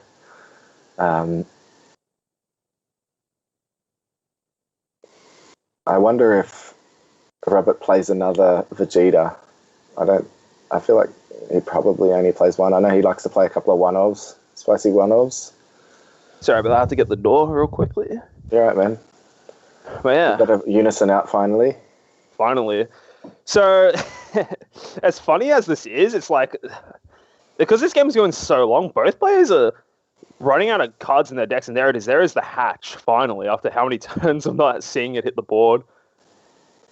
Yeah, I feel like Baby is in a better position here. I am bound to agree with you, because this game has just gone to astronomical levels of late game, where Hatchiak, sorry, not Hatchiak SCR, but Turning the Tide, I think, wins the game right here, right now.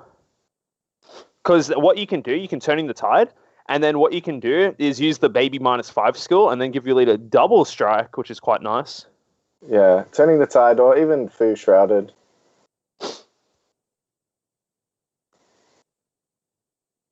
Just going for a big swing with Hatchiak. It looks like he might go for Turning the Tide, because he needs to do that, get that life. I guess you want to crit with Turning the Tide is fine as well.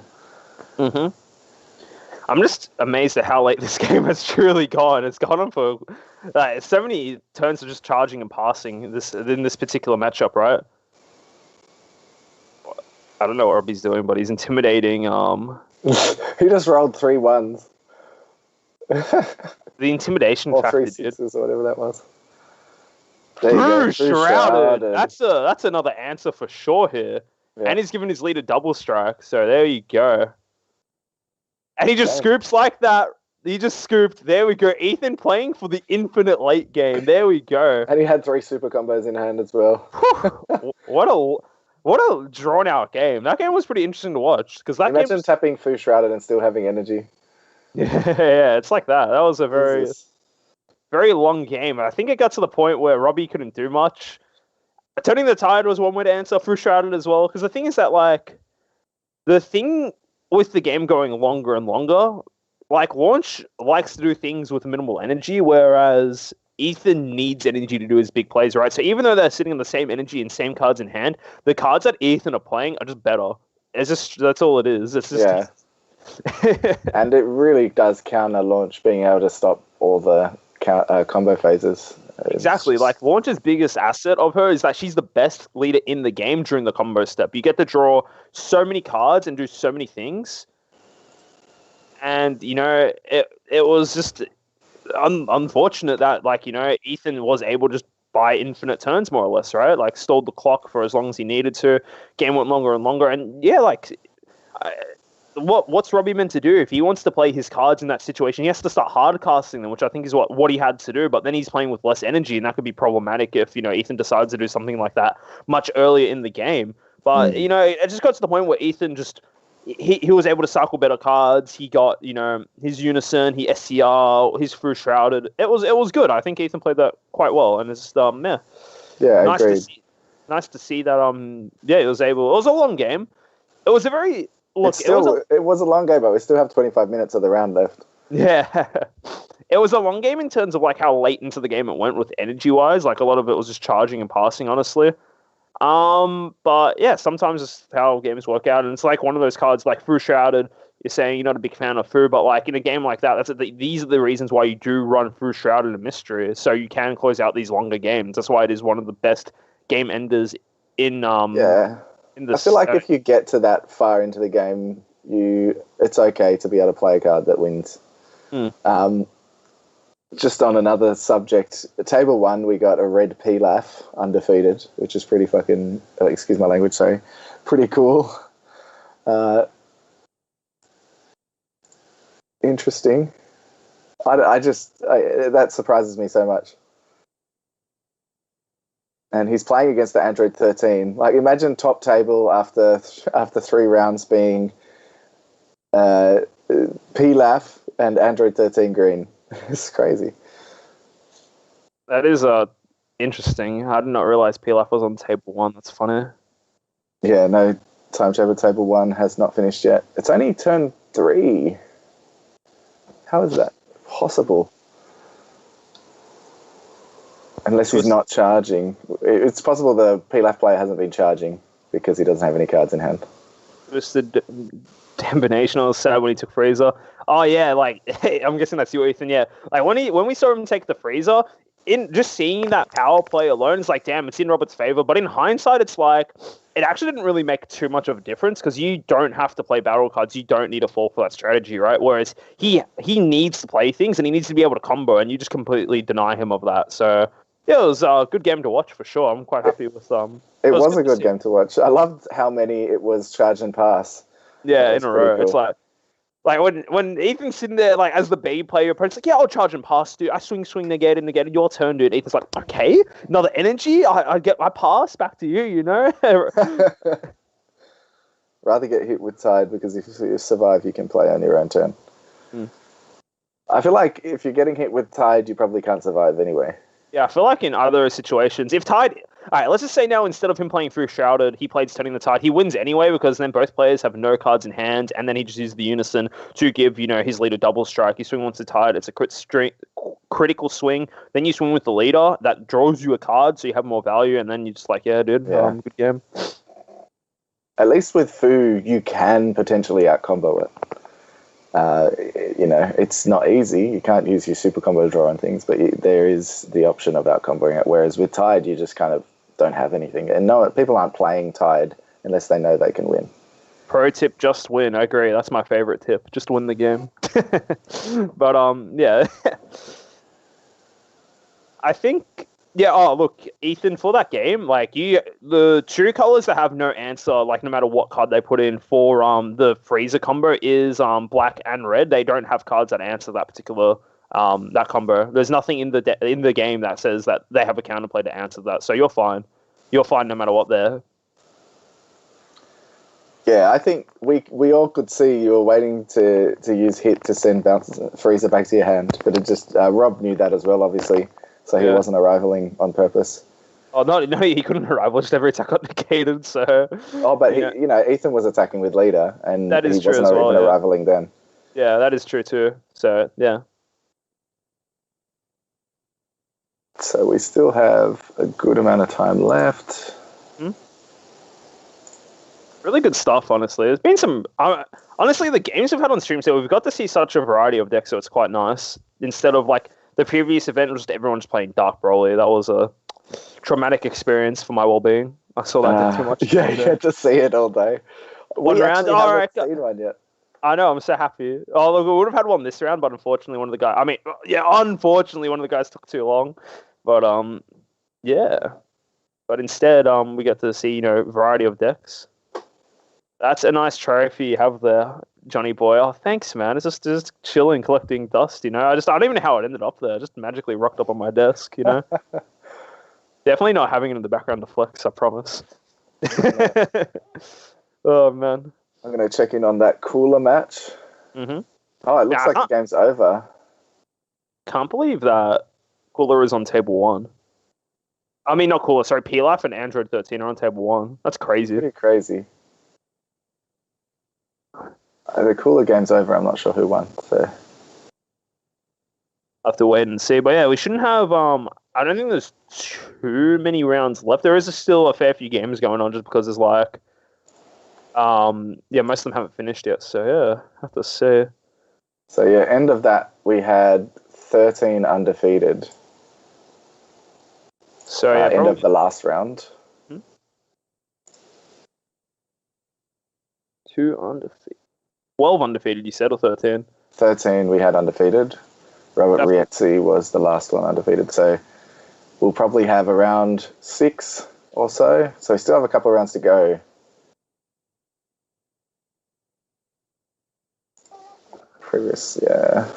Ethan. We got Michael Cush and William Lawson undefeated. I wonder who's playing Pilaf. I think it's the Julian guy playing Pilaf. It looks like he's about to beat Android 13 here. What a spicy table 1 game. My Discord is being amazing and not allowing me to go into the room, so I can't see. Oh, is it? Oh, it says you're in here, though. Yeah, I'm in it, but it's like not showing me the video. Ah, there we go. Oh, he's going in. Pilaf winning. Wow, I kind of thought Android 13 was going to win just because he had Pilaf had no cards in hand, but loving that setup there with the couch. Man, I wish I was sitting on a couch. True, just get the desk up wherever, just pull up the, just get your card games ready, your webcam, all that good stuff, yeah. These guys can't see it. It is what it is. Yeah, so it's frozen for me. Did he just win? I really don't know. Looks like he's comboed, and I don't know. It looks like the peel-off player has no cards in hand, but that's okay. I don't know what I just watched, but I don't know. I can't see anything. I don't know what is happening, but that's okay. Excuse me. I don't know. I don't know what my ship got. Oh. Oh man, but yeah, it should be good to see. So we've got like a variety. We're gonna have Android 13 or a Pilaf in the top. We've got a Sin confirmed in the top as well. We have Dark Broly. Not Dark Broly. Sorry. Baby, I was meant to say. So we've got a fair bit of variety for our top cut, which is kind of good. Curious to see how all the Android 18 players are doing. So have to wait and see. Who was that?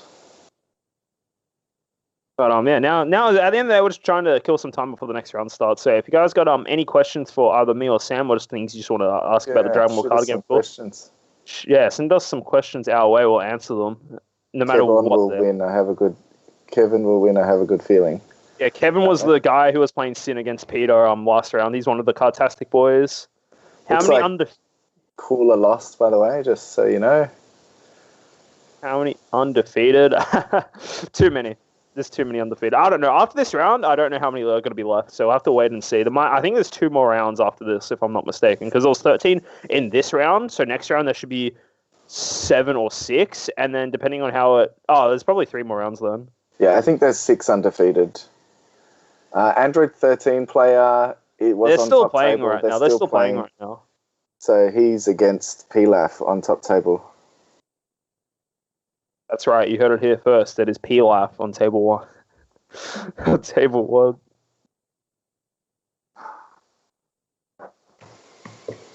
But yeah. So he's actually doing pretty good. It's pretty funny that he's doing fairly well. So yeah. Pilaf can be very clutch. It can play a lot of battle cards very quickly. So if you're not prepared for it, I'm surprised. I mean, it is only 3 rounds in, I guess. He might have had good matchups. But it could be a really cool anti-meta deck. I don't know. Oh, look, I think... I don't know. I feel like there's other things that are probably better. Yeah, definitely. It's definitely not the best choice. It's very random that these 2 decks are at the top. But then again, you don't know their matchup spread.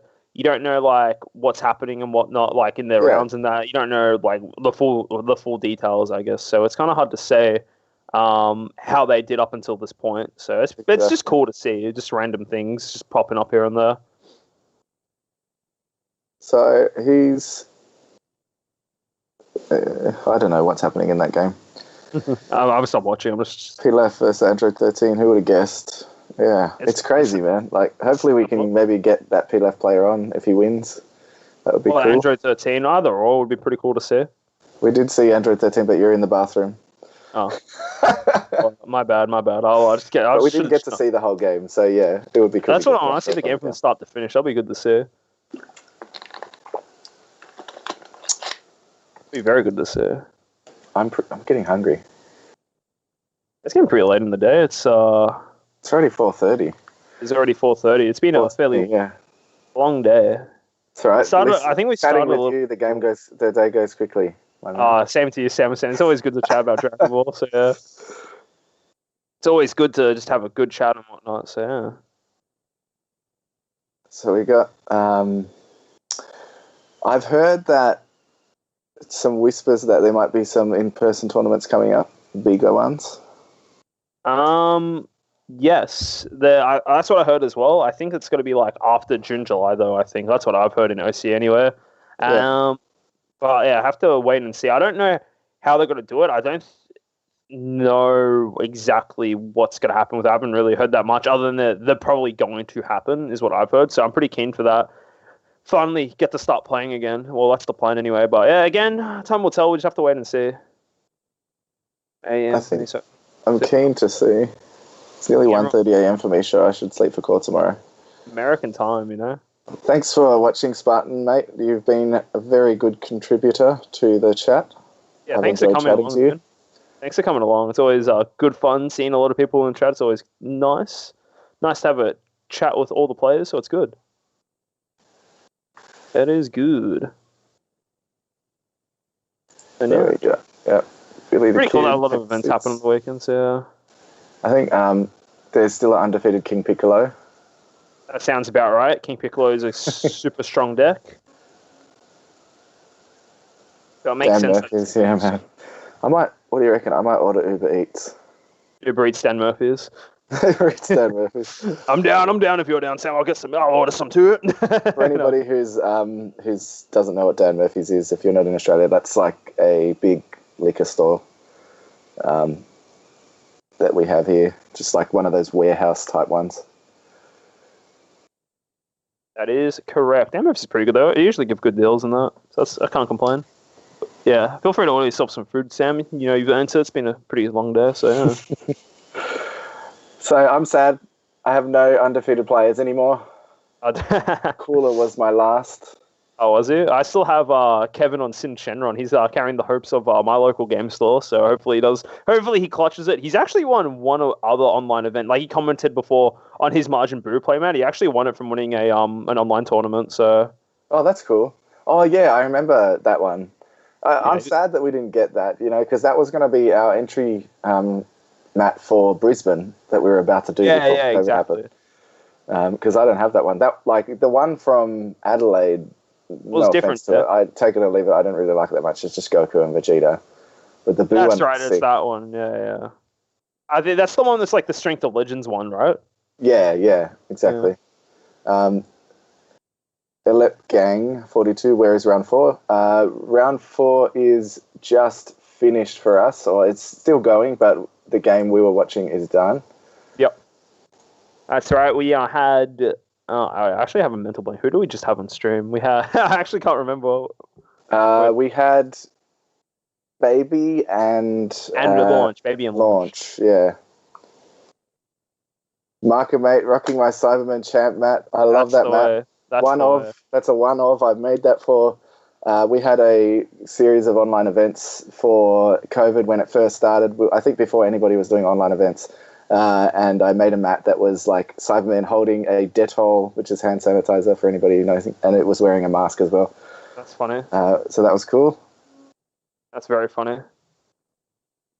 That is a one of a kind playmat, so that's good to know. Yeah, even I don't have one of those. True. And I made it. That's pretty cool. There you go. Kai Hanley just dropped. He's another kind of well-known Australian player. Yeah, I feel like when it gets close to the end of the day, players will probably start dropping. So yeah, makes sense though. To be fair, I think. Yeah, I mean, I'm the same. Like, if I lose 2 rounds, I'd probably just drop. because the chances of getting in the top with two losses X2 is extremely minimal. Mm-hmm. Especially with only 6 rounds, I think it's impossible. Yeah, for sure. John, if you try to steal my map from locals... Oh, yeah, Josh, yeah, sorry, dude. I won't steal your map. Yeah, actually, true, yeah. Josh has that map, that's right. I've seen him with the... That's funny. The Cyberman one with the sanitizer. The one you were talking about before. It's pretty funny. Oh, you saw it? Yeah, I've seen it, yeah. Because Josh is one of our Cartastic local players. Oh, nice. I love that map, man. It's so cool. It's pretty nice. Yeah, it's cool doing like community maps like that. What is everyone looking forward to for set 13? We've talked about it a couple of times. I am looking forward to Becky Kabura as a competitive deck, and then Bardock as my for fun deck. And then Sam said he's looking forward to the chilled stuff. Yeah, I'm looking forward to chilled as like more of a fun deck. I don't think it can be competitive. I will jump on Becky Kabura if it turns out to be really ridiculous, and I really think it is going to be the best deck coming out of set 13. So we'll see how that goes. Yeah, again, only time will particularly tell. So yeah. Yeah, exactly. King Cold Give is me going 1 to second. Be the king. I'm just ordering pizza. Yeah, that's all right. Yeah, that's all right, Paul. That's all right. King Cold's going to be king. I think it would have been really good if Roshi didn't get banned, but Roshi ban actually hurts that deck a lot because the big thing about that deck is that the Unison lets you play your field spells for free, and then you do have, and you can use Roshi to grab them back and play them as well as all your other extra cards. Yeah, there is the 1-drop battle card that lets you play the fields from your drop, but it's just not as good as just Roshi. So that's the thing about that. I do think the nerfs will hurt that deck a fair bit. Future Gohan, they say he's not good. Is it true? It is true. The problem with Future Gohan is Future Gohan just doesn't do enough. Like, its win con isn't that strong of the Trunks, and then inherently you have to run kind of like suboptimal cards to do. I feel like Future Gohan is like a weaker version of Sin Control. It's like exactly. It does similar things, but just not as well. More wishful thinking than anything else for King Gold. Yeah, fair. Yeah, pretty much King Gold. Do you think Future Gohan's amazing? Look, it can be fun. I think like the Gohan leader, like it's cool we finally got a Future Gohan leader, but you just think about it versus all the other decks. Like you don't even need to really practice it. You like just read all the cards that deck does, and you read all the cards that other decks do. It's just like you just realize it's not really worth it. I think like you're forced to play like a weak strategy with like going off the blocker chain into the Trunks. And like a lot of players have said that they like people that have tested it, like other people, like YouTubers like Crossworlds and other people that have talked about it. They're like, it's cool, but it's not. It's like just a very average. I think if you want to have a yellow control style blocker deck, there's already one in the format. It's called Shenron. You know. Yeah. Sorry to interrupt. I was just going to say I've got a report that on table 1, the Android 13 player just used Dormant to, stop the turn, but didn't combo out of the attack, so he would have taken life, but they didn't do it. I don't know if you want to tell Trent that. Yeah, I'll message. I know. Oh, you're listening, yeah. All right. I'll just have a look, because he should have... I can't see the life that he's on. Yeah, I'll do that. Judge support.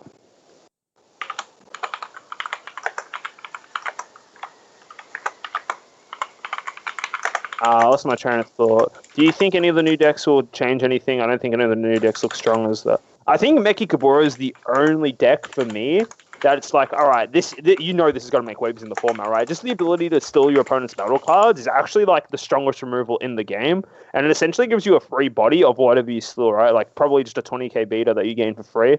So I just thinking about it, Meki Kabura just has to have an impact on the format for sure.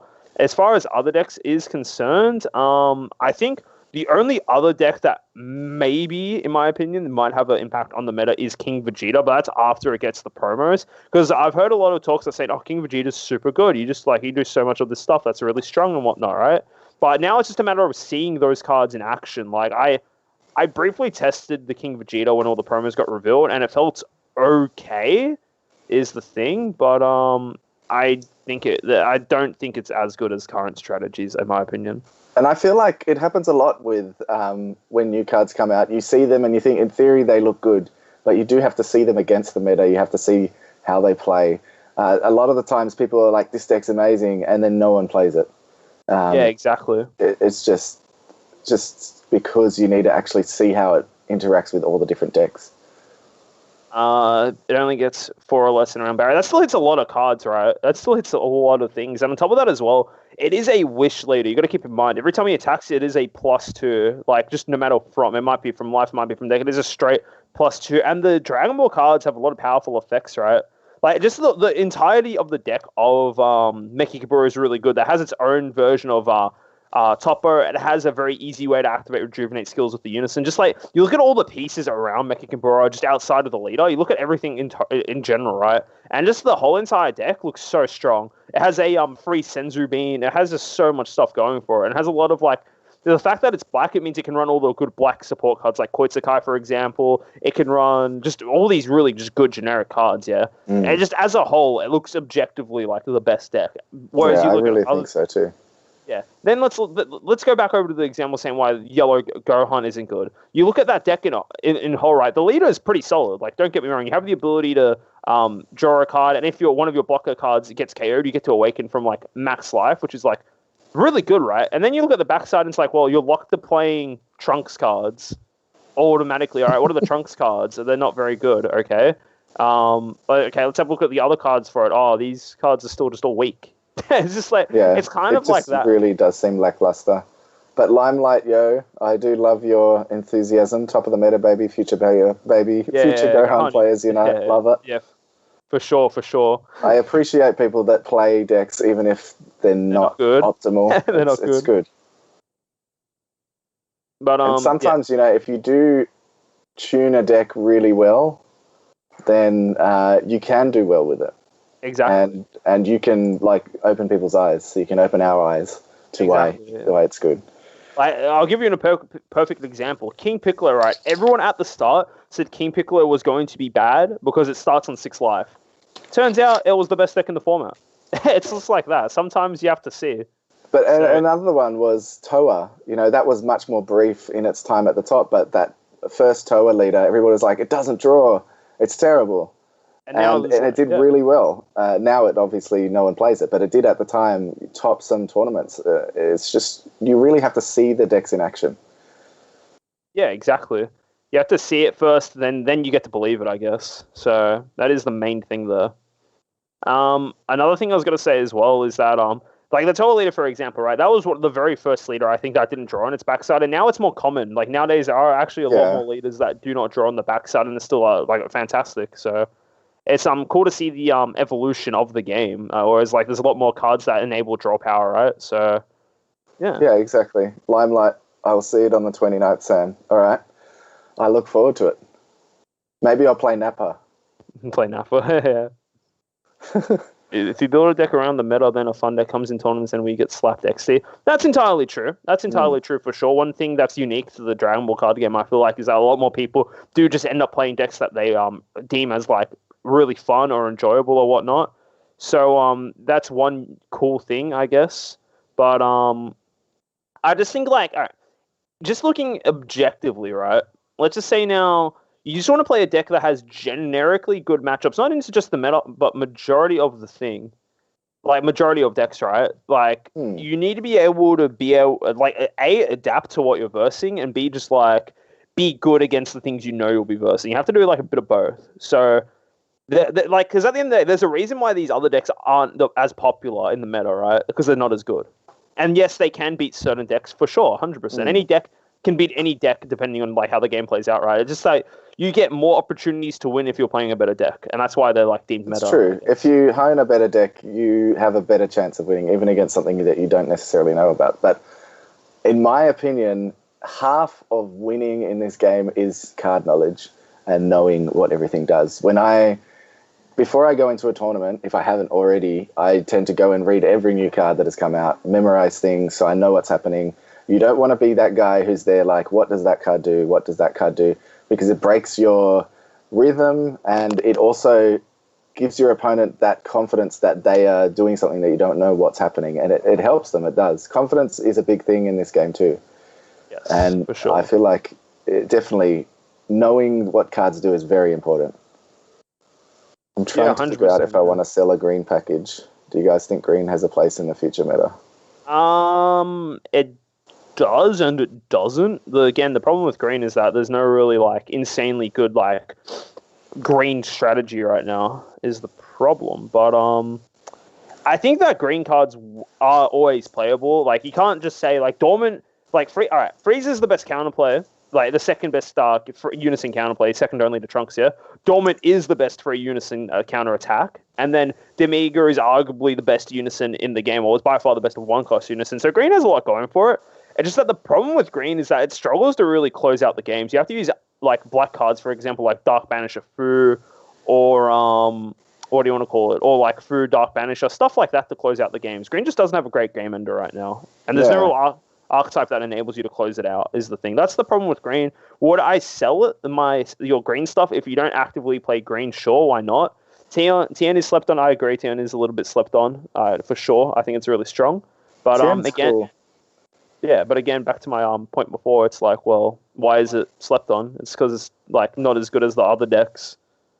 The thing is, with Tien that I find annoying is that for the leader's Awakened Auto, which lets them KO a card and gain critical, it needs to have exactly 3 Tien or token, multi-form tokens. So if you have more than 3, like, because when you Awaken, you play 3. If you have a Tien on the field, you can't proc that auto.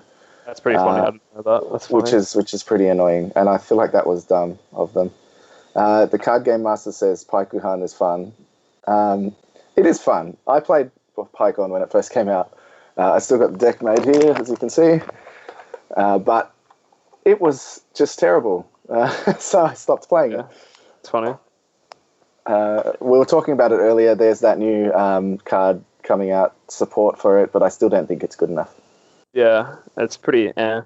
Best leader for this set's pre-release. I thought about it a little bit. I think it's Chilled, actually, because Chilled's the... Hey, you got the deck still. It's funny. I think it's Chilled for... If you're playing in pre-release format, I think it's Chilled because you look at every other deck. Bardock, you need to find the archetype for it. Chilled, you need to find the archetype for it. Gohan needs skillless cards to be good. Bojack needs the archetype for it. King Vegeta needs the archetype for it. Yellow cards, Gohan maybe. Then Android also maybe. Just kind of depends. Then black, like, you need a lot of Overwhelm cards for the Kai to work. And then Meki Kabura, you literally need 7 Dragon Balls, otherwise the deck is unplayable, right? And you might not even hit that in pre-release format. No way, yeah. I think if you do pull a decent amount of black cards, then I see Supreme Kai being decent. Yeah, I think Chilled's the way to go, though. But Chilled is my pick, too. Because you just get free bodies, free self-awakening, it seems all pretty good. And it's not like you've got to get gimped or anything from like 3 life or whatever. So I think Chilled's good. But if you high roll the 7 Dark Dragon Balls from some miracle, then you played Meki for sure. You play Meki for sure if you hit that leader as well. But it's very unlikely. Someone's asking, can you watch the tables in Discord? You can, but it does slow the tables down, so prefer if you watch on the stream. Yeah, prefer if you watch on stream. I never saw Yellow Life Control Frieza from Vicious Set. That was a deck that an American player played in a recent tournament. Look, I don't actually know what that deck does, honestly. I read it, and it just seemed kind of average, so I never really touched it since. But for sure you can cheese people with it, because people don't know what it does, such as myself. I'd literally have to sit down and read all the cards to understand what that deck did. It's just funny that that it directly counters Turles. Or Turles. Yeah. Because it cannot flip life up from any color that isn't yellow. So Turles' deck doesn't work. Yeah, it's pretty unlucky for Turles because it also speeds up King Piccolo's awakening as well, makes it harder for them too, which is pretty funny. Yeah, and the funny thing is, Pilaf just won. I believe Pilaf just won on table 1. There you go. Pilaf won against Android 13. That's pretty funny. That's crazy. So it means we'll probably see Pilaf on table 1 again. I'm keen to maybe watch that, Trent, if we can. That'd be cool. But the only thing is their cameras the connection seems a bit off. I don't know if it's just me. I think it is a little off, but that's all right. We'll have to wait and see. Again, guys, next round should be starting very soon. I think that was one of the last games. So, just got to wait and see. I think there's maybe a handful of games left. I think the timer shouldn't be going for that much longer. We're in time at least. So, I think we just finished time. So that means the round is probably up now. Exactly, yeah. I never saw yellow life control Frieza Vicious. There's no, yeah, exactly. A lot of decks that aren't being played. I think the big thing is that they don't do enough in the mid game, or they don't have a win con. I think that's the two things.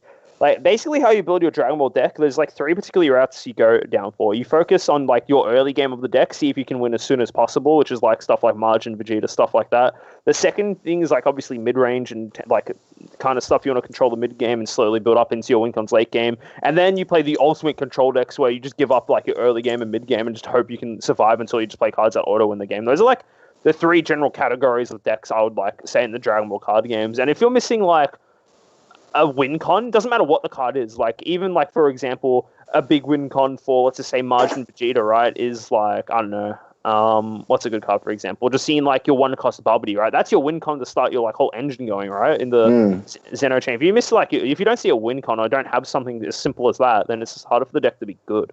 And I think that particular Frieza deck was one of those things that didn't have a win con. That's the same reason why green's kind of average right now. It's like outside of particular archetype stuff in green, there's literally no green card that you play that says I win the game, which pretty much every other color has. Yeah, I mean, unless you sell Zeno. Sell Zeno.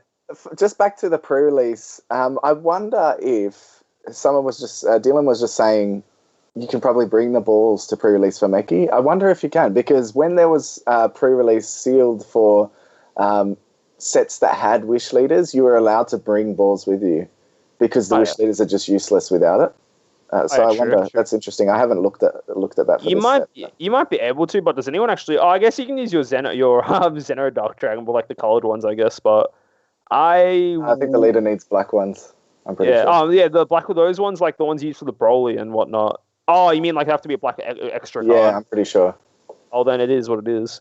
Unplayable. I don't know. It would be good if you could, but I don't think if there's a ruling for it, then if that's the case... I mean, there was previously, but yeah, I haven't seen anything about this set. If that is the case, you play Meki Kabura every pre-release event. If you pull it, you win pre-release. As simple as that. It's not fair otherwise. End of the round. Someone's saying, play SSB Vegeta, Resolute Blow, or powers combined in Paikuhan gives you another use for the Goku and Vegeta 1-drops, so you can fuse from energy. Oh yeah, that card, the Vegeta Soaring Blow is super good for sure. I really enjoy that card. I remember I was playing when that last anniversary box came out and they released that really, really good Vegeta card that let you fuse for free and draw 2.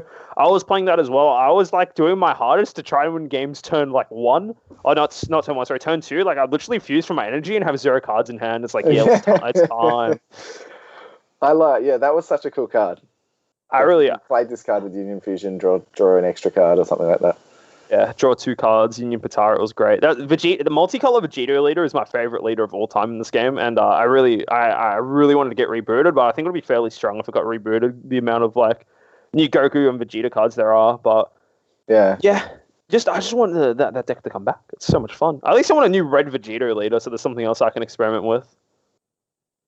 I have never played that leader. I mean, I know a lot about it because everybody always wants it rebooted, but when I started playing, it was no good already.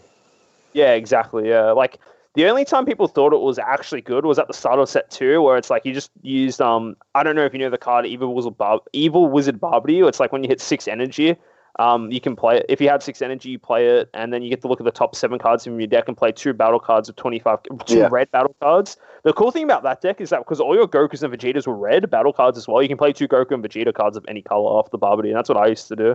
And I loved that strategy. It was so much fun.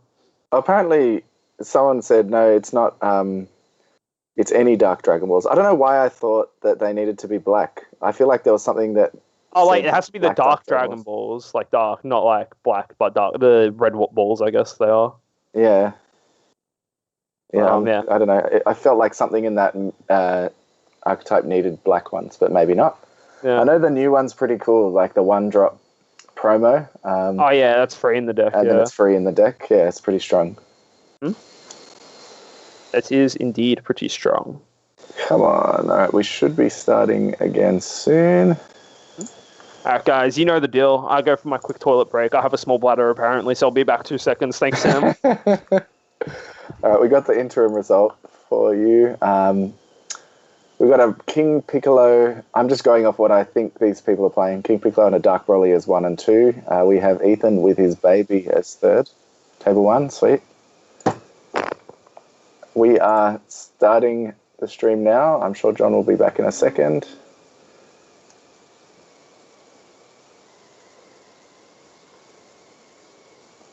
Here we go. I think we might be seeing, it's a King Piccolo versus Dark Broly match. This was bound to happen.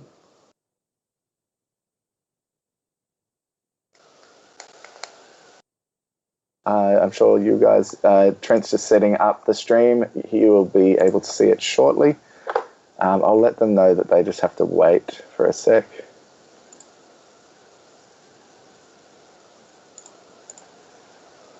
One second. Hey guys, if you could just wait while Trent sets up the stream, that'd be good. Cheers.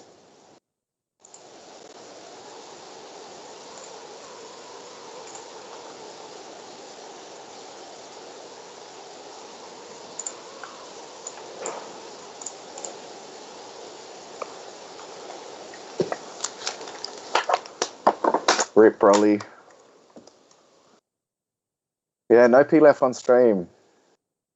I'll have a look where they are on the what table he's on.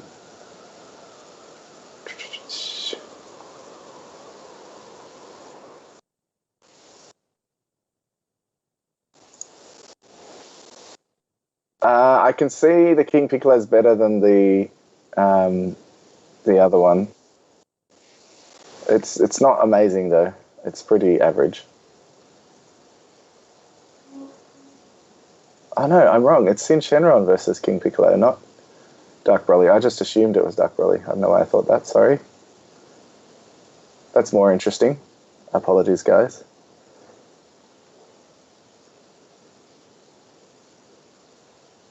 Trent, the cameras have cleared up a bit for me now.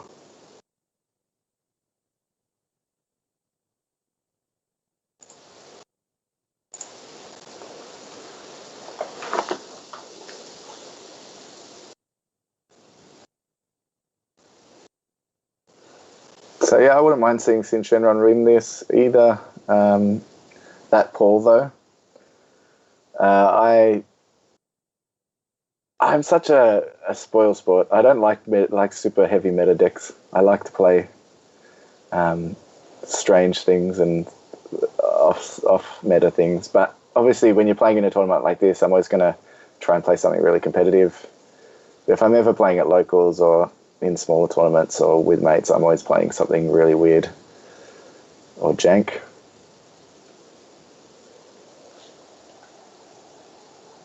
I am going to make an announcer deck because it's going to be so awesome with that new promo.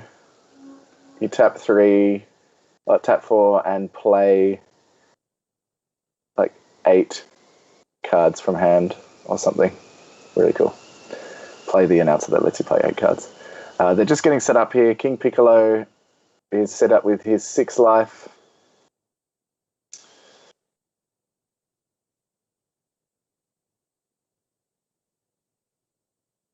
I haven't seen who's going first. I'll just let them know they can start, I think.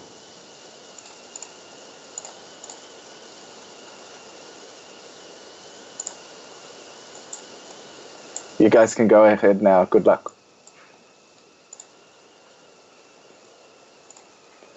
All right, here we go. King Piccolo starting off by charging and passing. I guess you kind of want to do piano turn 1, if you have it. I just like Sin because it's control. I don't like aggro really at all. Well, that is if this is the control Sin, but I think, yeah, this is the one that plays mid-range, so it does have, as you can see, there's the 1-drop Sin Shenron there.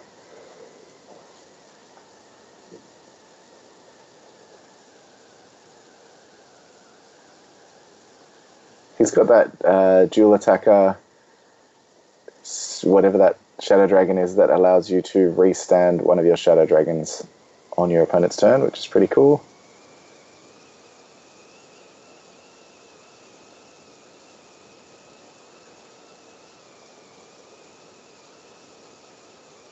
Got Billy the Kid, William Lawson playing King Piccolo. I know he has been honing this deck down for a while.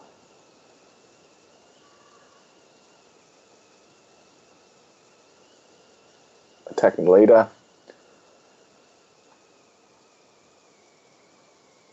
The Game Masters. Sometimes I feel like I'm the only Piccon player. It's nice, but it's lonely. It's cool to play something that no one else plays, though. I had a guy at Locals that always played Set 1 Freezer before kind of Lemon Lime was a thing, and it's nice. King Piccolo passing turn again. I'm not sure exactly the lines of play with King Piccolo, but I feel like you want to have Unison or Piano out by now, so I don't know if he's just not seeing what he wants or if he's playing very defensively or conservatively.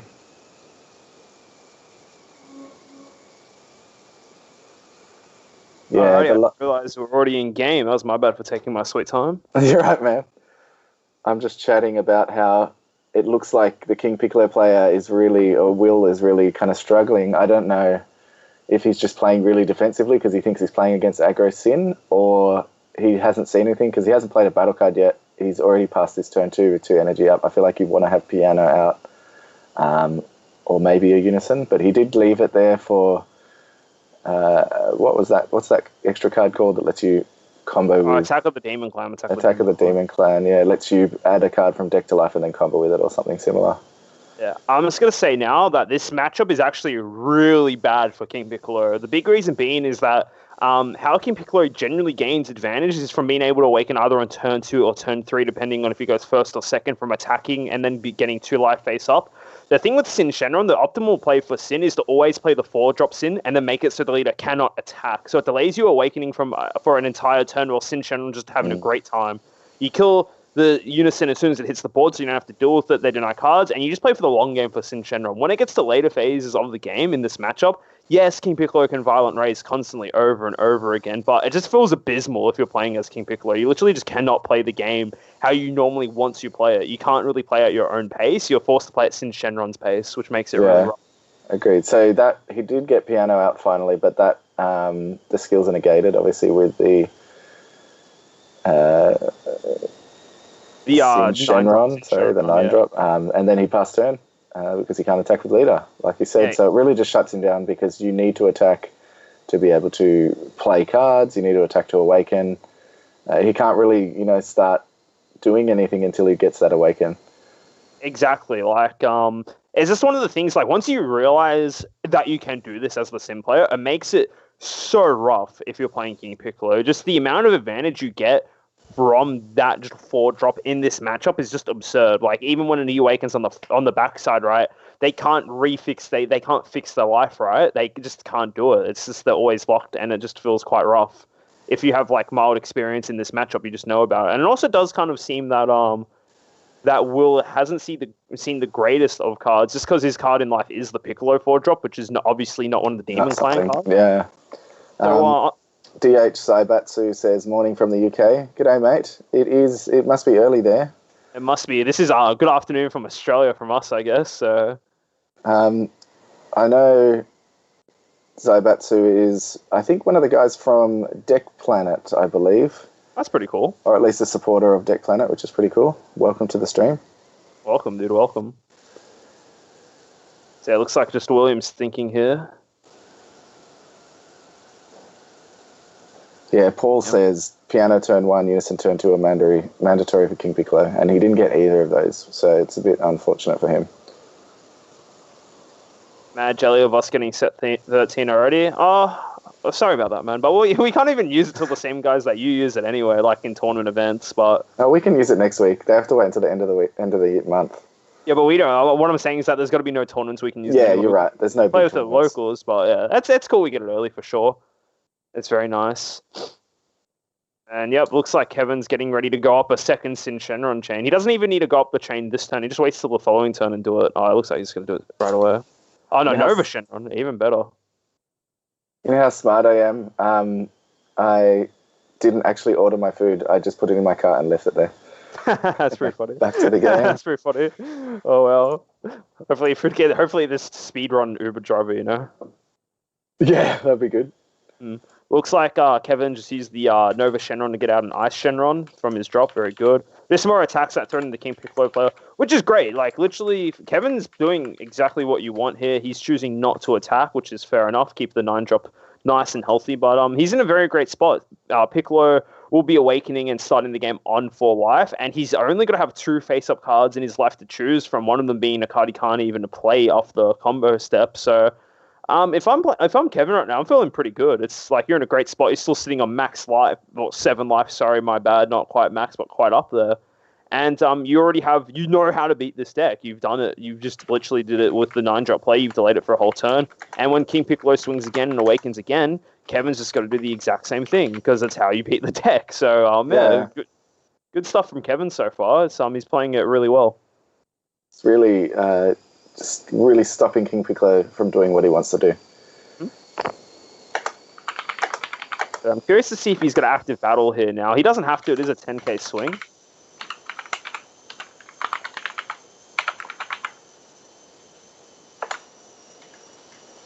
He does decide to take the hit. Yep. Goes into his unison here. So at least now we'll finally start being able to see cards, which is quite good.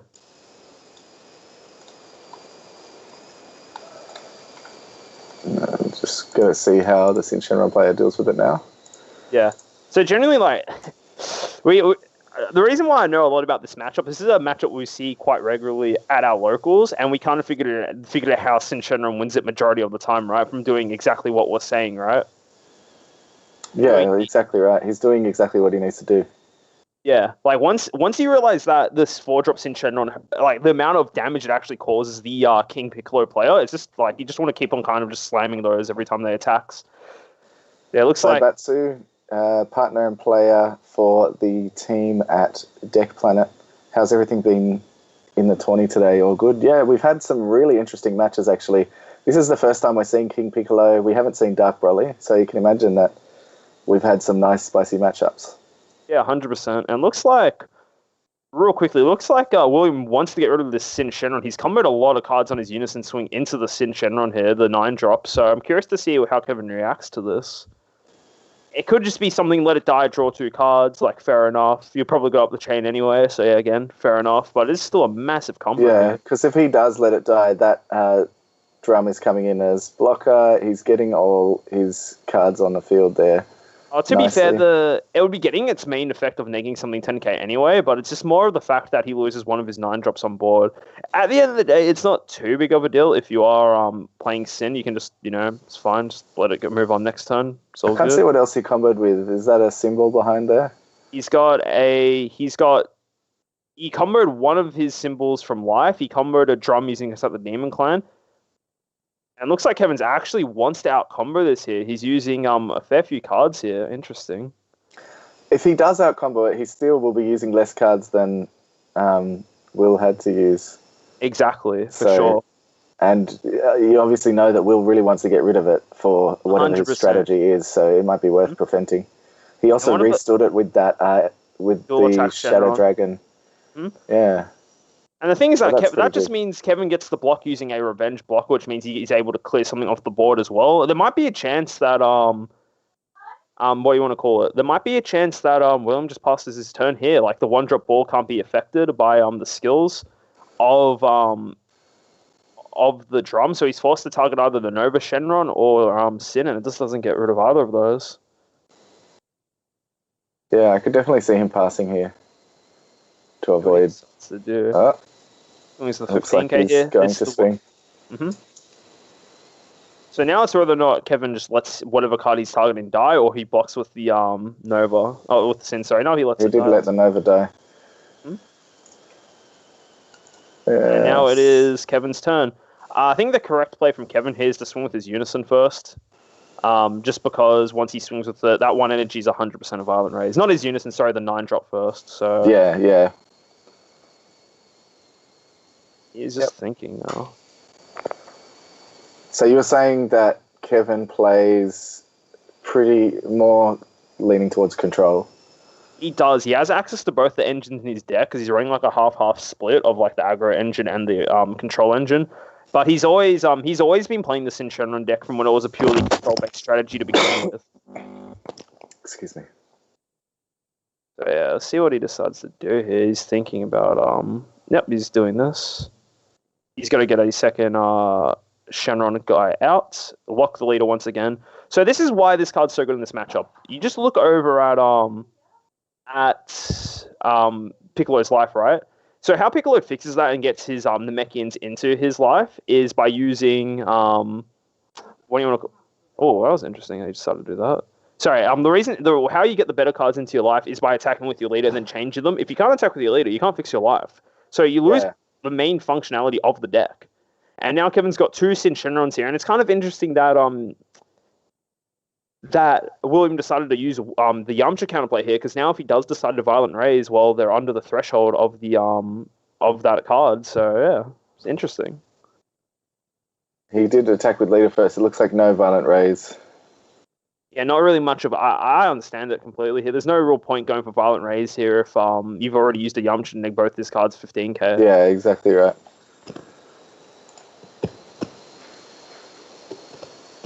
Let's see who Kevin is attacking here. Looks like he let it whiff. It's the Unison, so using Oceanus to get Oceanus, the best combo in the game for sure, you know. Just Oceanus spamming. And Love that card. Yeah, it's very good.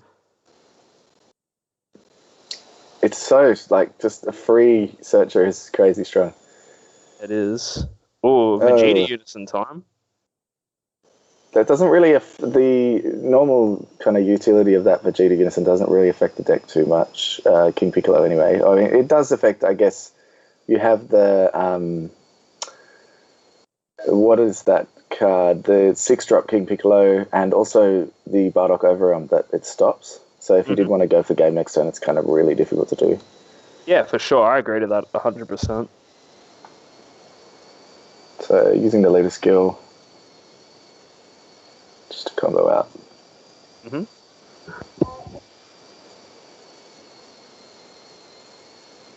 And passing turn. Oh no. Thinking about whether to pass turn or not. Oh, Kai SCR. This is a very well timed Kai SCR for sure, because going into the next turn, you just got to blow up the whole board. That is not what you like to see. Uses the -1 so the Kai can't attack, but now it's like both these Shenron cards are getting cleared. Very nicely done by Will, yeah. Will here, yeah. Very nicely played. Using that one energy, baiting the Violent Rays, but actually sitting up for the Kai. Kind of rough. You lose the whole board. There's a reason why this Kai card is so strong. At least he gets to draw 4. That is true. You get the +4, but he is tapped out though, is the thing. Yeah, he was really relying on those Shenrons for defense, I think. I think so too. I know that little side note on that SCR, Will actually borrowed that SCR off me, but then because he ordered one from the US and it got stuck for like 2 months or like a month or something, but then it ended up coming just a couple of days before the event. Oh, there you go. He finally got it. So I think the first thing you do here is just you got to resolve the Kai. Yeah, you got to do it straight away. Yep. You get the +4.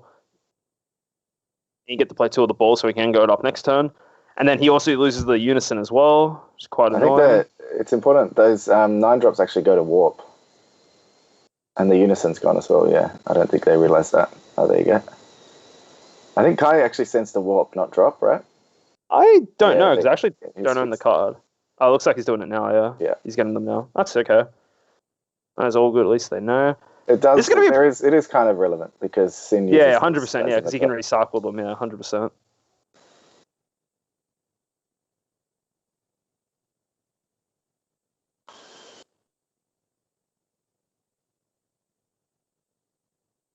Very nicely Paul done says from he Will. wouldn't have -1 in order to bait the Kai swing. But he might not have had something that can negate its skills or get rid of it. I mean, yeah, that's what it looked like. Like the thing is that no matter what, you're losing everything anyway. You might as well just resolve the effect. So there's no way he's swinging with Kai if you have 2 revenge blockers on the field. So he's definitely just tapping one to get rid of it. Yeah, exactly. So damn, now King Piccolo is established. Considering like how rough the early game has been for William here, he's able to establish such a really strong board. And now Kevin, yeah, he got a big +4 from both his Shadow Dragons getting killed, right? But now he has to deal with this massive board state with no energy untapped. Yeah, I think it's really, really good the way Will has kind of worked himself out of that hole he was in at the start. Impressive. And now he just has such a ridiculously sized board. The only thing that's kind of rough for Will is the fact that he can't attack with his leader this turn. Is the only thing, just due to the 4-drop Shenron. Yeah. And he is going into the 4-drop Piccolo, which buffs, when it's played, buffs a card by 20k, I believe. I believe he's not actually able to attack with, because Kevin used the 4-drop. He's just saying that now. Which is unfortunate. Yeah, exactly. Be able to combo this is the reason. Yeah, that reason alone is why I think that this matchup is kind of hard for the Piccolo. But like again, Will's doing good. He's doing really good. Does he remember that he can't attack with that card? Yeah, I think he went to go swing with the leader, and then he just pointed out he can't. So. Oh no, sorry. I was thinking that was the 6-drop King Piccolo. That's the 3-drop King Piccolo. The SRs look so similar. They do actually. They do quite look similar. Yeah. So that's Kevin's. I wouldn't be surprised if Will tries to push for game this turn, considering of how large his board is. He is missing the drum, and Kevin just is most likely going to take all of these for sure. Good timing on the Piccolo double strike here. You want to take him down from 4 to 2, so this is really good timing for it, honestly. So yeah, perfect. So that he has to awaken at 2 life.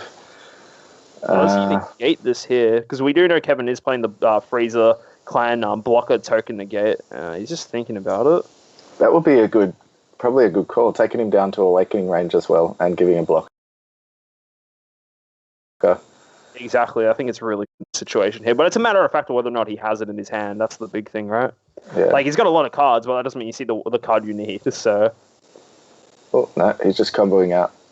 Interesting. No combo on that. I think you might have want to combo a little bit if I'm Will there, but it's up to that's just what I would have done. I think taking him to 2 life instead of 3 is really huge, but I'm guessing Will's a bit worried. I think Will's a bit worried about the clapback on his following turn. Excuse me. So he's just put a marker on piano. That means he must have buffed piano 20k. He did. Now he's got piano late game swing. 24k.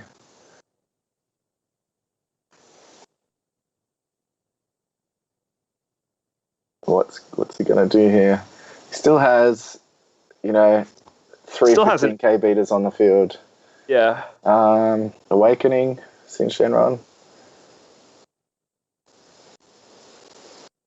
He's got so many cards in hand. He does. He truly does. It's literally that +4 was saying not that long ago, right? He just drew so many cards. Yeah, and then the +2 on Awaken as well. It's like you draw a lot with this deck. You do. Going for a Yamcha swing here now. He's got like a massive hand. He's got all these cards on board. It's looking pretty good for him, honestly.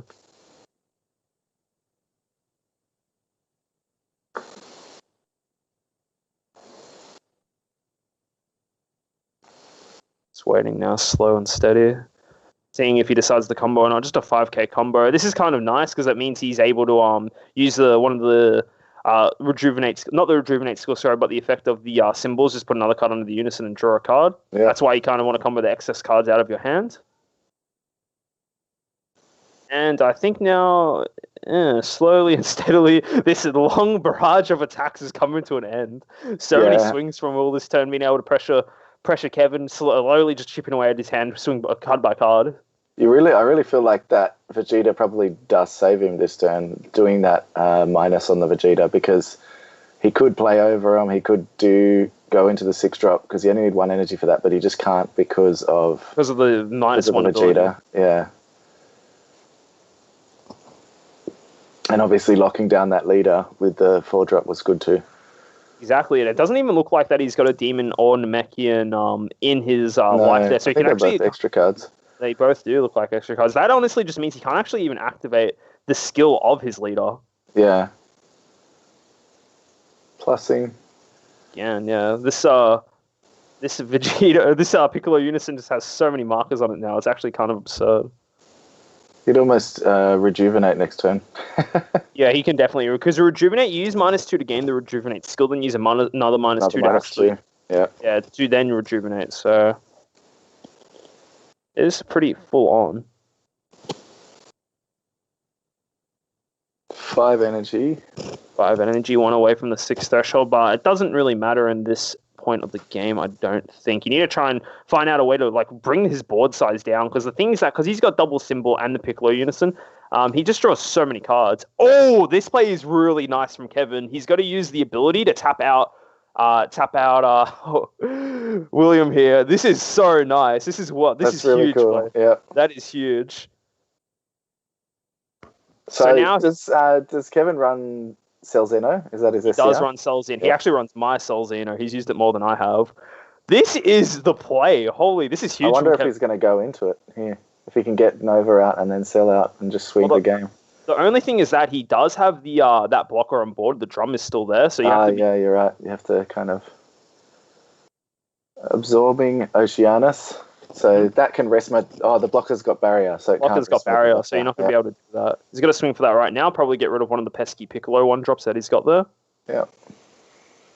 But this is huge. The thing is that you can bring him down to triple strike range as well. Piccolo doesn't really have good counter attacks. This is nice. He can use Scion as well, though. That is true. Scion does exist. There's a lot of ways he can get out of this, but it's just very, very nice play from Kevin, forcing him to have the answers now. How many markers is that Vegeta on? It's on. I think he's using one of the. It should be on one marker. The other one's just an indicator of the fact that he's used the skill. Oh, that it's got the. What does it get? Double strike. It gets double strike and dual attack, and also 5k power. So attacking. I assume he's going in for leader here, trying to get him down to 2. I think that's the correct player for sure here. No combos there. Interesting. I wonder if Kevin realizes that he could have a Scion in hand. Very curious what he decides to do here. He's looking at that energy. Goes for another Oceanist. Burst 1, then yep, do the thing there. Yeah, it's a good play from Kevin, but the thing is that King Piccolo is one of the few decks that can actually play very effectively on Zero Energy. The fact that it's got the drum out on board, the fact that he also has the Scar in the gate available, is just a lot of answers that it has inbuilt that, you know, you have to play around, right? Yeah, exactly. Like, for sure, it's awesome being able to pull this off. I agree 100%, but it's also like, well, if my opponent can play around it really easily, well, then, you know, you get what I mean? Yeah, for sure. I wonder where he's going now. What's his plan? You'd always love to see a Cell Xeno, but I feel like he hasn't played a Scion, right? The whole time? You want to say that he has one in hand. I'd say he probably does have one. Very tough situation to be in for both players, right? I feel like Will, if he's holding onto a Scion, it's really, really good for him, yeah? He's still got tons of cards in hand. It's very risky, for sure. The fact that Drum's also still out on board, it's kind of, it's a very greedy play to go for the Scion here. I think it might be worth going for a Unison swing just to see what happens, because if not, you get 2 cards or a super combo out of his hand. You just have to play it like that. That's what I'd go about if I was Kevin. But this is a super intense, since it's dual attack, you're not losing too much by attacking once with it just to see what's going on. Mm-hmm. Put him in 1 life as well means that you can go for a game with other cards also. So just, yeah. It's a bit of a nail biter though. Super close for sure.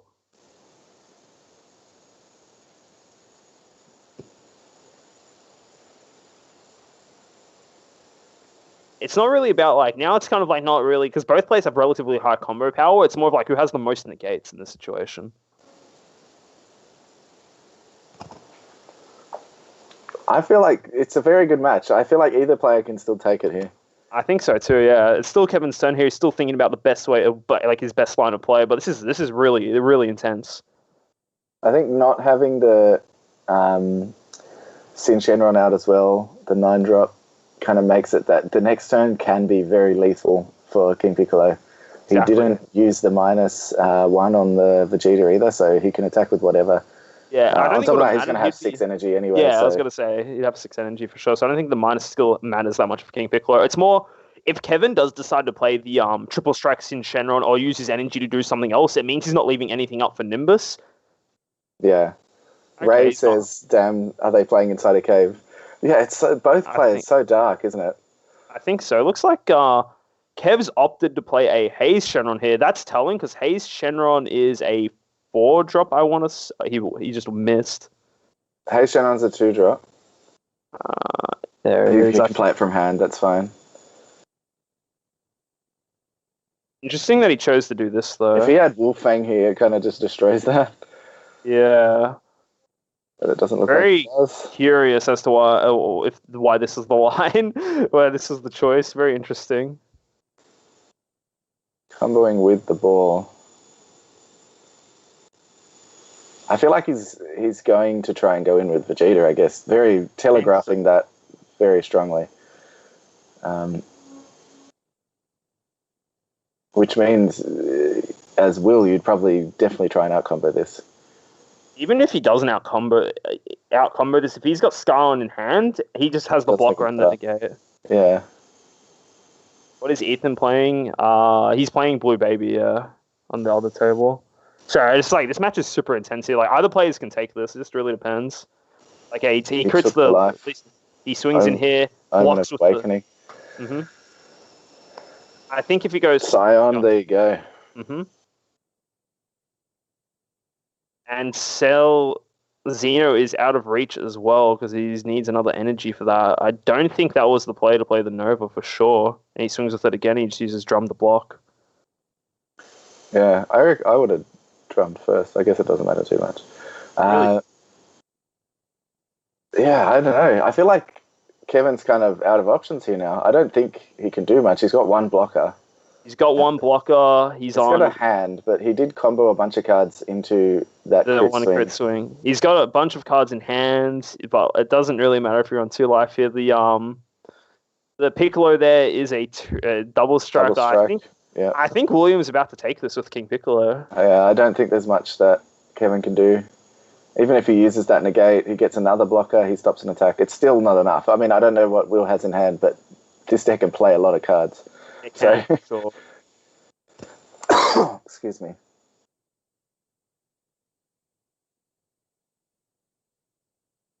Just see infinite markers on this Piccolo. It just keeps on going higher and higher. Just gaining more and more cards. It's crazy. Eternal EMZ says, because of COVID, retailers only get half the orders of Supreme Revelry now and the other half in the future.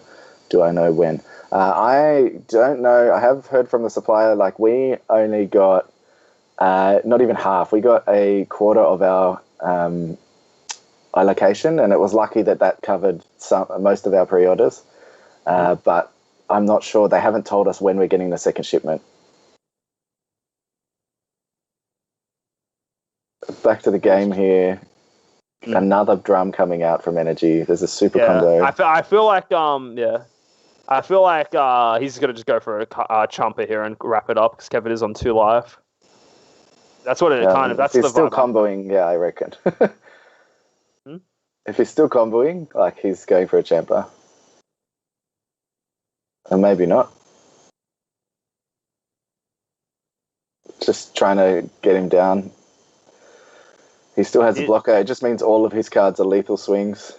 That is correct. Yeah, I think this is Williams' game. I don't really see what else Kevin can do. 1 life. Yeah, it's kind of rough in this situation. He's got that 1 blocker left, but then you just see the amount of battle cards and energy William has at his disposal. I think that might be the game here. Yeah, he just to add insult to injury, Drum comes out and negs Rage Shenron by 10, getting rid of that combo piece.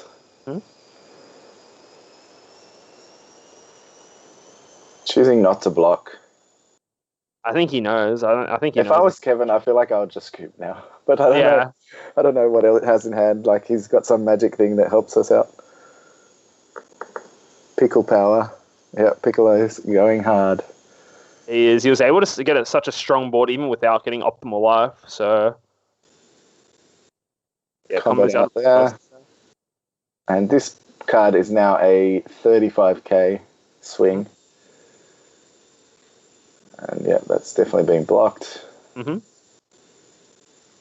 Blocked again.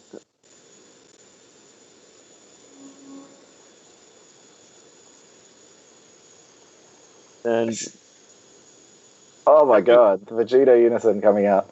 There you go. Good game. Dealing the 1 life. That is it. That was a terrific game from both parties. That was really good to see. It was. Honestly, in the first couple of turns, I thought that Kev was really going to win that game. I just felt like he just had so much of an advantage. Yeah, he had such a massive advantage at the start of the game. And yeah, he was able to, I think he played the start of the game really well, but then I think the whole game flipped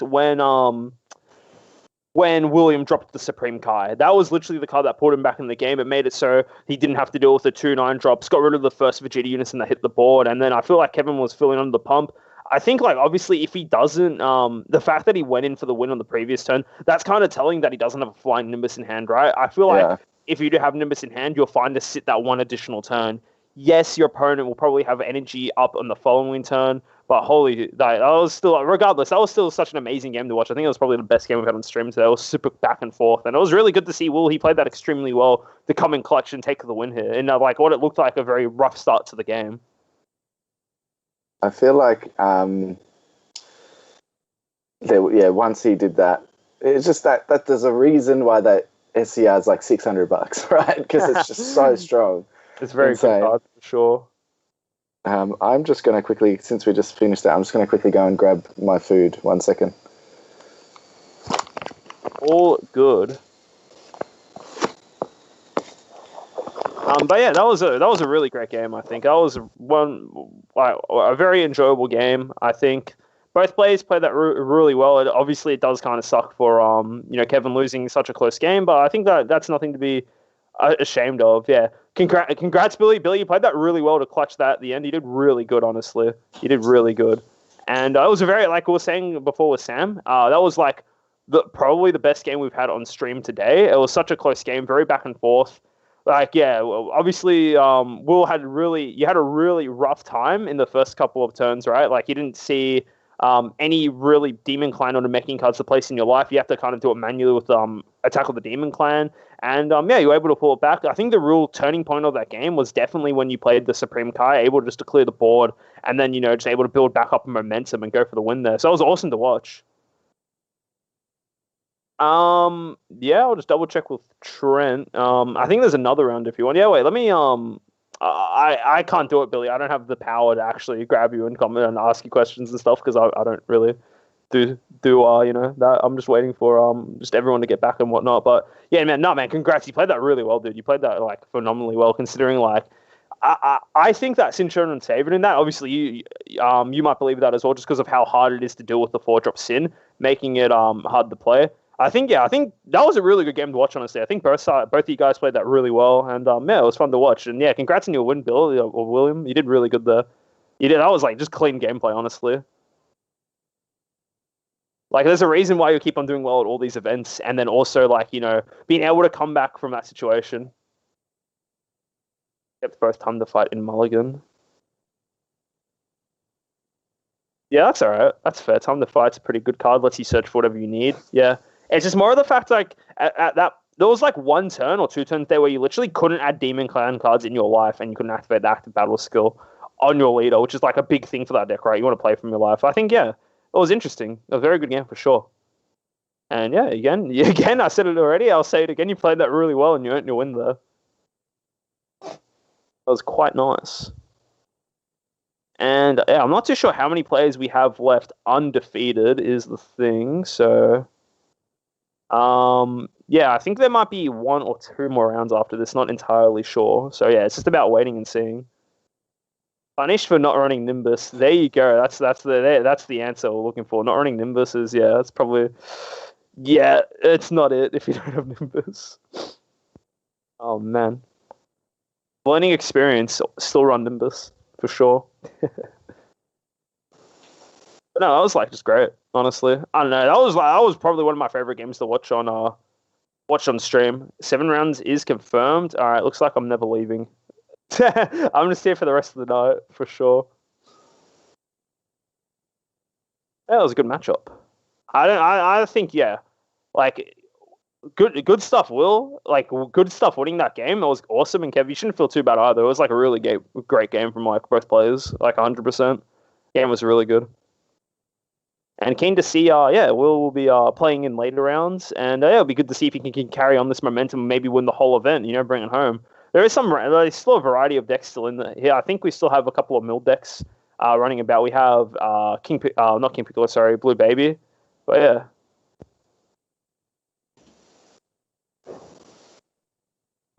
I think we're even saying it is like, does he get to play Cell here?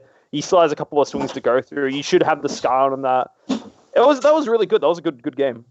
Again, I'll keep on saying it every time. That was my favorite. I think that's my favorite game I've commentated actually, because it was just so close. It was so back and forth. Alrighty, I'm back. Welcome back. Did you get your pizza? I did, mate. I did. Very good, very good. You got some good snack, good game of fuel. That pizza, Pizza, some chicken, chicken nibbles or something. Yep. Jeez, I think I have a cold. Yeah, Billy, go back to watch it. That was a banger game. That was really good to watch. Yeah, it was awesome, man. Like, we thought that Kevin had such an advantage at the start, and then you just kind of drove it home. It was really good. Yeah, pulled it back again. The big turning point of that game for me was definitely when you were able to drop that Kai. We were saying that it's like he's left the one energy up for a not a dormant potential, sorry, a violent raise. That's what you'd expect for the what do you want to call it, for the Shenron matchup. But the fact that Yamcha dropped both their power already, it was kind of telling that you weren't leaning into violent raise, and instead you just played the Kai in a very pivotal point of the game. It was quite nice. It was really good. It was very good, very back and forth. Yeah, I think we've got a couple more rounds to go, Sam. 2 more rounds, I believe, is confirmed. So we'll just have to wait and see here. So, yeah. We definitely do. Because, what did we got? This round we had... where am I looking? End of round 4 into result. We had 6 people undefeated. And then that means we're going to have 3. So there's probably 2 more rounds, depending on if the person playing down wins or loses, I guess. Yeah, for sure. Just end it now. It would be good to end it now. JK. We have to see the rest of the games. We have to see it all play out and whatnot. So problem is, like, do you guys have to hear me eat or what? Like, oh, that's funny. Oh man, hopefully we have some more good games like that. I hope the final game is as good as that one there for sure. It was great. Let's hope so. Yeah. What we got on the round timer?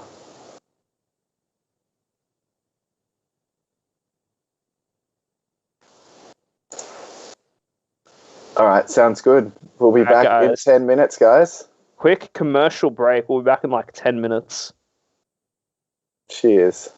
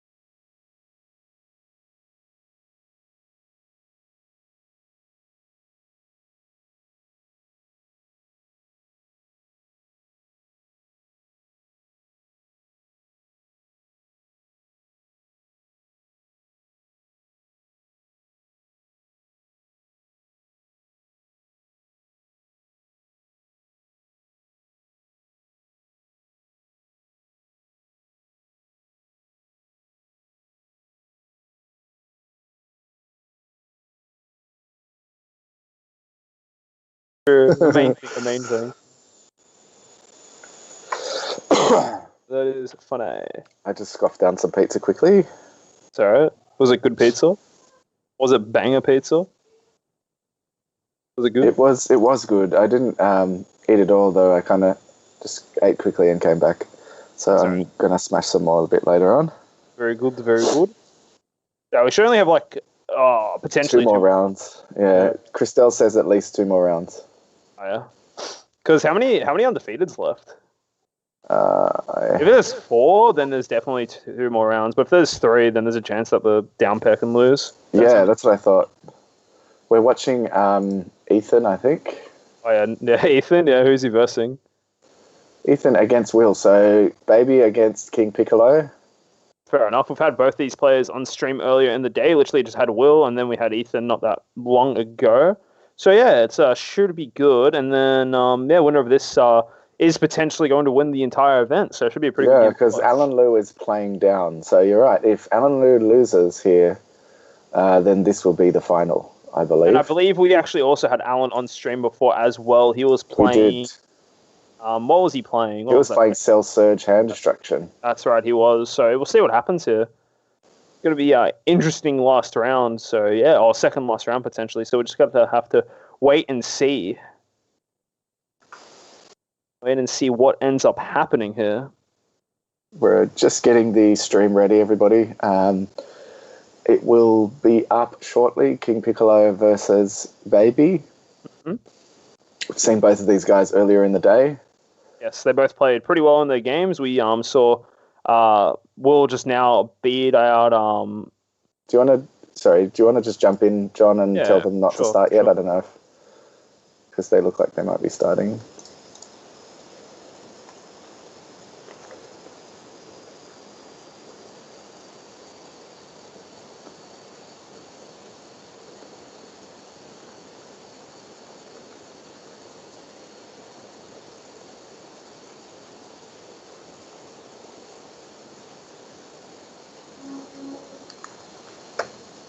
So just letting these guys know not to start until we get them up. And it looks like we got them up, so they probably can start now. So, John, if you want to tell them that they can start now, it's all good.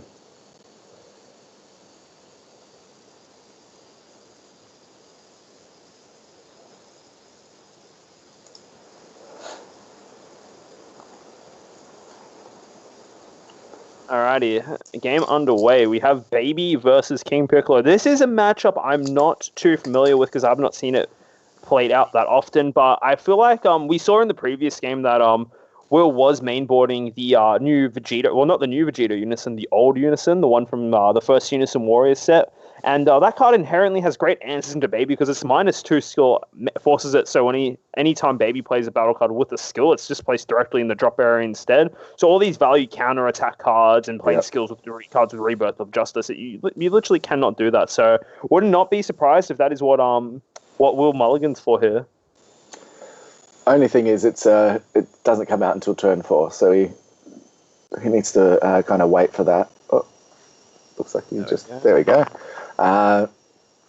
But he can really, like you said, stall easily because Baby's not going for game early and get that Unison out and really cause some damage. Yeah, exactly. And the thing is that as well, I think both these players are kind of racing to their 4 energy mark. The reason for, like, obviously what Ethan wants to do, he wants to drop his Freezer, right? Because Freezer straight out answers this deck. You want to Rebirth and just kill everything with Freezer over and over again, right? That's the hard answer to the King Piccolo deck. Whereas to literally stop that Freezer being dealt with, like needing to deal with it, you kind of want to try and get your Vegeta out if you will. So it'll be an interesting game. Yeah, exactly. Gildard says there is 3 undefeated. How's it the last round? So what happens is the player in third place plays down to a player that has already been defeated once, and that means that if that player wins against the player in third place, he is no longer undefeated, and it means that the top 2 in this round here will have only 1 undefeated player left. But exactly, yeah. It's like with only wins. So I don't know if Alan's playing against someone that's drawn. I'm not sure.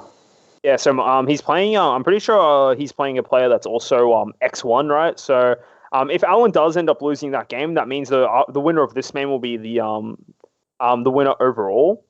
So this can be potentially the final round, but either way, the winner of this has a chance to win the event overall. So this is kind of like a weird semi-final final game. Yeah, it's like a potential final. So these players probably know that they need to win this round, no matter what. Potentially win. They're waiting here for some reason. Oh no, so he's got Piano out and he's attacking. So this is what you want to be doing turn 1 with King Piccolo. Exactly, trying to get your resources out. Get the draw straight away. It's pretty good going second for King Piccolo because you're able to get that early awaken off on your second turn of the game. Start comboing out your pieces, start gaining that like incremental value. But at the same time, back to the point I said before, this is honestly kind of good for the baby player because it is a race to who can get to 4 mana first, right? And if you're starting ahead on that race, simply just trying to find first play to see either the Rebirth and Frieza combo for the baby or the 4-drop Vegeta. It just really swings the whole game completely. That's going to be the deciding factor, in my opinion, right? Because as soon as that baby hits the board, Vegeta doesn't have King Piccolo doesn't have a way to clear that Frieza, right? It doesn't have a great way outside of the Piccolo unison, and even then, just the initial first swing can be enough to completely swing the matchup. Yeah, because you know how many battle cards King Piccolo plays. I reckon you'd say that unless Will has seen this deck, he probably doesn't know that there's a Frieza in it. I mean, I don't know if it's a common thing to run the Rebirth into Frieza in that deck, but I haven't really seen it much in this deck, and I feel like it could be something that would come out as a surprise. Yeah, exactly. I think William is a fairly experienced player. He's played in a lot of the American events as well. So I think for someone of that has his experience, I think he would know that it is a potential tech option. And as well, if he's just simply been checking out the stream and that, I think he will know. He would have seen that. Yeah, that's true. I actually did put Ethan's deck into my top 16 analysis of the last tournament as well. So I know Will watches our videos, so he probably saw that. Yeah. So disregard what I said. The thing that for me, actually, I wonder if Ethan knows about the Vegeta is the thing, because it's a fairly new tech that King Piccolo players are starting to use. And honestly, the reason why they're starting to run this tech is literally for this specific matchup. It's a very hard matchup just dealing with all these negates, all your cards getting cleared, etc., etc. And it's just a way that it's a card that just hard answers this deck for sure. But again, if you see it, if you know about it and you're able to play around it, you should be all right. Yeah. So he didn't hit the unison here. So he attacked the Demon Clan into Symbol instead. Honestly, it's not even... You probably don't have to drop the unison here. You're right. If he is going for the Vegeta unison, you probably don't waste the energy on the Piccolo. Yeah. Mm-hmm. Go ahead and see. Yeah, it looks like it's going back to...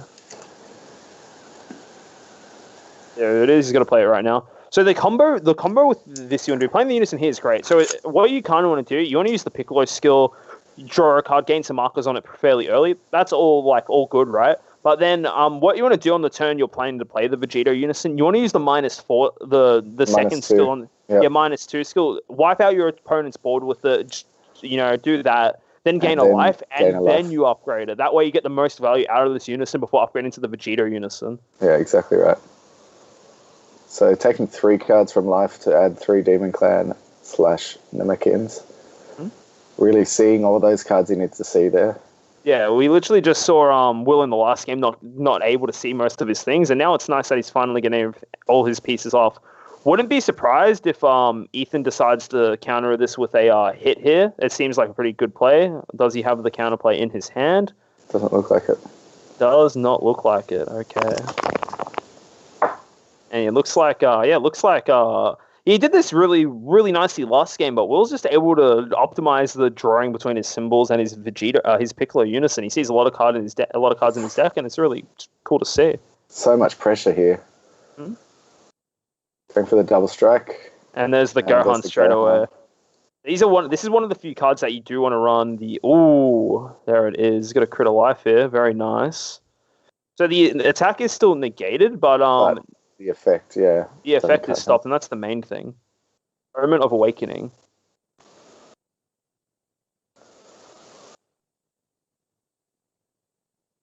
That means he's able to swing a lot this turn. If I'm still Ethan here, I'm not too worried about it. I'm still chilling on 3 life. He's got Revenge, Big Bang, Big Bang attack, sorry. Yeah, he's not dying this turn, but it definitely is a lot of pressure still.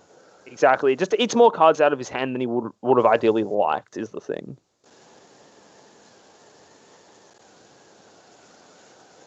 Just gotta wait and see here.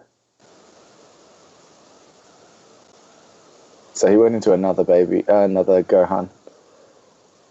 That is correct. He negated into the Gohan. Very nice. Just kind of sucks that he was forced to go up the chain a second time. Well, not up the chain a second time. For sure. It does stop the turn here. That's pretty good. But yeah. Now I wonder here, is this just the instant cast into Rebirth, get rid of the board? Can potentially get rid of that Unison as well? Yeah, triple strike into the Unison. Get rid of the board. He doesn't have an answer to that. He doesn't. He can Yamcha it, but it wouldn't kill it. So exactly. They're swinging straight away. I believe it would be into the Unison here. Don't think there's any point negating that he's negating it straight away. Okay, that's fine. So if he does Rebirth into Frieza, it's another target. Very value. Again, the big thing about it as well, honestly, is that it does tap out. It does tap Ethan out, so that's probably why he's a bit concerned. I still think it's the fair play. You have plenty of ways to untap your energy between like Dimension Magic or even just using Hatch to buy a whole turn. I think it's a perfectly justifiable play just to go and use that ability. I'm sure. I don't know how many cards he has in his drop. That might be something he has to think about as well. Yeah, for sure. You would put Rebirth in there and whatnot, but you have to again wait and see. And probably use Overlord. Mm-hmm. Looks like he's just pondering his options now. Yep, puts one back from his hand from the leader skill. Yep, there's the Overlord 2. Draw another card. And he also has the baby swing to draw card. So yeah, it's pretty good, honestly. Like, he gets so many cards here. Who he's going to attack into. He's going into... I'd assume it's the Unison here. It's either Unison or Drum, but I feel like it's better just going to the... Not Drum, sorry, Tambourine. Yeah, I think Unison is the smartest move, but he's going into something because there's a combo step. Yeah, it looks like he's going to the leader there. Now it is time. Is it Rebirth of Justice time? Is that, or he's just going to pass? Yeah. Yeah, looks like it. Looks like it is a pass here. So I wouldn't be surprised now if we see what we see before. Use the Unison effect to draw some cards and then drop Vegeta straight away. Or he might just use another Omen of Awakening like he just previously did. It's obviously a card that's high value in these situations. And yeah, we'll have to wait and see what he decides to do. Because Omen's super good here as well, just by additional turns. That's the main thing, like, just get rid of these pesky floodgates that our baby can run. So to wait and see. He's thinking about it. You might just go straight into it, honestly. I'd be fairly surprised if he did. What he decides to do. Yeah, it looks like he attacks straight away and again with a... What is that? Trunks? No? It's kind of hard to see because of the glare. It's it is the Trunks, yeah. Did he Omen again just then? I do not think so because he doesn't have any energy tapped. No, but he put it in the drop area. I think he must have just comboed it. Oh, did he? I'm not too sure what happened there. Yes, interesting. He tapped 2 energy, so he played it. No, he tapped 1 energy. Because he doesn't have a Unison, so it would cost 2 to use. Yeah. Oh, he does have. He must have tapped it. Why did it go straight to the drop area then? That doesn't look like he omened or anything. Oh, you know what it is? It's the Piccolo skill. The Piccolo skill puts it straight in the drop, sorry, because it goes counter-attack, the Piccolo goes auto-pending, then Piccolo... yeah, that's what happened. 15K. Yeah, you're right. Unison KO, yep. Jake helping us out. Mm-hmm. Another Piccolo here, yep. Evolving straight away after getting it negated. So he's going to buff that Tambourine, probably. Yeah, Tambourine being able to swing for 2 massive attacks is quite powerful, honestly. And he doesn't have a problem with any of these cards because the Trunks is only stopping the big boys from attacking without bottom decking a card. Exactly, and it doesn't look like that he runs any of the other stuff as well in his deck. And when I say other stuff, I mean, what do you want to call it? Any of the bigger King Piccolo cards, like the 6-drop SR or even the Overrun Bardock. I haven't seen him play either of those. We didn't see it at all. Although he did keep getting hit with Vegeta and stuff in the other game we watched, but yeah, I feel like he doesn't need it. He's just going wide board aggro really once he gets his board out. That was Mafuba, very nice. Beautiful. Very nice play and a very good negate as well. Definitely using the counter attacks while the Piccolo is on board is quite annoying because obviously it just kills them straight away since most of the cards are 15Ks, but this is nice. He's doing pretty good here.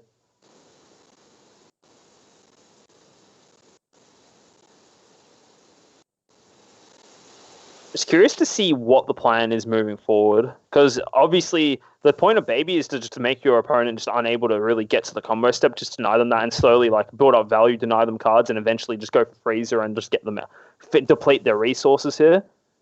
Yeah, I mean, if he's going into Freezer next turn, there are a lot of bodies that are getting named. Exactly, and on top of that, he still has that energy up as well. He'll be playing it with 5 mana up instead of 4, and there's nothing. Seems though he wasn't able to cast the Vegeta Unison. There's nothing that Will can really do about it. Like, there's no red counterplay. Next minute, you're cutting out, John. I don't know if that's me. Next minute, he drops a My 1-drop. That'll be smaller battle cards, but unfortunately, I don't know what happened there. I don't know if you cut out for me or just. Might have been me. I'm back. Yeah, I have had some couple of internet issues the past couple of days in my area, so hopefully it's not too bad. I'll just close a bunch of stuff. I was going to say it'd be funny if you just, or funny but annoying if you just dropped the My 1-drop tech on the field. Yeah, it would be pretty funny, but I can't imagine. Yeah, I doubt he runs that. What I might do, I might just turn my webcam off in Skype real quick as well, just to save me some internet. That's fine. I'll put it back on when we go to the things later. That's all good. But man, now it's just like Ethan's at the point where he's slowly buying. Like, if Ethan's able to get his cards, it's all good. But now it's just waiting to see when this Vegeta is coming out. Because I feel like that's the big turning point for this matchup. Like, just being able to clear the entire board, all the hard work you've done to set up the board state. It's quite rough, Yeah, it wouldn't hit Tambourine, so he gets that. Yeah, not for another 2 turns. Yeah, exactly. But Ethan's just taking his sweet. Like, Ethan's in no rush. He's still he's got a decent amount of cards in hand. It looks like he's still on 4 life, I want to say. But yeah, I think he's in a pretty comfortable spot. Nathaniel's just asked me, how do I watch other tables? So if you do want to watch other tables, you can log on to the Discord server and watch them that way. But we prefer that you watch on the stream just because it does slow the games down and cause pixelation and things, the more people in the room. Back to the game, we got Kai SCR coming out here. Yeah, very interesting. Kami time. This is huge. This is a very good play. That is a huge Kami here. Well. Kami, that is a huge play. Say goodbye to the entire board besides Kai and the Mafubud Tambourine. That is insane. He can use the effect of Piano just to flip a life face down. Like he is, yeah. That was insane, Ali. It was insanely good Kami. Very nicely done. I love that people are starting to use Kami again. Kami's a great answer into this particular deck because obviously, they get to spit out such a wide board really quickly, and most of them are all 4 drops or less. So it hits all of the board, including those pesky drums. That was very nicely done by Ethan. A lot cheaper way to clear the board compared to Fraser, and now there's Kai on board. Kai doesn't really do too much. Yeah, I don't know why he played Kai there. Yeah, I think he was just trying to set up. He did this in the previous game too, where he played Kai towards the end of his opponent's turn. But it doesn't matter now. There was a lot more value in that game, though. This is he's not stopping anything from attacking, and then he's also not getting rid of anything if he does use its skill. I assume he just wanted a 40k beater. Yeah, for Maybe sure. Maybe he has the Champer or something. For sure, that's the only reason why he would play it. There's no Unisons to clear, but the fact that it is there now might be a bit dissuading for Ethan to play certain battle cards. That's the only good thing about it right now. You probably don't want to drop your certain battle cards. You don't want to drop your Unison, but what a nice Kami, man. Very, very nice. Still a good card. It's cool to see things like that from really old sets that used to be staples still coming back. One of the cards that I think can stand the test. Vegeta can tap 5, burn him for 1. That is true, but the problem is that he's still on 4 life right now. But so I wouldn't be seeing that. It is how he won his previous game, but like now it's a completely different beast in this situation, right? Like he still needs to whittle him down a bit. Another Omen of Awakening coming out here on the Gohan, so that goes straight to drop. Critting a life there.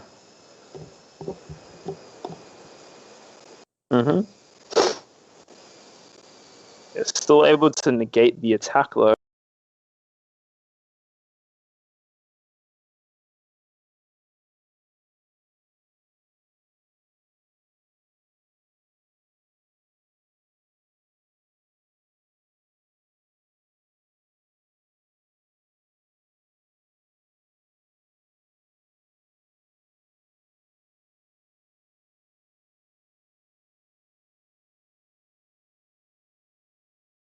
So I'm not.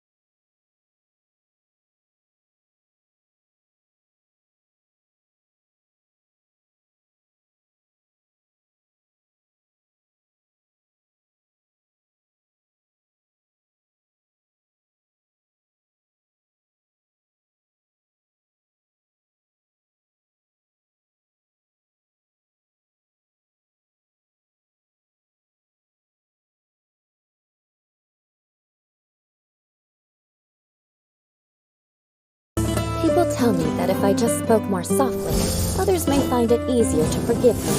I condemn you! Freeze to the core! Eye for an eye! Incinerate! Invisible evidence! There is a fine line between good and evil. This is order. The enraged Earth will not absolve you! What this game is, though. Oh, I don't recognize it at all. We're back. All right.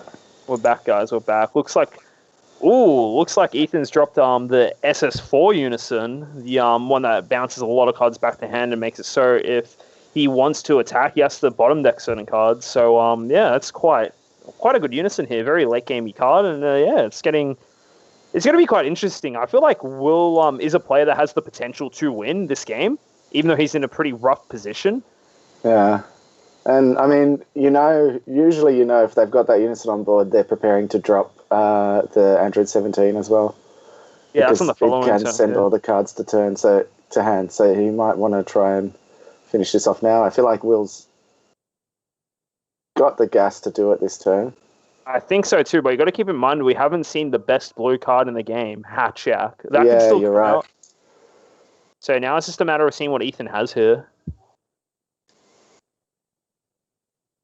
Another Piccolo Unison here. Does not look like he's seen the Vegeta. Most players run it as a one-of, so that's kind of rough. So we'll have to see how this works out here. He's got to be able to draw a couple of cards with a combination of the Unison +1 skill as well as the symbol on the board. So it's a good way to just build back the hand size real quick.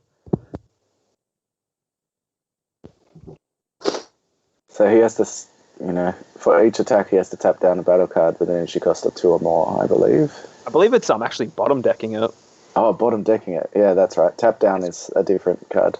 It's only for battle card swings though, not for he can still swing with his Unison just fine.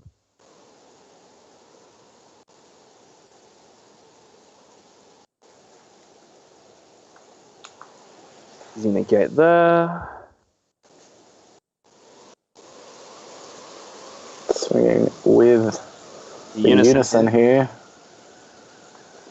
I assume he has another negate for this as well.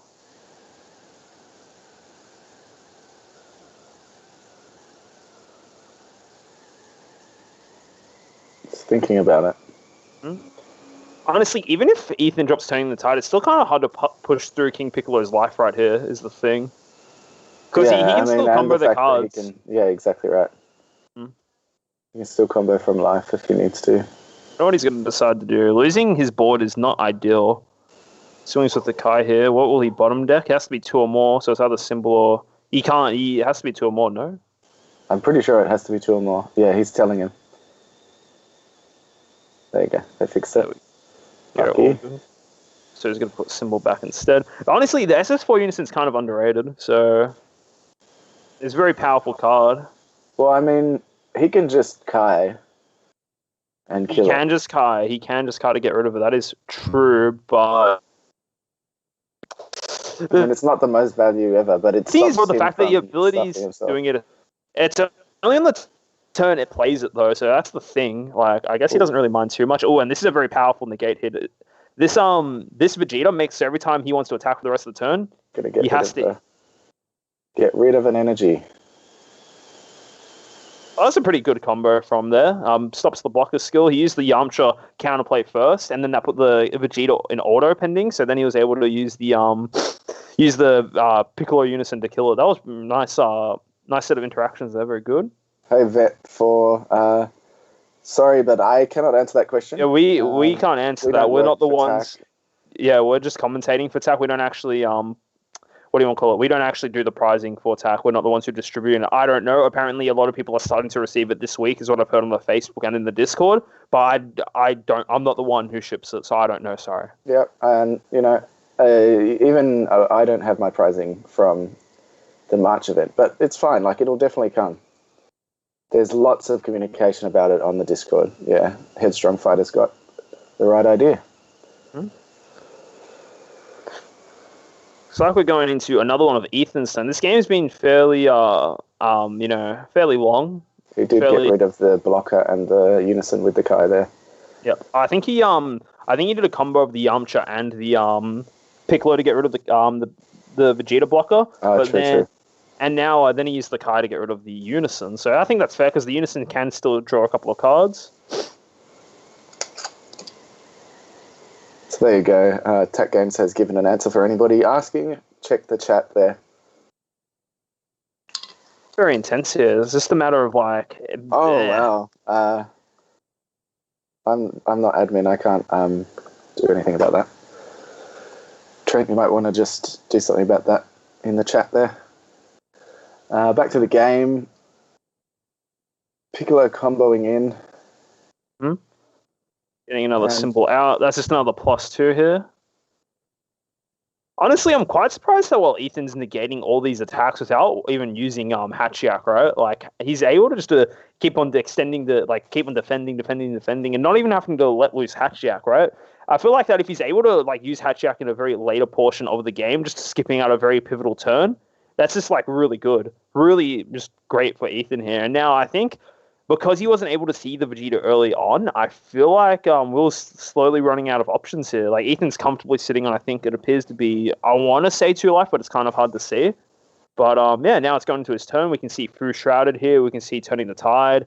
I wouldn't be surprised if we see another Fu Shrouded here, but actually I would be surprised because I just saw how much life that... Yeah, there's still 5 life there. I feel like he needs to, if he wants the Fu Shrouded, he needs to establish a board at least, but... Yeah, before going for it. Another Vegeta there. A tough position for Ethan. For sure. Okay, so Alan Liu won his round, I believe. My Bay Gengar is saying if they don't tie, it will be 7 rounds.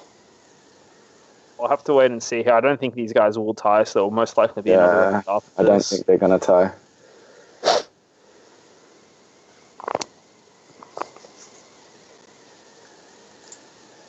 Like Ethan's thinking about how he wants to sequence his turn. He's going for a swing first. Not sure if that's into the leader or thing. Looks like that is a Wolf Fang Fist, just so you know, doesn't blocks the attack straight out unless he wants to combo into it. Which you don't particularly like the idea of comboing into. No, he's not going to, and he's playing the Baby Unison. Yep. Now's a fine time to drop it. He doesn't have to worry about Kai anytime soon, so that's all good.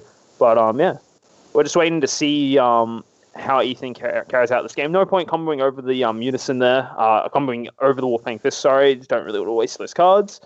And now it's just a matter of, like, what's going to happen here. It's just, like, the game's just slowly going on. And, yeah, Ethan does, of course, have the options of cards such as Turning the Tide or even True Shrouded, but he doesn't really have a big enough board state to even want to warrant using those. And looks like Will's going for a Violent Raise here. Don't think there's any point dropping a card, yeah. Yeah, no point dropping for it, because you know that Ethan's turn's not going to be very long, right? So we're just going to have to wait and see. It's like a pass there. Mm-hmm. So now Ethan doesn't have any blanket defense like he did the last couple of turns with the Unison and all that. So it's going to be interesting to see. He's just going to have to rely on negates. Yeah, I think exactly. He's at 2 life. For sure, but potentially every swing is dangerous here. That is very true. He's so excited he hasn't switched his cards to active mode yet. Hasn't even put the thing into active mode. He's just like, all right, this is my time. What, maybe is it supposed to stay in rest for some reason? I'm so confused. Oh, there you go. No. Yeah. Like, obviously, I'm not too worried, but he's got a lot of flood negates coming. Another. Wow, how many omens does he run? He runs 3 omens. That is crazy. And the game's gone so long, he's used a rejuvenate skill multiple times on this Piccolo that his life is still relatively high. That's ridiculous, honestly. Pretty crazy. Putting another symbol, is that no tambourine into life there? Mm-hmm. Piccolo swing here. I feel like Ethan has to negate this, or he's got to get chumped to the face. All G, yeah. The pricing for the first regionals is being sent with this one if you haven't got it already. What is Ethan going to do here? I also think Ethan's running out of negates. I feel like he's already gone through most of his Revenge Big Bang attacks. Oh, there it is, the hatch. Time Chamber, yeah. It's King Piccolo versus Baby. I'm not sure why you can't see it. Let me know if there's any issues there. Hatch coming out, stopping the turn completely. So, yeah, that's one way to do it. That is one way indeed. So he's just going to...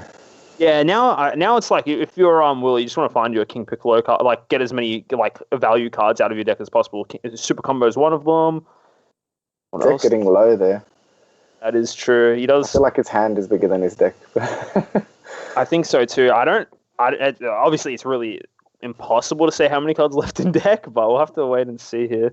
And I think he's going to drop the Vegeta Unison. He's looking at 4 energy here just to deny cards being played from skills. How much? Yeah, I mean, it'd be a bit of a feels bad to pass turn with this deck at 4-5 energy up. Exactly. A waste. How much life does Will have? I think he has 5 or 6. He just used another Omen of Awakening, and 5 life, I believe. And he's been rejuvenating a lot this game, and looks like he's just straight up passing. Okay, this is really up to Ethan to make a really powerful turn here. I feel like he can do a couple of things. I feel like Turning the Tide's a good option. I feel like Through Shrouded's here. It's just. Even the Rebirth Freezer combo is really good here. Mill him 6 cards, but you can't really see how many cards he has left in deck is the only problem. But I think Ethan does have to start like being a bit more proactive here. So what does he decide to do? Tom Jeter says it's so dark, it's like watching a DC movie. True. It is dark. It is pretty dark. He's going for a leader swing here. He's using his leader skill here. Adding a... I can't really tell what that card is. I think it's a trunk. It's a hit. It is a hit, actually. So, interesting... you're right, Zhang Zion. I don't know how to say your name. I apologize, but he is really getting closer to being able to drop that freezer and just win the game from the mill. Mm-hmm. So Will has to look out for that. So he's attacking into Unison here, finally seeing the value of that card.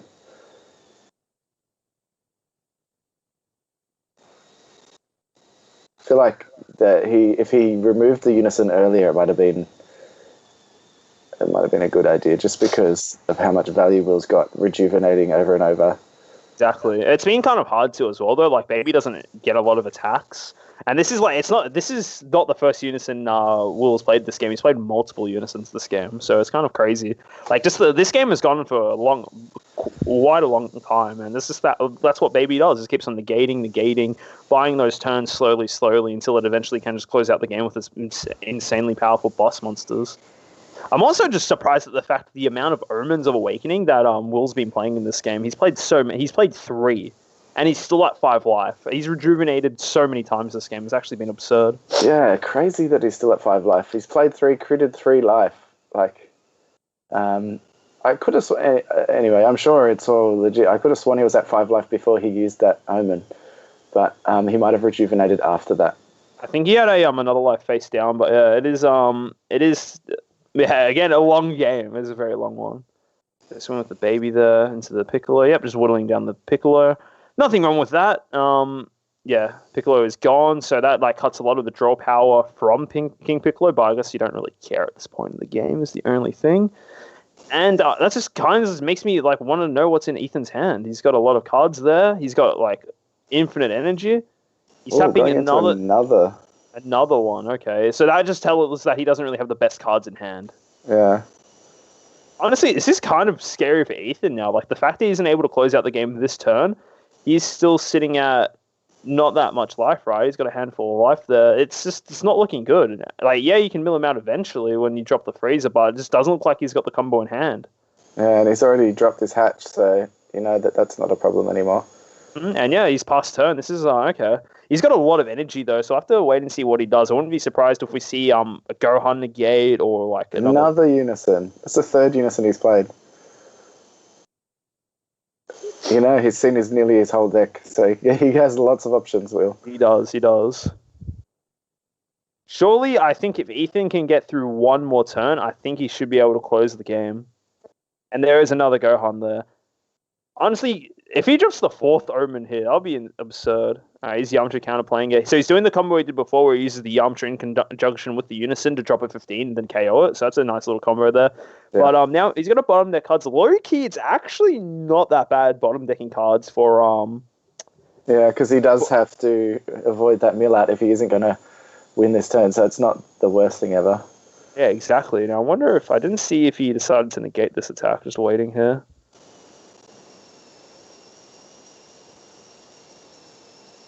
Doesn't look like it. Putting the super combo in energy, very nice. In life, sorry. Does he have a Chomper in hand? Does he even run Chomper in his deck is the next question. Well, in the 2 games that we've seen, we haven't seen Chomper, but that doesn't mean he doesn't run it. Exactly. It looks like he's just outcoming that attack. Another Piccolo Unison. Oh no, sorry, not Piccolo. He's using the symbol to draw a card. I feel like if he had a Chomper in hand, he would have dropped it then on the leader swing, so probably not. Yeah, I'm leading to believe as well. Oof, right. He's got 5 cards in deck. I feel like next turn is the play, dude. Doesn't he have to show that he just drew? Just FYI, and he didn't shuffle his deck either. Should we at judges? I don't know if he... oh man, that sucks.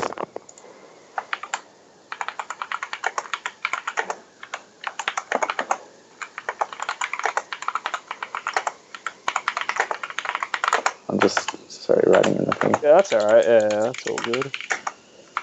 Nothing's gonna happen here. Swing into later. Anybody else see that? Yeah, I did. Looks like a judge just came in here.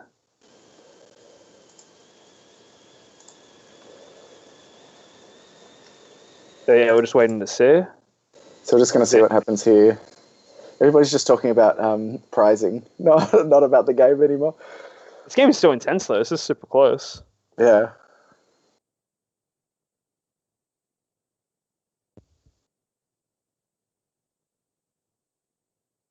So to me, I don't know what you do here, but he definitely went top 5. He picked a card out but didn't show what it was, which you need to do because it specifies a Namekian or Demon Clan, I believe. And then he also didn't shuffle his deck, even though it's only 5 cards. Mm. I think the proper fix for that is I think the judges have to choose a card from his hand and put it back in the deck or something. Oh, it looks like they've resolved it now, so I'm not too sure what they want to do about that, but we'll have to just wait and see what they decide to do. Looks like they're not doing anything. I'm not crazy, right? He took a card from the deck and then didn't show what it was. Yeah, that is correct, yeah. But it's just up to what the players want to decide to happen is the thing, though, as well. Yeah, right? I mean... Like, maybe Ethan's maybe Ethan's ready to be like, yeah, dude, you can pick any card and I'll still win or some nonsense like that, right? Like, we'll just have to wait and see. Like, I'm not saying, I'm sure it wasn't on purpose, but it's just you kind of need to fix it when there's something like that happens. I get it, 100%, yeah. Anyway, looks like we're playing on here. Yeah.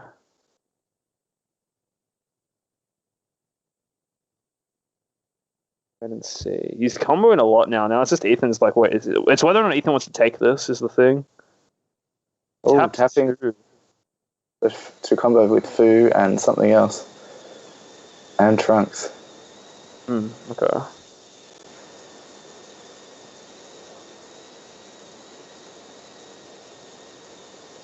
So, Tambourine coming out. If he had to combo out of that, you'd say that this is game. Like you would say that this is game, yeah.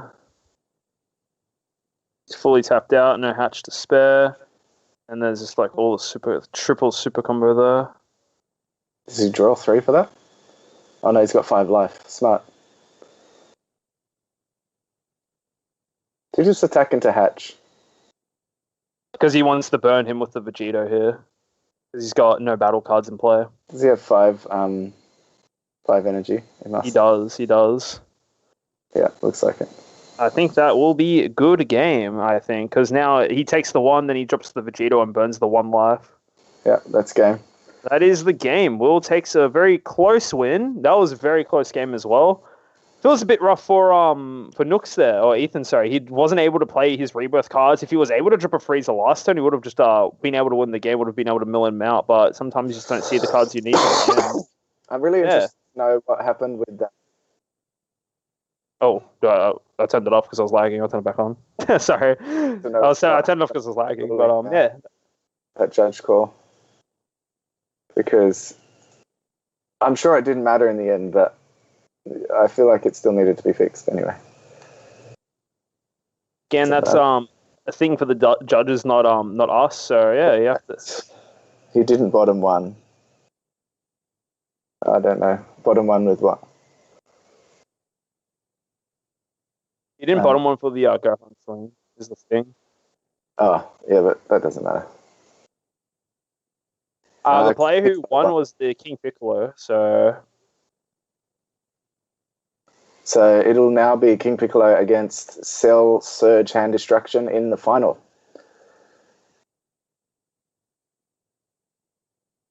Why this guy lightweight cheat Ethan? Man, where are all you guys talking about that when I was trying to talk about it? Everybody was just talking about prizes. It doesn't matter. I think I feel like Ethan, if he was able to drop the freezer like any turn earlier, it just felt like that I think Ethan did his game plan successfully, just like buying time for his later additional turns, but unfortunately Yeah, he just didn't was not able to hit the combo, and that's 2 games in a row now that we've seen Will come out here and use the Vegeta units and just mill him out. So it's been good to see how well he's used that card for sure. Like it's looking really good, honestly. Just how he's using it effectively, right, to close out these games. So it's pretty cool. Yeah, for sure. And then now we have one more match. Once again, we have because we do have 2 undefeated players now. We have Alan and who's playing Cell Surge versus Will here, who's just obviously he's piloting his King Piccolo. So yeah, should be good to watch, see how that one unfolds, and we just have to wait till the next round starts. Hopefully, 5 minutes left in this round, so it shouldn't be too long. Yeah, should not be long at all. And we've got the just one more round to go, the grand final round. So yeah, who do you reckon's got this? The Cell player or Cell Surge or King Piccolo? What do you reckon's like the matchup there? You're not entirely sure. I think that if Cell Surge goes hard into hand destruction early, he can really hurt King Piccolo. If he's able to stop the piano coming out, Cell Surge obviously has a lot of ways of KOing. Then Piccolo can't really draw that easily. But King Piccolo, I think, on paper probably has the better matchup, just because it's so strong a deck. It's just so versatile that it can really work in a lot of different scenarios. Yeah, for sure. I think that's why it's like very a card that's caught a deck and an archetype that's caught a lot of people's attentions, right? It's like one of the most played decks in this format, especially once you're able to get your hands on all the promos, right? So yeah, it's good to see that, like, you know, you've seen a good pilot play it well, and you can fully understand why this deck is seeing such like high value. You draw so many cards between the piano and the symbols on the board, as well as the unison, and then you're just able to like play a majority of your battle cards for free. So it's good just to see. It is. It'll be cool. The Time Chamber says, I hope Cell wins. I always root for the underdog, so that would be cool. I know Alan as well. He goes to one of my locals, so that'll be cool to see. I don't think he hasn't really played in these events. David Liu, his brother, has played in these recently. He's won a couple or topped a couple, which is cool. So it'd be good if his brother did as well. Strong duo there. That's pretty cool. It'll be good to see. It'll be good to see for sure. It's always nice seeing just like players that just try a lot and practice a lot, just get rewarded. So yeah, it's good to see these players do well, you know. And it's just a matter of time now. We've got to wait like a couple of minutes for the last round, but yeah. I just have to send this message though. That's all right, man. No stress. But guys, one more round. The final game will be Cell Surge versus King Piccolo. It's a pretty interesting matchup. Obviously, King Piccolo is more of the known deck, but the Cell Surge deck, when we saw it before, was able to do a lot of hand destruction elements, and I cannot remember if he was running the Bardock Unison. The Bardock Unison is very strong into the Piccolo deck, but we'll just have to wait and see what happens here. So, update on the Android 18, who's in my team. He won his game, so he's now 5-1, which is cool. It's alright. I'm trying to see where Dylan went, who's the Cooler player. I know there was a person in the chat who was rooting for Cooler. I can't see his result. Yeah, I'm not sure where that going as well. He was ready to see Cooler at every angle, you know, just every round, just Cooler, please, you know. So so what does everybody think? Put it in the chat. Who do you think is going to win? Cell Surge, Hand Destruction, or King Piccolo? You've seen King Piccolo twice on stream already. You know the player you know is good. And we've seen Cell Surge as well earlier today versus, I believe it was... Ooh, that's a good question. I don't know. I can't remember what he played against. I think it was versus Android 16. It was Android 16, I remember, in the earlier rounds. Yeah, that's right. So, yeah. Will KP keep getting support? Wondering if I should pick it up, or Ben, I just keep doing new shit. They never supported U6. U6 got a fair support in that little block ride. It just wasn't good support. Is the problem, honestly. And I consider myself pretty good with that archetype. So yes, I know you won nationals with that. Well, you know. Yeah. So I think I think that it does need to does need something new to keep it in. Boys, I messed up. What happened, Ethan? How did you mess up, dude? What did you do wrong? Should have just milled him out, dude. You know? boys, I messed up. That's Ethan, by the way. Yeah. So what? Yeah, what happened? Tell us how you messed up. That sounds like there's a misplay that you're hating yourself for. I know that feeling. Time Chamber says I'm with Cell. I should have swing first.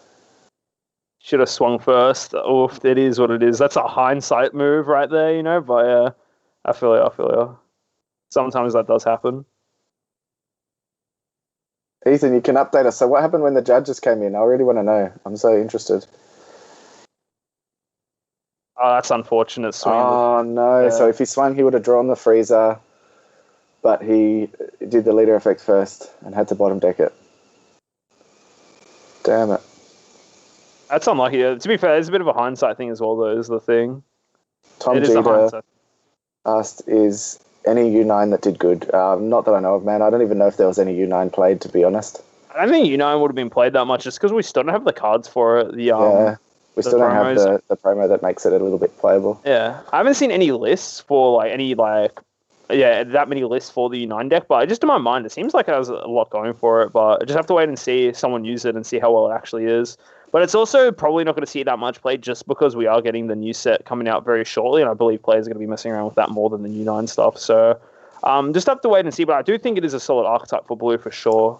I do too. I really like that deck. Yeah, William, you didn't reveal Tambourine. We were a bit concerned. We didn't want them. That's such a crazy match to be upended by something so trivial. Glad it got sorted. Yeah, it's good to see that. It was a good game again. So the past couple of rounds have been super close. So yeah, it'll be interesting to see how the finals plays out. I believe you're versing a Cell Surge in the final, so that should be good to watch. Be interesting to see how that goes. Yeah. One more round, guys. We're nearing the end of the day. So yeah, all good. Why play a Bruni after Unison is gone. Tense. Yeah, the games were really close, for sure. Super close games. The past couple of rounds have been down to the wire. Let's have a look at the timer. There's still people playing. They're in turns now. So yeah, again, not that much longer to go till the final round, and it'll be the deciding match. Again, King Piccolo versus Cell Surge should be pretty good to watch. Should be solid. Can't complain about it, you know. Vegeta Unison back-to-back wins, yeah, dude. You kept on dropping it. Yeah. I'm good. I've already got a play set, so I'm all good. I just want to go to Dan Murphy again. True, respectable.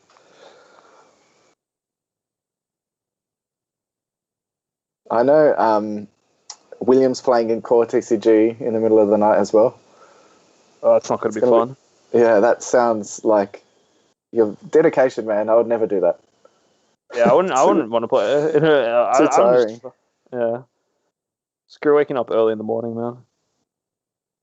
Screw not waking up. Screw just staying up, you know. I did it once. It was not worth it for commentating on the American events. That was very, very tiring. Yeah, I'm like an old man. I can't do that. I need my sleep. It's a PPG after 9 hours. That's funny. Good practice is good practice, though, to be fair. Get all the practice by playing a lot more games, so yeah. Alrighty. Should be good to see the last game. I'm pretty excited for it. I'm just curious to see what the Cell Surge can do, you know? It's less of a known quantity than the Piccolo deck, of course. I think everyone already knows has a genuine understanding of what the Piccolo deck can do, but no one really knows what the Cell Surge deck can fully do. We already know it's not really the Victory Struck version, so we'll just have to wait and see how it plays out. So yeah, should be. I'm pretty keen to see how that fares because if I were to say, I think King Piccolo is favored. I'm watching another game here. It's Sin Shenron versus Launch, and this Launch player just used the Overrealm Toa that restands a 2-drop to restand the Piccolo Jr. and go for game. That's pretty impressive. I've seen that. Yeah, that was in some of the Broly lists not long ago. But it's a very strong combo. You're able to go super aggressive with that, and you draw so many cards. Exactly. Because every time you swing with Piccolo, you Alliance draw 2. Seems pretty good. The card's just paying itself, you know. All right, that should be the last round. I think that was being played then.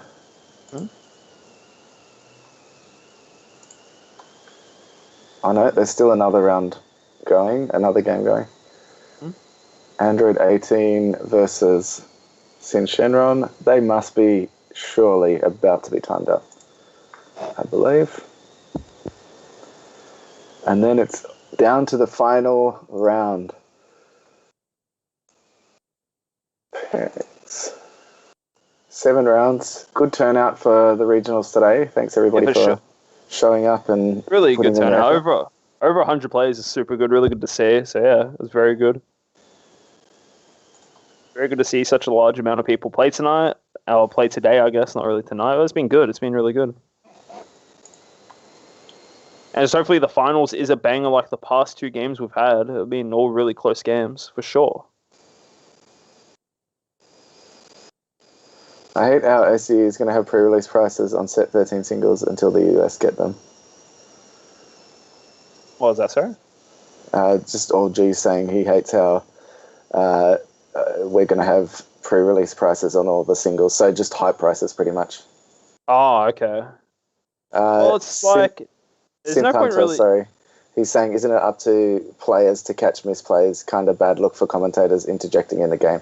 Actually, Synthunter, the floor rules were updated where commentators are required to tell a judge if they see a misplay now. We didn't interject in the game at all. We just told a judge about it, and the judges went and looked at it. We were just talking about it as commentators do. It's our job just to chat about what's happening. Sorry, that's on my other chat. That's all right. That's all right. I was like, I didn't see. I was trying to find the message, but yeah. You're right. I was like, what is going on? But yeah. With regards to the pricing, that it's like, well, all right, let's just say now you're overseas and you see Australians, like the market's really high. Well, don't you just wait for your product to arrive in America anyway? Like, you can't even use it until it like gets to. Yeah, I mean, by the time you get it sent, unless you're paying mega money to get it expressed, it'll probably be time for them to be released anyway. Yeah, exactly. So it's like, you can't even use them at events anyway because no one else in the States would have them. It's the thing, right? Yeah, you're right. It's literally, it's just a small thing. I get it, but it's like, it really does. It doesn't actually matter though. It's like me now saying, it's like, well, all right, there's a new car that came out in Australia, yeah, and I want to get it sent to America. It comes out 2 months in America, yeah. By the time it gets from Australia to America, and then they have to fix it up so you can actually drive it legally because, you know, the steering wheel's on the opposite side of the car, right? And by the time that comes out, the car will be already out in America. So it's like, why don't I just wait? Yeah. I get it. Same thing. Yeah, it doesn't really matter, but like the amount of time and like extra effort you have to go to get the thing, it's just like, yeah, it's all good, man. It's all good. All right. So, any rounds left have just ended in a draw? Any games left? Fair enough. Yeah, I think we want to get this last round underway. I think a lot of people are getting tired. A lot of people are probably hungry. A lot of people have things they need to get to, such as Will needs to have a quick nap before his games later tonight, he's saying. So, yeah, it should be good. So, good luck. Represent Australia. Get that W. I know Will's been topping in lots of events in America as well. He's doing really good. Doing really well. Been doing pretty much, well, he's been doing very well in pretty much every event he's played. So, that's really good. I think more he means we sell our cards based off TCG. Oh, I get ya.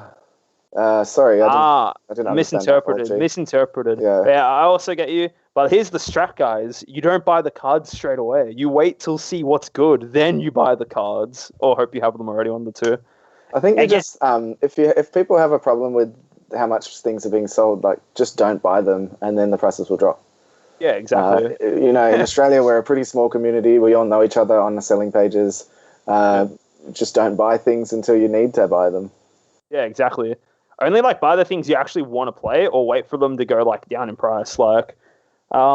There's no point you seeing something that's like, oh, okay, look, I want to buy these and these cards, right? Full price. I want them as soon as possible. That's the trap a lot of people fall into. People aren't patient. They see the card and the thing's like, oh, do I pay it for this much? But it's like, is the card even good? That means the card will probably go down in price, etc., etc. Like, for example, I think this card, so I don't know how much it's listed at right now. It's this green Goku. This card's not particularly good yet. The only way this card will be worth money is A, it's a Goku, or B, someone figures out a deck that makes it really good that you want to have it. But I think right now it should probably go down a little bit in price. It's not worth as much as being sold for. So just wait until the prices go down for it. And if you do want the Goku card, you just buy it then. Exactly right. I think we're also going to see places like Collector's Company put up singles as well, and that will give us a better idea of what we're paying for in Australia. Yeah, exactly. I think I'm plugging your team, but I think Collector's Company are putting their singles up this week, maybe Monday or Tuesday. So that'll be good. I believe it. Look, knowing Jesse, probably on Monday, so it's all good. Well, yeah, have to wait and see what I end up buying. Again, I was saying that I'm keen to play Bardock, which is the red stuff, and then Meki Kabura as well. So I have to get those. Also, still need to open my boxes first, and hopefully I don't need to buy anything. Hopefully I just get lucky and get play set of all the cards I want. The dream, the perfect world. That would be amazing. Just like the only cards I want to play are Shield, and I didn't pull any of the SRs. But that's life. Don't think about it. Don't think about it. Just singles time. Excuse me. All right, we're about to get underway with the final round here. Players just setting up, so we'll switch over to that very soon. Mm-hmm. Obviously, we already know King Piccolo versus Cell Surge for anybody joining us late. Cell Surge is a hand destruction variant. It is. So, I think the players are just getting ready in a moment before we go live. Dormant never dropped since pre-release. Pre-release was actually cheap considering what it's at now. It's true. It's funny. I'm wondering if we're going to see a drop with this whole reprint second edition of Vermilion and Rise of the Innocent Warrior. Well, you got to keep in mind as well, there's also going to be the anniversary box coming out where they're going to be assuming they're going to do some more reprints as well. So I would not be surprised if cards drop in price is the thing. So it's just a matter of waiting to see how much they drop or whatnot. So yeah. Also, real quick, the players are just getting ready now. They're getting their decks all nice and shuffled. And we'll be underway in a little bit. So yeah, the players are pretty much good to go, and it should be a really fun game. I'm pretty curious to see how this plays out.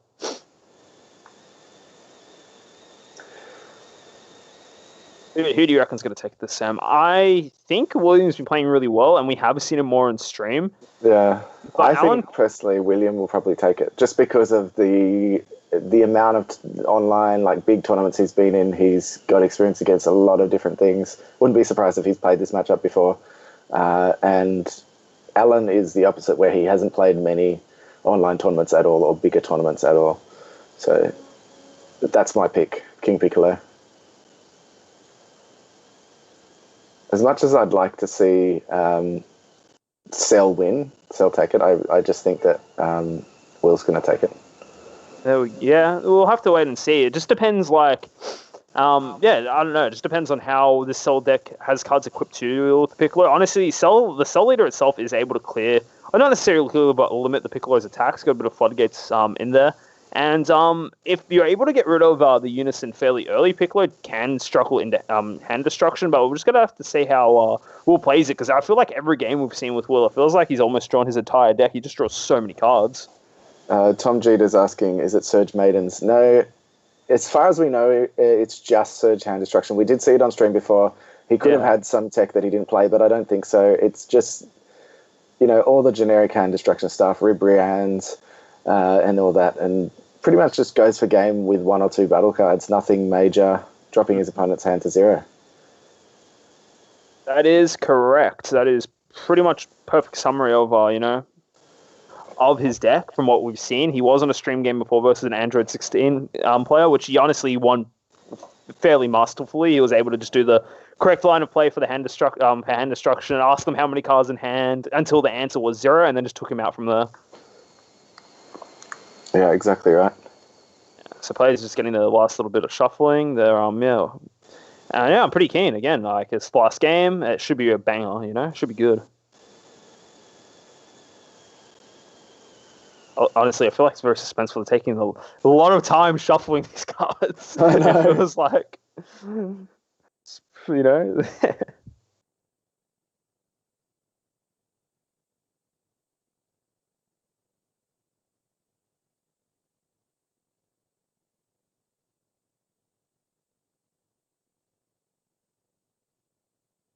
Any second now. We're ready Any in a second now, sec. guys. No Freezer chain. Yeah, he does run the Freezer chain. So he runs Surprise Attack Freezer into the Freezer Zeno. Sorry, I think that was the way he won the last game that we watched. I think so as well.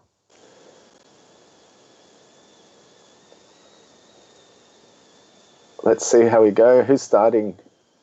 Cell starting, which is really good for Cell. Obviously, Cell being able to use his draw and everything on the first turn is very powerful. Just if he does have a Cell Zeno SR that he can use here, it's just so much value, and it's really a good start. It is. That's why honestly, Cell Surge was fairly weak when it first came out in set 9, but when it got that card from the support from set 10, that yellow-green Cell, honestly, it made the deck a whole lot better. Just the fact that he had a really good card, like he just literally put the card in the drop here to take a life and draw a card. You just get a lot more value that you didn't have before in the deck. And I wonder if he's going to take a life here. It chooses like he's not going to, and he's paying 1 for Demigra.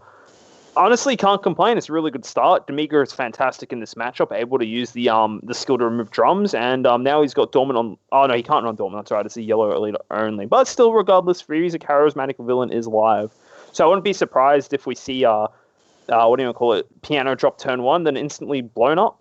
So, yeah.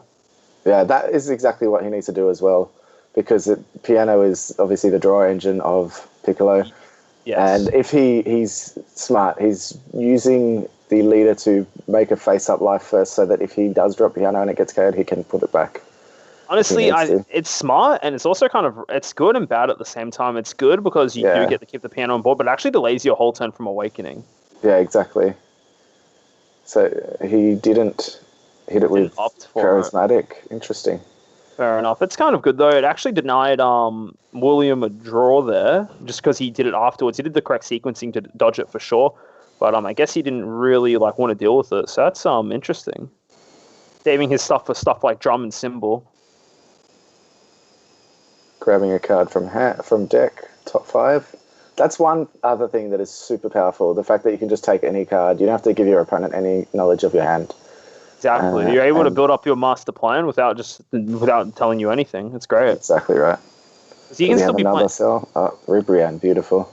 Yeah, I wonder if he's going to drop it here. He is. Interesting. Straight away, -2, which is actually kind of huge. Yeah, he's a pretty small hand to start off with. So, yeah, he's only got 2 cards. Yeah, of course, Piccolo awakens and draws 2. Oh, no, 3 cards, sorry. This is the same play that he went into in his last game that we saw. And this is why I didn't really care about the piano, getting rid of the Piano with Freezer Charismatic. He's just going to use this Goku and get rid of it. This is a very nice start from... The Piano can only use its skill if it goes to the drop, I believe, not to the warp. So the Goku will get rid of it and it won't be able to be replayed. Very good. Plussing with Demigra. I don't even know if you attack here, you probably just leave it. Yeah, exactly. And that's it, passing turn. So 4 cards, down to 3 when he charges.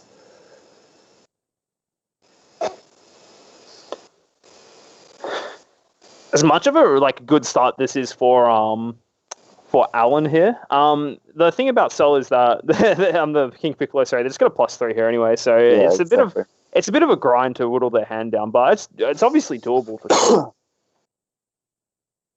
Yeah, I think so. You can see he's straight back up to 5 cards, I believe. Playing the Piano again, not being able to make the most of it because he obviously didn't get that until he awakened. Attacking with the Piano here, hopefully to use the leader skill. Yeah, here we go. Just thinking about what to combo with. So that's a 9k. So he still has to combo another card if he wants to deal damage. I don't think he'll do that. Oh, I think he might be swinging into the Demigra because it means he has either lose a marker or just takes the card. Yeah, you're right. That's one thing with Demigra that can kind of hurt you if your opponent has a lot of little 5ks. Interesting. He decided to actually drop the marker. Doesn't think he wants to take any more life. Does he have Freezer Charismatic? Does not look like it. And this is a dual attack. Very surprised about that, actually, huh? He doesn't care. I just clicked. He doesn't care about this Demigra because guess what? It's getting replaced by Dark Broly. Dark Broly next turn. Yeah. That's why he doesn't care.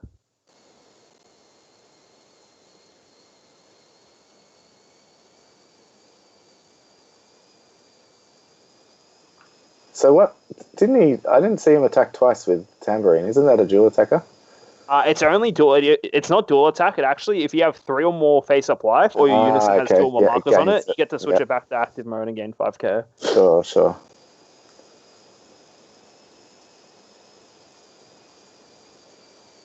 It would have been nice to have Demigra at 3, so you could -3 and then play Dark Broly, but he isn't going to waste life on that. Exactly. I think it's not even that bad here because the thing is, well, one, the piano's in rest mode, so he can swing into it anyway and force him to just lose it that way. Like, he can just swing with Demigra, get it KO'd that way, and if he wants to keep it alive, you put a life face down. And then afterwards, you can just play the Dark Broly and get rid of it as well. So, honestly, it's pretty solid from Alan here. It's a really strong spot. This is the one thing that catches people, myself included, away, like catches you off guard, I guess, rest of the soul. It just does what it does very consistently, which is quite nice. You do like a really good consistent strategy, right? Yeah, it's not like the flashiest thing in the world, or yeah, it's not like a victory strike or like any of these boss monsters or whatever, but it just gets the job done, which is what you want out of a deck in a best of 1 format. No, exactly. Swinging here probably into the piano. This is a good call because the thing is that if he wants to save, it needs to combo a super combo or 2 cards, and either of those are not value. So, especially to keep the piano alive, I think it was a bit ambitious trying to swing with it there. Yeah, well, his turn. Is it? It's only if it's removed by skill. Is that right? I believe if it's removed by skill or KO'd, it procs its abilities. But regardless, it's still flipping a life face down. Yep, going for that there. Going a drum, draw a card. So getting the draw off the piano smart, even though he'll probably let it die. He can drop 1 more card if he wants to keep it. That is correct. Yeah, looks like he is. Yep. It's still a high value card to keep alive, right? For sure. Still has his Demigra to swing with, so... So yeah, he can still swing with the Demigra, but then that can be blocked if he wants to. I assume he plussed with the Demigra? Yeah, you would always plus first. The thing is that even if he blocks with drum, he still would have to combo to keep the drum alive. Yep, so he's letting it die here. And does he have a Goku in his hand or a surprise attack Frieza to follow it up with? Doesn't look like it. He's charged a surprise attack, so you'd think he does, but apparently not. And this is what we saw last time, Dark Broly. This unison is stupidly powerful in this particular deck. It is going to rip a lot of cards out of William's hand here, especially because he doesn't have the unison now. Now he's got to use the skill of the this is exactly what we were talking about. William is now looking up what the cards do. Yep. So it's, when you get your opponent into that position, it's very strong. Just because it puts them off their guard, I feel. Exactly. The fact that you have to research what your deck does, while at the same time figuring out the best way to verse that deck, is very hard to deal with. And now he's got to like tick up with Broly, lose the marker, get the ball and whatnot. And then what's he got to do? He's got to use the effect. He might have the surprise attack in hand right now, and he might just get rid of it. He probably just waited for this so that he could bait out any negates and things before he did it. Exactly. So waiting now.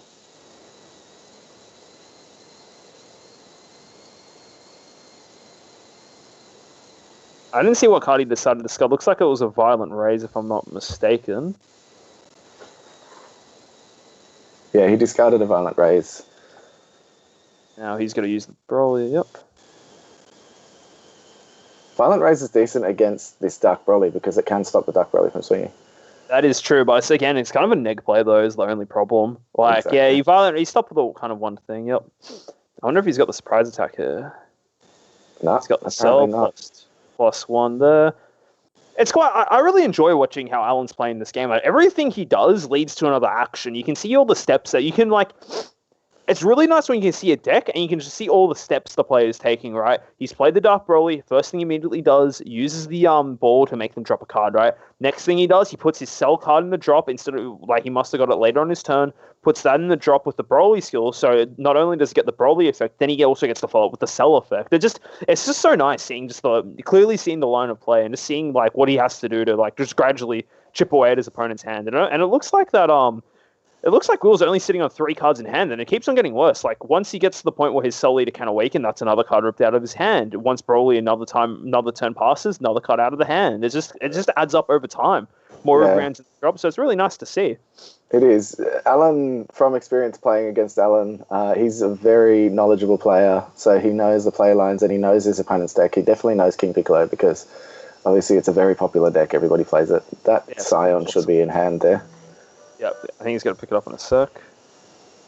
He's doing an attack now. He just forgot. It's been a long day. It has been a long day.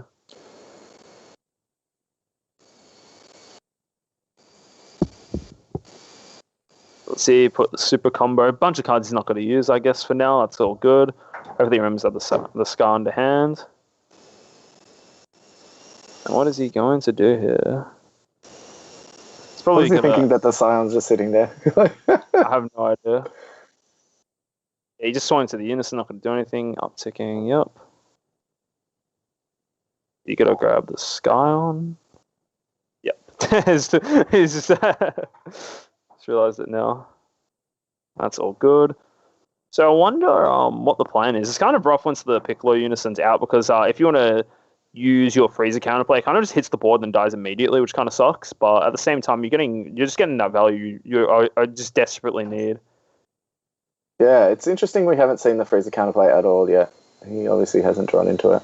Wouldn't be surprised if you were saving it for the Symbol here or even Tambourine. Those are the 2 best cards to hit because it's nice draw power. And will he play it here? Any response? The answer appears to be no right now. And now this is where the Piccolo Unison's going to start doing the heavy lifting in this matchup. Just you get to draw so many cards now. Yeah, it's interesting. I wonder if he runs the Zamasu for the Freezer as well.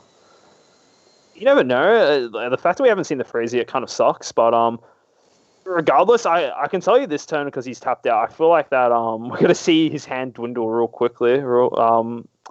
Not his hand, sorry, his Unison just get depleted of markers this turn. Because Broly just swings to it, lose 2 markers. Or he has to block with the drum, which I assume he will be doing. And he has a potential 6 energy to use here if he surges. Exactly. If he sees some Ribrians, that could do some damage. It's always the worst when you see your opponent with like tons of energy. It's like, yeah, you want to see something cool and just Ribrian you with all their energy. Just see your hand. Just go. Yeah. Just vanish. It doesn't look like he's seeing that what he needs, though. We saw him really very good early game, getting all the cards that he needs to play. But you can see here he's kind of struggling with what to do next. You haven't seen any more Ribrians in the drop area. We know he runs the Giro super combo, but he hasn't popped that out yet either. Piccolo Jr. is on 4 markers, I think, is it? That is correct, yep. He's going for the Cell Surge skill here, so, he's got something up his sleeve here. Wouldn't be surprised if we saw the Freezer this turn. Wouldn't be surprised if we saw a lot of what the deck likes to do, get the cards back from the drop with the Freezer Zeno, get a ball back or even an extra card, energy cost of 1. So there's a lot of options he can go for here. It's just a matter of seeing what he ends up doing. So getting something from the top deck. I wonder if he's going to drop something that he can use. Oh yeah, you'd hope so. You hope to see something optimal. Ribrian's really good here. Even Draw Goku's good here too, just getting more cards than your opponent. Now the Cell, Cell works. Yeah. I don't see him using the Cell ability to take the life, but it probably makes sense just to use the Draw card. Using the Deborah again. Most people playing Cell Surge with Goku the Engine before so 13 balance cards hit Lamau. Yeah, exactly. That's what when we first saw it on the stream earlier today, that's what we'd assume he'd be going for as well. But he's just using this kind of hand destruction variant, just slowly chipping away at his opponent's hand and then board as well. It's a very big denial of resources, which is quite nice because you have between the Cell Leader, between the cards you run, you just chip away at the hand, just slowly. Yeah. Also, Gildarts, we have the ban list in place today. In Oceania, it was in place from the 30th of April. It's now the 1st of May. So if they were running that in this tournament, they could only run one Hope of Universe 7. Even though the new cards aren't legal, the ban list is in place. That is correct, yes. Swinging with a double strike, probably into Unison, and then Scion stopping that.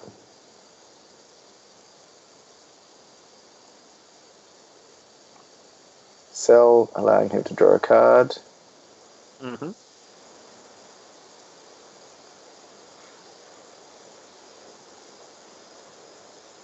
It really feels like he doesn't have anything to use his energy for this turn.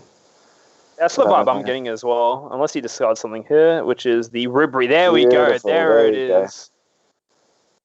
Surprised he got rid of the Piccolo one-drop and not the 3-cost symbol. That's fairly odd, if you ask me. No, the opponent gets to choose what card is KO'd with Dark Belly. Then that explains it perfectly, then, eh? Yeah.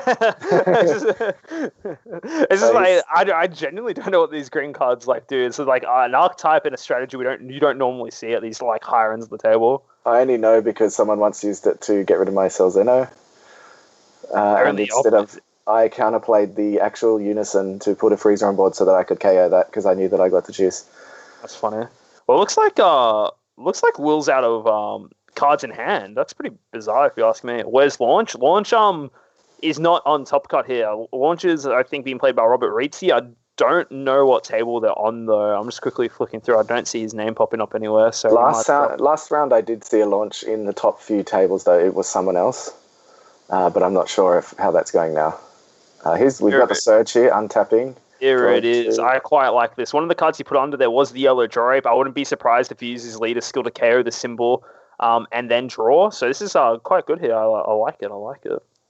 Well, to be fair, actually, there's kind of no point using the skill just yet because... I want to give him a card at least first, I think. I agree with this, but he's probably just going to combo, use the leader skill to combo out of it, is what I would do.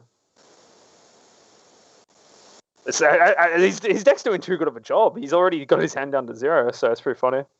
So he's got 2 super combos in energy, in life, perfectly prepared for this situation where he needs to draw. But he does have 6 life, so he can't draw off them yet. Exactly, but he probably would lose some life in the next coming turns. I think the play is to try and see if he can get rid of this Unison. That's one of the things that's given him the most draw power, right? The only thing that kind of sucks, you do have to deal with this... this drum is going to intercept an attack. That's the first thing I would probably do here. No point risking getting hit with an attack and then just forced to lose the card, right? You can't actually out-combo it. And yep, here is this. Oh, I wonder what card he's got to arrive. Is he got to arrival here?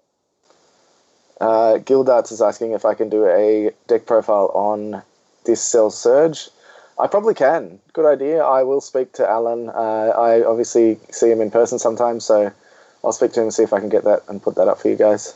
That's awesome, and this is actually so huge right now. Android 13, I've been waiting to see this card played, in action. This seems like the most fitting deck for it. So we've got this card for it here. This is great. So in this situation here, what's going to happen? So at the start of Will's next turn, the Android 13 automatically just kills 2 of his opponent's battle cards. Of course, William gets to choose, but he can only choose 2 of them. Exactly. Kills 2 every turn. That Scion and the symbol are going bye-bye. Exactly, and he doesn't even need to invest using his leader skill. Doesn't need to drop comboing that off. Yep. I think this is a very big move. I don't think there's a way for inherently for Will to get rid of this card. He's using his Unison skill. He's probably going to combo out. What is he comboing out here? He's choosing another symbol. I think this is a fairly big misplay here. He just loses his whole board here, unfortunately, between the leader ability and then the Android 13's effect. His whole entire board should be gone after this. What's happening next? I just can't wait to see. Oh, there's the freezer. This is so clean, dude. This is so clean. He can choose any of his cards. It doesn't matter, though. Unfortunately, it will get KO'd straight away. Actually, that was a small misplay. that was a small misplay from Will there. What he could have done, because he just used the he played the drum. No, he didn't. Never mind. I'm just thinking too hard into it. I was gonna say if he used the drum to minus the 13, 10k, he could have killed it with his Piccolo. But I'm just yeah, exactly. I was like, oh my god, dude, is this the play? But then it wasn't. It was just drawing 2, very nice. So the other thing he could do is use the Cell Surge just to make sure that if he does play any battle cards, that they come in rest. If he wants. That is true, but I don't think you really care at this point. Honestly, like if you look at the amount of cards in his hand versus his opponent's hand, there is quite a large difference, unfortunately. But yeah, unfortunately, like this is really nice to see. Like now, both these cards get destroyed. He's got one card in hand. He can't charge here. His hope is only just praying that he sees cards off his Piccolo Unison, and it's just so hard here. Like his opponent has. So what did he use the Cell Surge ability for? Because he used it. I assume, since he didn't force and drop it, it'll be the one where all his cards are played in rest mode. That means he only has to worry about 2 attacks this turn between the King Piccolo and the Piccolo Unison. Why is his energy all tapped? He's not. I don't know, dude. But man, this is I'm so confused. He must have just forgotten to untap it. So comboing with the Tambourine. Tambourine's obviously going to come in rest. I feel like he doesn't have a symbol, because symbol would have been better. Yeah, for sure. I think he must be attacking into that Android 13. That is what I would say it would be as well. This drum just gets played. Oh, dude, this is brutal. Another one goes to the bottom of deck, and he just out-combos it. I mean, I'm really happy to see this 13 in play. I've known this card will be good. I've just been waiting to see it. Yeah, so he's saying that's in rest mode, yep. That is rough. And again, this is what we were talking about before. He's hard-casted symbol. That's funny. I just feel like that's probably the right play, because it's going to go from your hand anyway, so at least he's getting a plus with it. Exactly, yeah. Unfortunately, it's probably going to disappear from his hand at the end of the turn anyway, so... Yeah, you're right. I think Let's hear. Yeah, I feel like it's at the point where Cell Surge is going to start chipping away dramatically at King Piccolo now. It's like he's in the commanding position. He just takes that. He knows he's at such a huge advantage. He doesn't need to worry about going to low life total. So it's pretty cool to see. Another untap here. See how he Rubik's Cubes this one around. The only thing that's kind of annoying versus King Piccolo, they always have access to at least a 5k combo with the leader skill, and they can potentially play something, but it only looks like the cards he has in his life is the 2 super combos. I can't really tell I believe the 3 super combos and then 1 Piccolo, the SR. So unless he flips over a drum or something, he doesn't have access to a lot of like crazy cards. So this is quite rough for Will here. Let's see how this Cell Surge goes. If he's planning to kill him this turn, he should keep his leader. But if he thinks he's going to wait another turn Cell Surge, then he should use his leader ability for the rest mode now, so that if he does flip a drum or something, it automatically comes in rest. Exactly. I've said exactly like 20 times, I've realized. I'm saying it a lot. I'm like, exactly, Sam, spot on, dude. But it's true, though. I'm learning it off you. I'm saying exactly too. We're like it's a good word, dude. The hot buzzword for sure.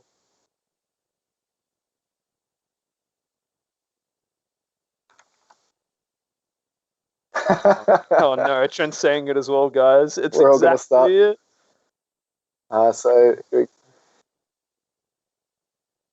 whoa. Alright. What movie was it?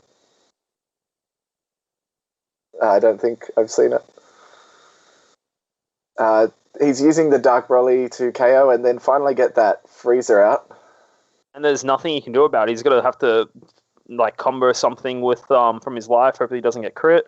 And he's got to probably be able to kill the Unison here too. It's just this is very rough for Will here. It's almost worth attacking just to force the combo from life, so you don't have to worry about it a bit later. Exactly. Alright, I'm not saying this word ever again. I'm saying way too much. Alright. So the point is that now it's just a matter of solitairing it for Alan here, right? He has the crit swings. His opponent has no cards in hand. This is a free swing to lead. It's either you take the crit swing here, or you just be like, all right, I'll combo out of it, right? But the problem is that if you combo any card from your life, you don't even get the full effect. You just stop the one crit swing. So I think it's just worth letting this go through and losing a card. Well, it looks like he's not going. And he didn't hit anything. He didn't hit. I would not have done that. He's coming with the 5k. Stops the crit swing, but now Alan doesn't have to worry about that for the rest of the turn, man. That's it. He's just gonna be able to get rid of the unison here. The symbol will automatically get killed by the Android 13 here. It's looking quite nice. If I'm Alan, I'm feeling it right now. It seems really nice for him, you know.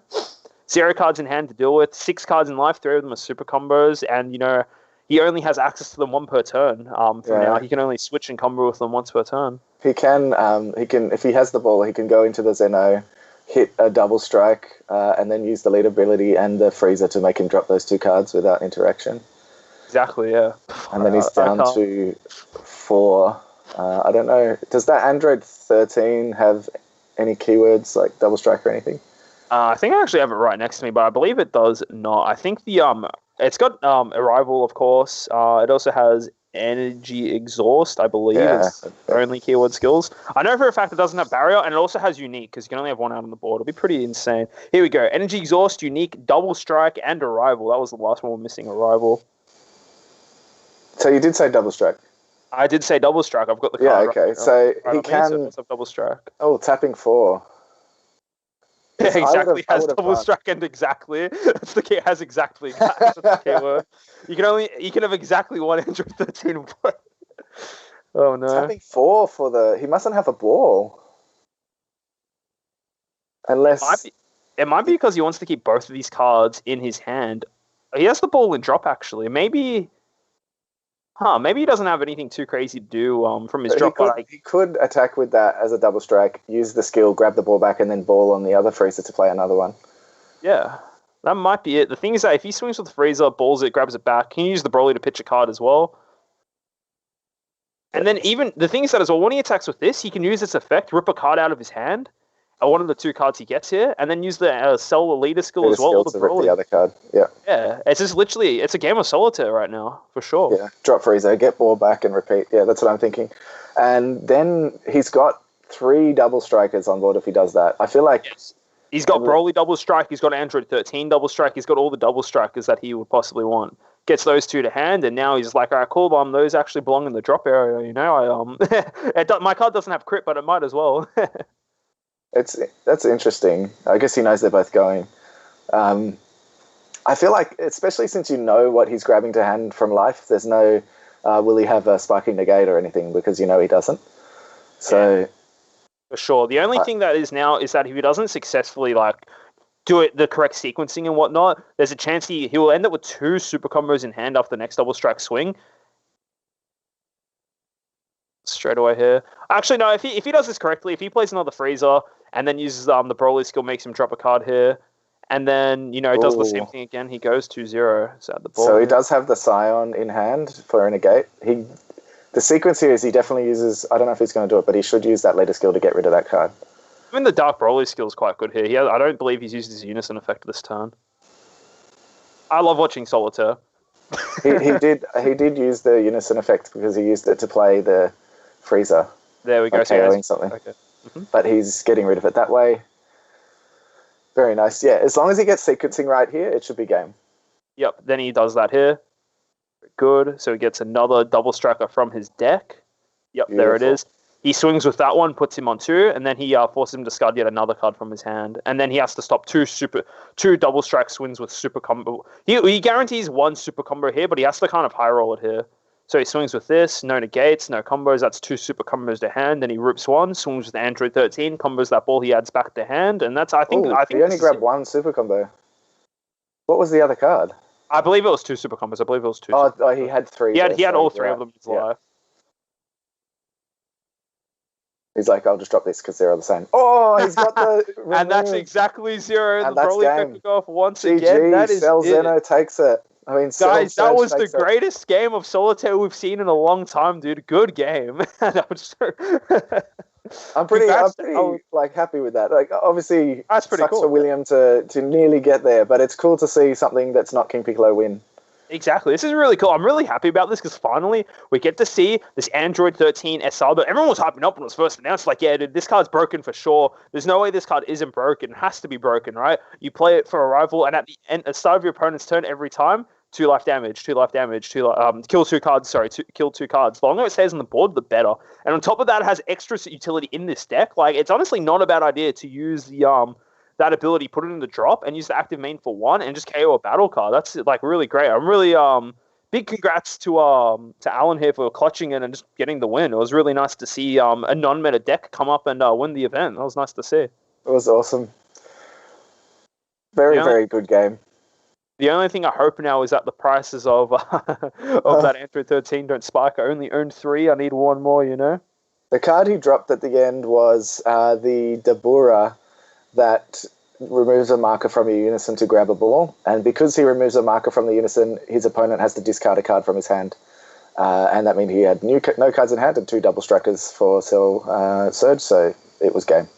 Yeah, that's what I was saying. He should have just taken the Crit Freezer swing, because at least that way, when he's below 4 life, he can use his, what do you want to call it? He can use his super combo from life to stop at least one of the attacks and kind of get some cards in hand. But at the same time, it's a very difficult situation to be in, right?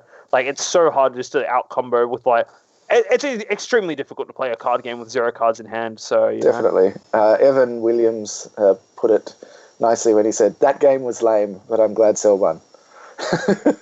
You're not wrong. So, it is annoying kind of to see those denial decks where they're just stopping you from playing the game. But it's a really cool strat, and, you know, he was playing against one of the best decks, against, you know, one of the best players. So I'll give it to him for winning. It was good. Yeah, he earns it. Like, honestly, he played it really well. He sequenced everything correctly. Like, there wasn't a mis-sequence he did in his games, right? He did the correct line of play every time. And it's really, like I said it before during the game, it's really awesome to see when you can just look at what a player is doing and you can see what they're trying to do, right? You can see how the whole deck flows together. You can, like, it was really nice to watch. And seeing that Android 13 card just kind of, you know, be able to use it optimally there, deny a lot of resources from the King Piccolo player every turn, KO 2 cards. Yeah, I was only on the board for 2 turns, but those 2 turns is just, like, enough to make just such a big difference. Alan ended up winning with his Cell Surge deck using, you know, yellow or green and stuff. So yeah, it's really, really cool to see. Hopefully that, you know, it's kind of cool way to send off the set 12 format, as set 13 is around the corner. So yeah. Very cool. Do you want to drop your YouTube in the chat there? I think it was Gildarts is asking if you want to drop it in Hill Sub. Look, I'll drop the Collectors Company because I have my own YouTube channel as well, but I kind of just do like random content on my channel. It's more just like whatever I feel like doing on the day. But for DBS stuff, I'm a part of the Collectors Company, so I'll just chuck it in the chat. I've done a deck profile there. Whoa, Trent.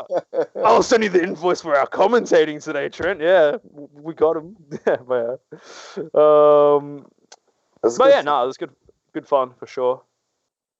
This is the first time I've commentated a whole event before. Obviously, I do a lot of commentary on my YouTube channel of single games, but it's the first time I've done a whole one. It was a lot of fun. Tiring, but good. It is very tiring. My voice is kind of, you know, it is just fading, you know. But it takes a bit out of you, these events, and people don't know sometimes. Like, it's actually hard talking for, like, this has been one of the longer events as well. It's been, like, I think close to 8 hours because we started at 12. So yeah, nearly 8 hours for us. But that's fine. Good. You know, even playing in the events is tiring. I swear playing in webcam events is more tiring than playing in person, in my opinion. I don't know what it is, but I'm really keen for that. I'm keen as well. I might actually play instead of commentating one of those. No, I'm back to playing for sure. I'm keen for that. It should be so much fun, man. I miss competing so much. John's going to come back and show us webcam scrubs how it's done. No, none of that. I'm washed, dude. I can't even win my weapon. I'm washed. There's no hope. Yeah.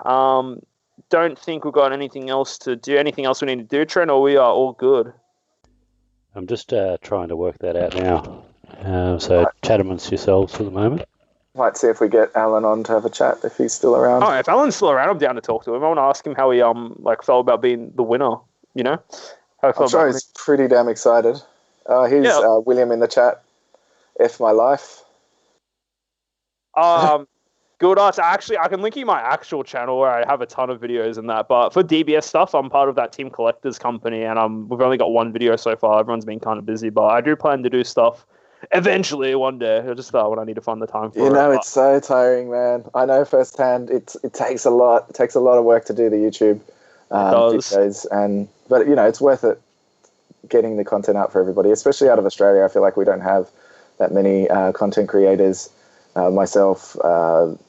Perth pro players and Namekian Witness Protection being the main ones, and then you guys, once you start doing it, it'll be really good. Yeah, we're planning to get things up and running. Australian players, keep your eyes open on the Collectors Company. We're planning to do some cool stuff in the future, just so stay tuned for that. It's just a matter of time just sorting everything out and whatnot, but yeah. But as for content-wise, I will be trying to make some more DBS-related things. I do have my own personal YouTube channel where I talk about certain things, such as how I won this Best Performer trophy in the Dragon Ball Games Battle. On that. That's why I had it sitting here, just because my trophy came this week, so it was kind of cool to flex that. Alan ended up winning OG. He ended up winning with Cell Surge, so yeah. But should be good, man. It's always fun seeing more content. I feel like the more you expose yourself to the game, the better you can become. And as well as also levels up the whole community too. So yeah, it's always good to see. So you like world champion, John? Yeah, dude. No, but I'm the best performer according to Bandai. This award was picked by the director of Dragon Ball for me. So what you're saying is you got the good old participation award, eh? It's a glorified participation award, all right? Best performer. That's what we like to have, you know. I could have been the winner, but I chose the better out. Best performer. Losing instantly in the... I don't like you talking down like that to me, Trina. That's my But yeah. But for real though, yeah. Thanks everyone so much for watching today. It's been good fun. We'll see if we can get I don't know if we're doing anything else, but yeah, it's been really fun today. It was really fun commentating. If Alan's around, we can just give him the link to the Skype. I can forward it to him. I have him on Facebook Messenger. 1 second. Yeah, we'll do it. We'll do a winners interview, and then we'll probably wrap it up for today. We'll just do a. If you can just go microphone, so he doesn't screw up your video. Thanks, LG. Thanks, LG. Glad you really enjoyed it. It was mine and Sam's first time commentating together. It's been a lot of good fun. I don't really get the chance to normally talk to Sam a lot, but I had a ton of fun with him today. It was a good time. It was exactly what I needed for my Saturday evening, you know? Yeah, thanks for watching, guys. I've really enjoyed it. Commentating for you all. I'm trying to get Alan on here. Yeah, so if you guys want to stick around, we'll have a winners interview with Alan, and yeah. I don't think it actually worked.